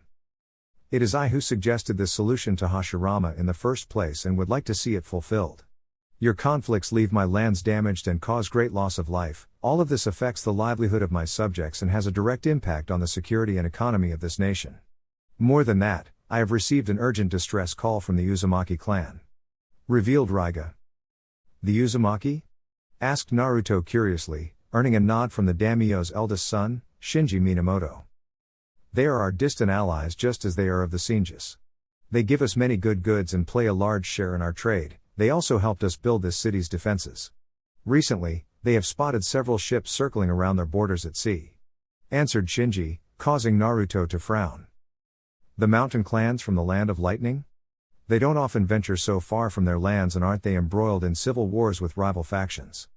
Even their daimyo and his family were exterminated a few years back," pointed Naruto, looking directly at the fire daimyo, who narrowed his eyes at him for that hidden message. Naori placed a hand on Naruto's knee, which made him shut his mouth instantly. Fortunately, the daimyo either ignored the veiled threat or had more pressing matters to discuss. "That's just it. The mountain clans have disappeared, so have most of the other clans in that nation.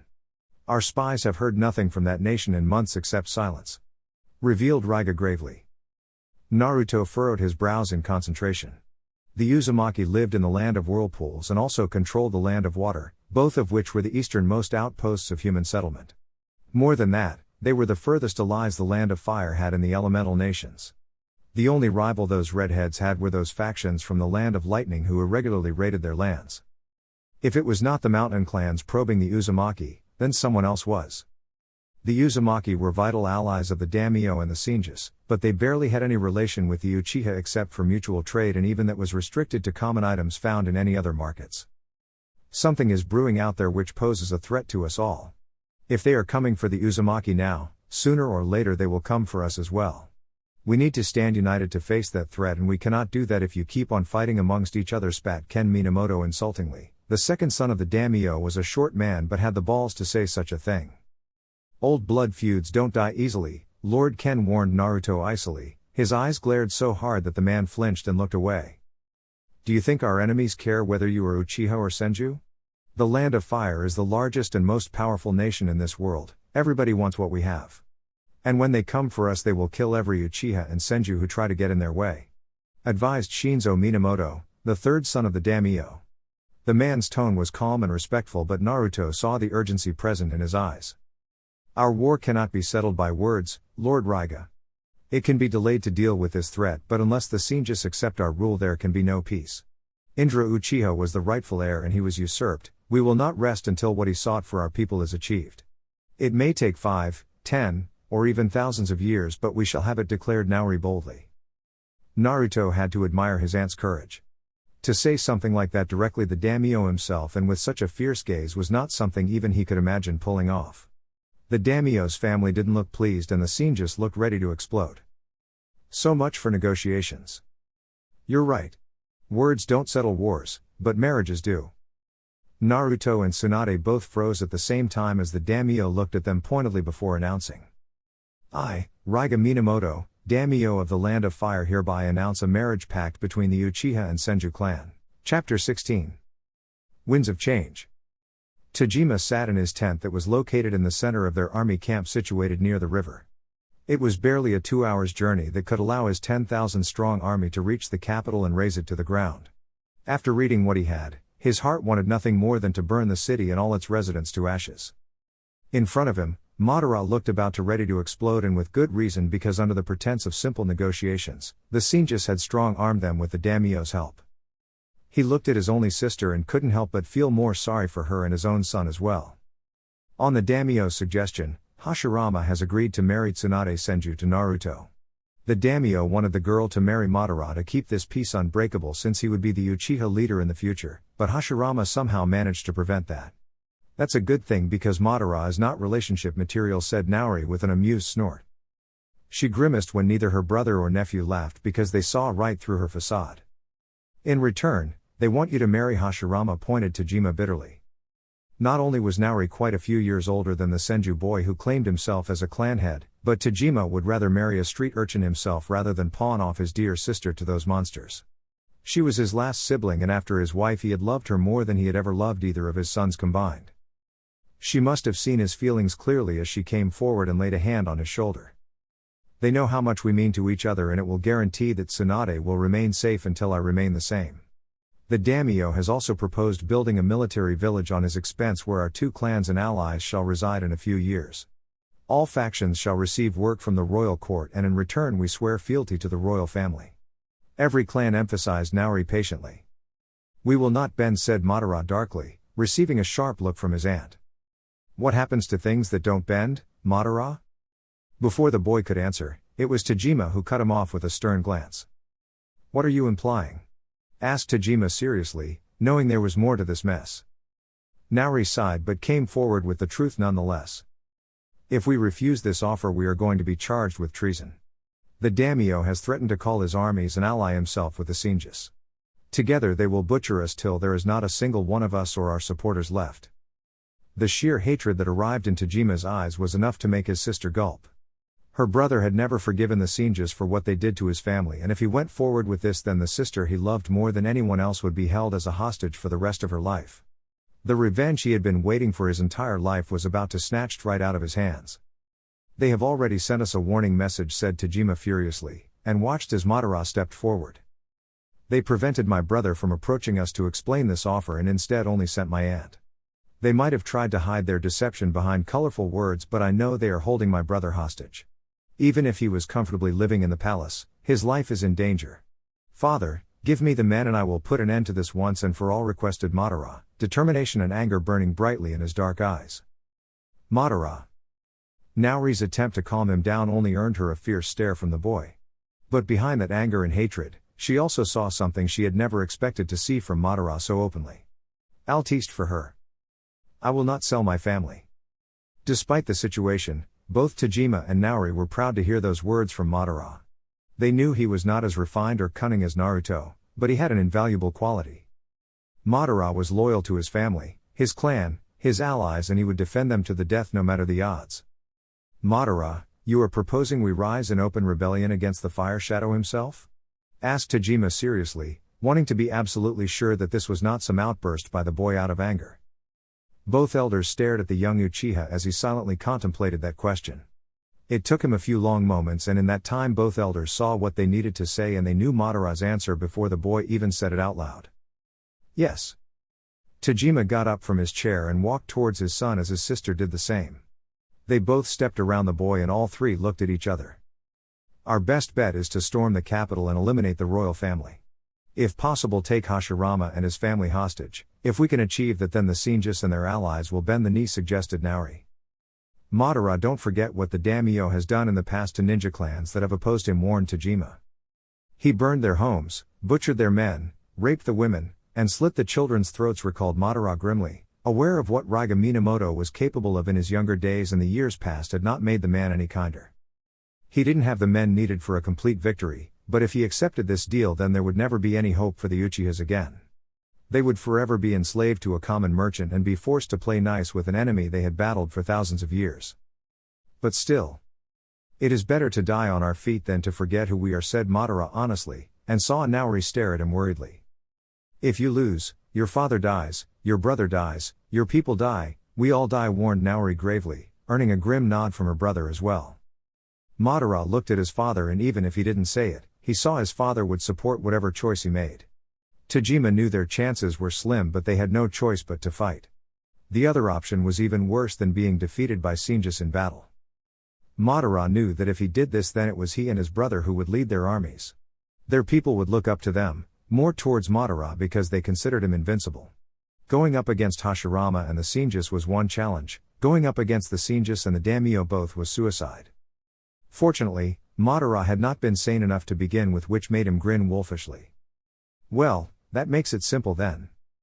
Tajima and Nauri could only grin at that statement, for they had expected nothing less from Madara. Capital. Shisui and the other members of the Kinsguard watched Naruto demolish his own shadow clones in brutal combat. His anger was clear for all of them to see. They all had heard Tsunade's outrageous scream across the entire castle after what was proposed, but on the other hand Naruto had gone deathly silent. Unlike the Senju princess, he was never prone to overtly display his emotions for all to see and decided to channel his anger in a productive manner. Mikoto worriedly stared at the man she loved and felt helpless on seeing him go through this suffering. Her only consolation was the fact that Naruto was opposed to this marriage even more than her. It threatened to destroy all their plans for their future, and not just the Uchihas. Still, even she could understand the Uchihas didn't have many options. Their group had already sealed off this training area from any intruders and placed silencing seals that would prevent anyone from eavesdropping. Not that they needed to, because Naruto was in no mood to talk. They watched him battle against his army of clones for an entire hour and only stopped when the last one died by his sword. He was panting harshly with his entire body covered in sweat, but his anger was yet to subside even a little. However, that didn't stop any of them from approaching their friend and leader. What are we going to do? Nobody was more thankful to Itachi for his direct approach now more than ever, for neither Naruto or any of them were willing to go through any pleasantries or fake reassurances. Naruto didn't answer at first, lost in his own thoughts, but a light cough from Kagami made him finally look at his friends. "I know what my brother will do," whispered Naruto. "Rebellion." Itachi's accurate assessment was met with a grim nod by Naruto, and knowing him, Naruto would follow Madara to hell itself. If Madara chose war, the Uchihas and Naruto would back him until their dying breath. The consequences be damned. None of them missed how worried Naruto was. This could be the event that would either shape the Uchiha's future or destroy it altogether. All of them had always looked at him for leadership, but today he needed them. Fortunately, Shisui had always came through for Naruto more than the other Kinsguard members. So, when he stepped forward, Naruto looked at his best friend with hope in his eyes. "The way I see it, our only chance at victory is taking the capital and eliminating the royal family. Our army has more men than what the Senju and daimyo have inside the capital.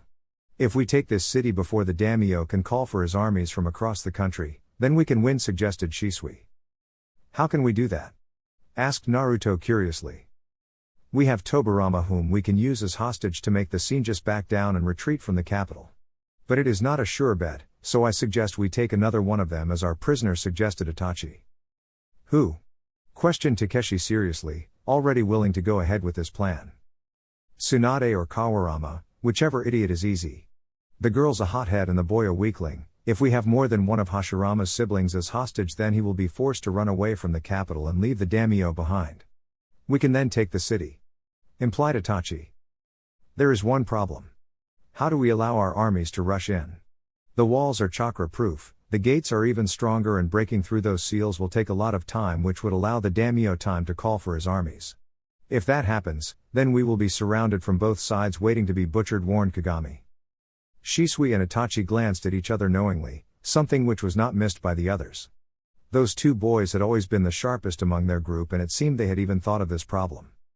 The daimyo has nearly 4,000 soldiers in this city, all of whom will be on guard until we submit to the offer.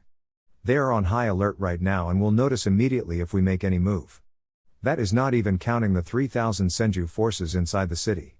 If Madara wants to take this city, then we cannot do it with brutal force alone, advised Itachi. "Then what do you propose?" asked Naruto hesitantly. "The only way the city will be unprepared for a surprise attack will be in the event of the wedding actually taking place. I am not saying you have to go through with it, but if our enemies are busy enjoying the celebrations, so will the soldiers and the civilians. They will believe they have broken us, and that is when we will strike," proposed Itachi seriously. "What's the plan?" asked Kagami and Mikoto in unison. Naruto and everyone listened as both Itachi and Shisui explained their action plan to them. It was bold and extremely risky, with a good chance of them all ending up dead before Madara even breached the city gates with his army. There was also another problem. If the wedding was actually happening, then it was expected of Tajima and Madara to attend it. Same was the case for all the other clan heads of the Uchiha faction. No amount of excuses would suffice for their absence, and it might just give the plan away entirely. Still, both Shisui and Itachi expressed faith in their group and the 500 fighters their faction had brought to the capital. They didn't have to capture the entire city, but only accomplish few key objectives with precision and speed. There would be no room for error because the punishment was death. By the time the two boys finished explaining the plan, every Kinsguard was on board. They all knew what the risks were and they knew the consequences of their actions. But they were all good and loyal fighters and were willing to support their clan from forever submitting to the clutches of an abusive daimyo who was forcing his power down their throats.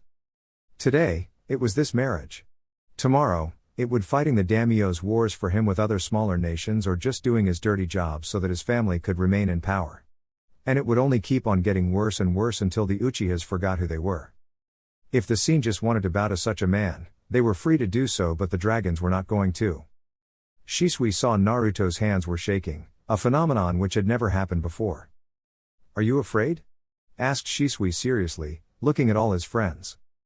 Naruto nodded and was relieved to see similar expressions visible on the faces of his remaining friends as they all looked at Shisui, who nodded at them approvingly. "Good. Because then we all know what's at stake." Naruto walked through the small training area inside the castle and was pleased to find his friend sleeping under a tree. It had taken great persuasion to even get the daimyo to allow Kurama inside his home. But he somehow managed to convince the man, because knowing that his friend was near gave him some confidence. Still, he was nervous for the first time in his life with his friend. The beast was staring at him as he approached, its calculative demonic eyes following his every move and reaction. When he finally stepped before Kurama, the fox said only 4 words. "You're going to war." After all the years they had spent beside each other, Naruto was not even surprised of the fact that his friend realized his thoughts without him ever saying it. There was no use denying what Kurama just said, and he had never lied to his friend before. He was not going to start now. "Yes," he confessed honestly, making the beast sigh. "Would it be too bad if you accepted this offer? I know it's not perfect." Kurama abruptly stopped speaking when he noticed something different in Naruto's eyes. He looked closely at his friend and saw he was not doing this out of spite or vengeance. The boy honestly believed he had no choice. "Will you fight with me?" asked Naruto seriously, making the fox clench its jaw. "I loved Ashura too, you know. His children are as much my family as you are mine. If I do this, then I am agreeing to be a part of slaughtering an entire half of the family of a man who gave me life," confessed Kurama. Somewhere in his heart Naruto had always known Kurama didn't share the hatred for Senju that Naruto had. The fox was certainly not sympathetic to them, but it didn't mean he wanted to kill them all. "My family will not bow to this daimyo who is abusing his power," said Naruto honestly, earning a snort from the fox. "And you think your people will not do the same if they win?" "No, they'll do worse. You'll kill the Senju to the last child," replied Kurama furiously. Naruto wanted to refuse that accusation, but knowing his family, especially his brother and all they had went through, he knew they were going to kill every last Senju, even if it meant extermination of the Uchihas themselves. There was no victory here but only death and suffering. Your clan and all your supporters will die or get decimated brutally even if you somehow win. You will have your revenge, but there will be no one left to share that satisfaction with," warned Kurama, and remained calm when the boy growled furiously. "What do you want me to do? My family is going to war, I know it. And I cannot stand back and let them die. They have been there for me all my life. Most of all, I swore a vow to defend my people no matter what. I am not going back on my word even if it means my death," answered Naruto bitterly, his fists clenching shut. "Tell me something." Naruto paused when he heard the grave voice of his friend, and when he looked into those eyes he saw Kurama was worried. Something which had never happened before. "Do you want to kill all the Senju?" "I want Tobirama to die and the Senju to pay for what they did to my brothers," said Naruto angrily. "That is not the answer to my question," reminded Kurama patiently. Naruto paused and intensely stared at his friend, who looked back at him without a flinch. Somehow, the beast knew what was in Naruto's heart and he was forcing him to say it out loud. "If they bend the knee, I will accept their surrender and put an end to this war," confessed Naruto. "Why?" demanded Kurama, wanting to be absolutely sure that the boy knew what he was getting into. I know what war has taken from my family. Truthfully, if Uchiha and Senju fight like Madara and my father want them to, then we both shall be decimated. I want to end this war, but I will not betray my family, my liege lord, and my brother for that. I will make Madara see reason so that he doesn't kill all the Senjus. He will listen to me, argued Naruto. Kurama did not share the boy's confidence. Naruto was a good person, but he had a great weakness. Loyalty. It was that same loyalty that made him become a kin slayer, the same one that kept him fighting for the Uchihas despite all the hatred and scorn he faced, and the same loyalty that would make him fight for Madara in this bloody war. Your loyalty will kill you someday, Naruto said Kurama sadly. I know, agreed Naruto with a melancholic smile arriving on his lips. Kurama's heart wept for the one friend he had gained in such a long time. Naruto had never asked him for anything, defended him even when there was no need, most of all he had given Kurama respect. When he looked in the boy's eyes, he knew that the boy was well aware of what was going to happen. Naruto was going to die. The Uchihas, for all their power, did not have the numbers to defeat the daimyo and Senjus both, most of all if Madara assaulted the city, then Naruto would be the first to die. The boy was strong, but he was surrounded by thousands of enemy fighters, not to mention Hashirama himself. His death would be swift and brutal, which would only cause Madara to go mad with grief and destroy any chance of peace between the two clans. Why did his only friend have to be an Uchiha? I will not force you to fight for me, promised Naruto. Kurama could only growl in frustration. They both knew the fox could not watch his only friend die no matter the reason. But if you don't, then I want you to do something for me, requested Naruto, making Kurama stare at him curiously. What is it? Asked the fox. You remember Shizuka? Kurama nodded at that question and saw a pained yet happy look arrive in his friend's eyes. Even if the tree burns, one branch shall survive. Kurama's eyes widened as he understood what Naruto was truly implying. The boy was going to be a father. Look after them, whispered Naruto pleadingly.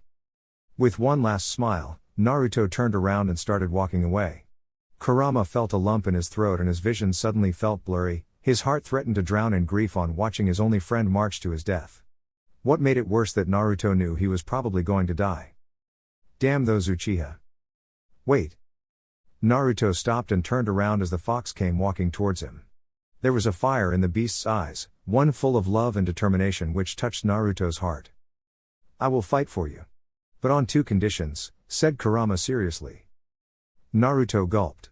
Kurama was more powerful than the entire Uchiha army combined. If the fox supported him, then taking this city would be a lot easier than before. With Kurama, he could actually take on Hashirama.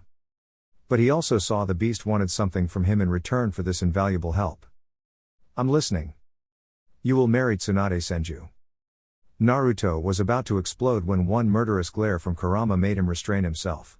He still glared at his friend furiously. The fox knew how much he despised this decision and he was forcing Naruto to make it regardless. And you will convince Madara to spare the Senjus and their allies if they surrender. That includes Hashirama's entire family, including Tobirama.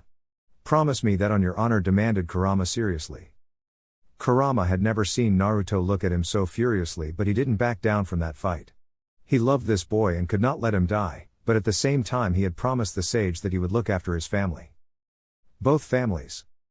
If those two morons wanted to fight, then Kurama had to make sure the fools didn't kill each other. Gods, this generation was as worse as Indra and Ashura.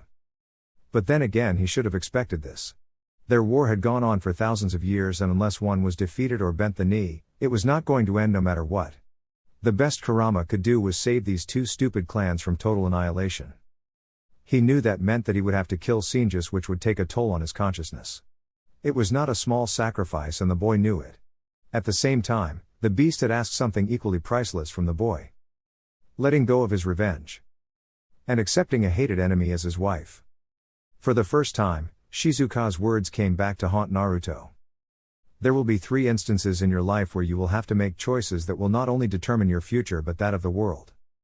Naruto knew how important Kurama's support was. The beast could save the lives of hundreds of his people. But he would not fight unless he had those promises from Naruto. Both were against everything Naruto had ever wanted. Marrying Tsunade was like a bitter pill, but sparing Tobirama? It was like grabbing a dagger and stabbing himself in the heart. But if he didn't do this, then his family. I will marry her. Kurama felt relieved on hearing those words and ignored the raw fury in Naruto's eyes. The fox knew he was breaking the boy's heart, but someday he would thank him for it. "And Tobirama?" questioned Kurama seriously, and saw Naruto literally shaking with fury. "I will spare his life if he surrenders, same goes for the rest of the Senjus," replied Naruto bitterly. Kurama knew what it must have taken from Naruto to make that last promise. It had literally been Naruto's only goal to avenge Izuna, but at the same time he wanted to keep his remaining family alive. If it meant letting go of his revenge, then he would do it. It was why Naruto was different from his clan. He shared many of their traits, but he was not totally consumed by his hatred. He could be made to see reason. But damn if Kurama had not utterly pissed off the boy, for never had the boy looked at him with so much bitterness present in his eyes. "Naruto. Damn you for forcing me into this position." Kurama felt ashamed as his friend furiously walked away. There were times when they both were irritated with each other, but never had Naruto been disappointed in him. Seeing that look in his friend's eyes had hurt Kurama, and the fox knew he deserved it, for he had taken from Naruto the one thing he had desired most. If it was any other Uchiha, Kurama would never have believed their promise of letting go of revenge. But Naruto always kept his promises no matter what happened. Kurama hoped the boy would do so again. For in return, the fox was going to help the Uchihas. Something he had never imagined doing even in his wildest dreams. Tsunade had been sitting petulantly in one of the training grounds. Her attempt to make her brother back down from the marriage proposal hadn't worked. She had raged and screamed, threatened to rip his head off, but Hashirama had not backed down. He had looked at her with such a cold gaze and ordered her to do her duty towards their clan, just as he was doing his by marrying an Uchiha woman older than him, and one who hated him even more than Tsunade hated the kin slayer. Thinking about that man made her heart fill with fear and disgust. Naruto Uchiha was a handsome man with a good humor. He was strong and powerful, had more sense than any other Uchiha she had ever seen. But it were the things he had done which she couldn't stand. He had killed his own people, men, women, even little children. She didn't care what reasons he had, but nothing could justify that massacre. Even if those who died were Uchiha, she could not help but loathe him for his cowardice. What kind of man did such a cruel thing to his own people? If Naruto was capable of such atrocities on his own, then she didn't need to be a genius to figure out what he would do to her. She knew he was smart enough not to hurt her physically, and she could take him on if he dared, but he wouldn't do it because it would endanger Naori, and from what she had seen between those two, Naruto actually cared about her. A lot. But it didn't mean he would stop himself from making her life a living hell. She would be surrounded by Uchiha, in the midst of a clan who hated her very guts, a husband who despised her, and a constant threat to her life for the rest of her days. She didn't know if she could handle that. She loved her clan, her family, but this was just too much. Hashirama was so desperate for peace that he was unable to see the dangers to this plan. The daimyo was all for it because he was the one who benefited most from this arrangement. That man didn't give a shit about Tsunade, Naruto, Hashirama, or Naori. He only cared about himself. Itama had also agreed with Hashirama, much to her betrayal. It had gotten to a point where she couldn't even look at her brothers despite how much she loved them. Her only brother who would have thrashed this plan and beaten some sense into Hashirama was currently a prisoner of those bloody Uchihas. Silent tears fell from her eyes as she remembered her time with Tobirama. Her second eldest brother was not a man of many words and often preferred silence.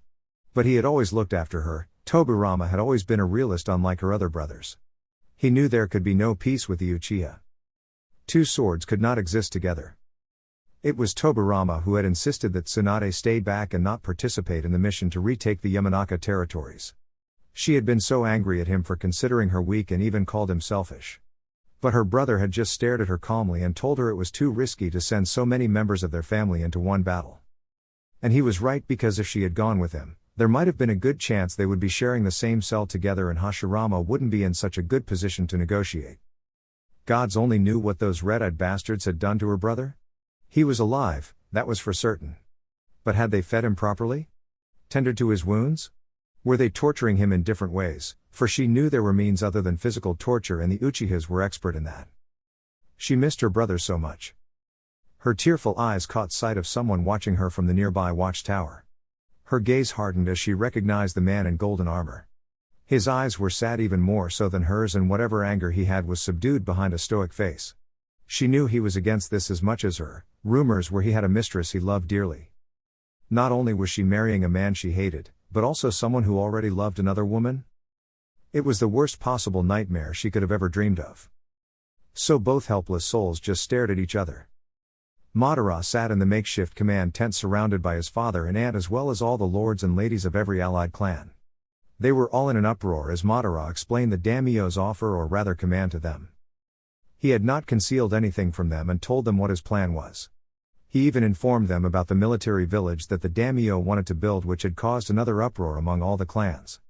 They all served the fire shadow in one way or another, but if they accepted this then they would be permanent slaves.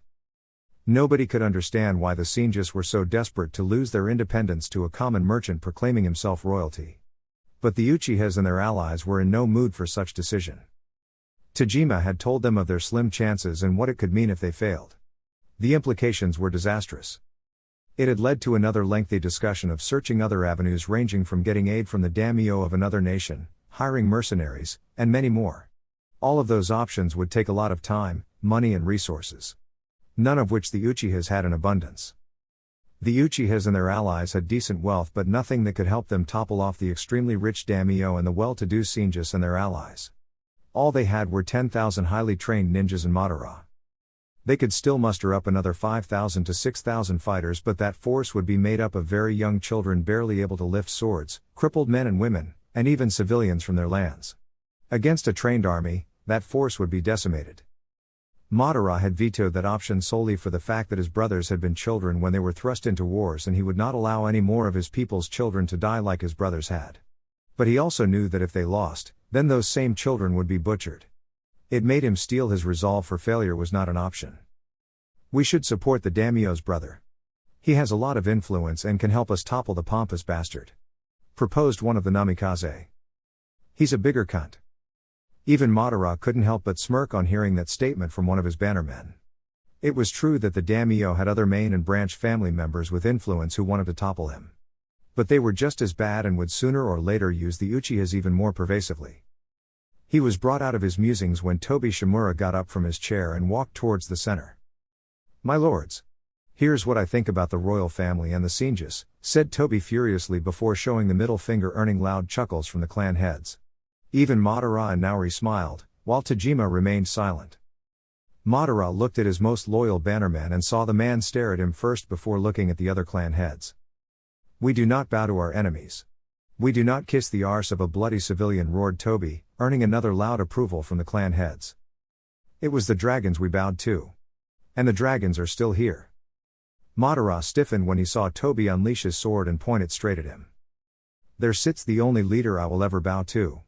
The first Hokage," yelled Tobi passionately. The man knelt before Madara and placed his sword before the Uchiha boy. Tajima and Nauri's eyes widened on hearing those words. Their stupefied faces watched as Madara got up from his chair as Rei Namikaze stepped forward.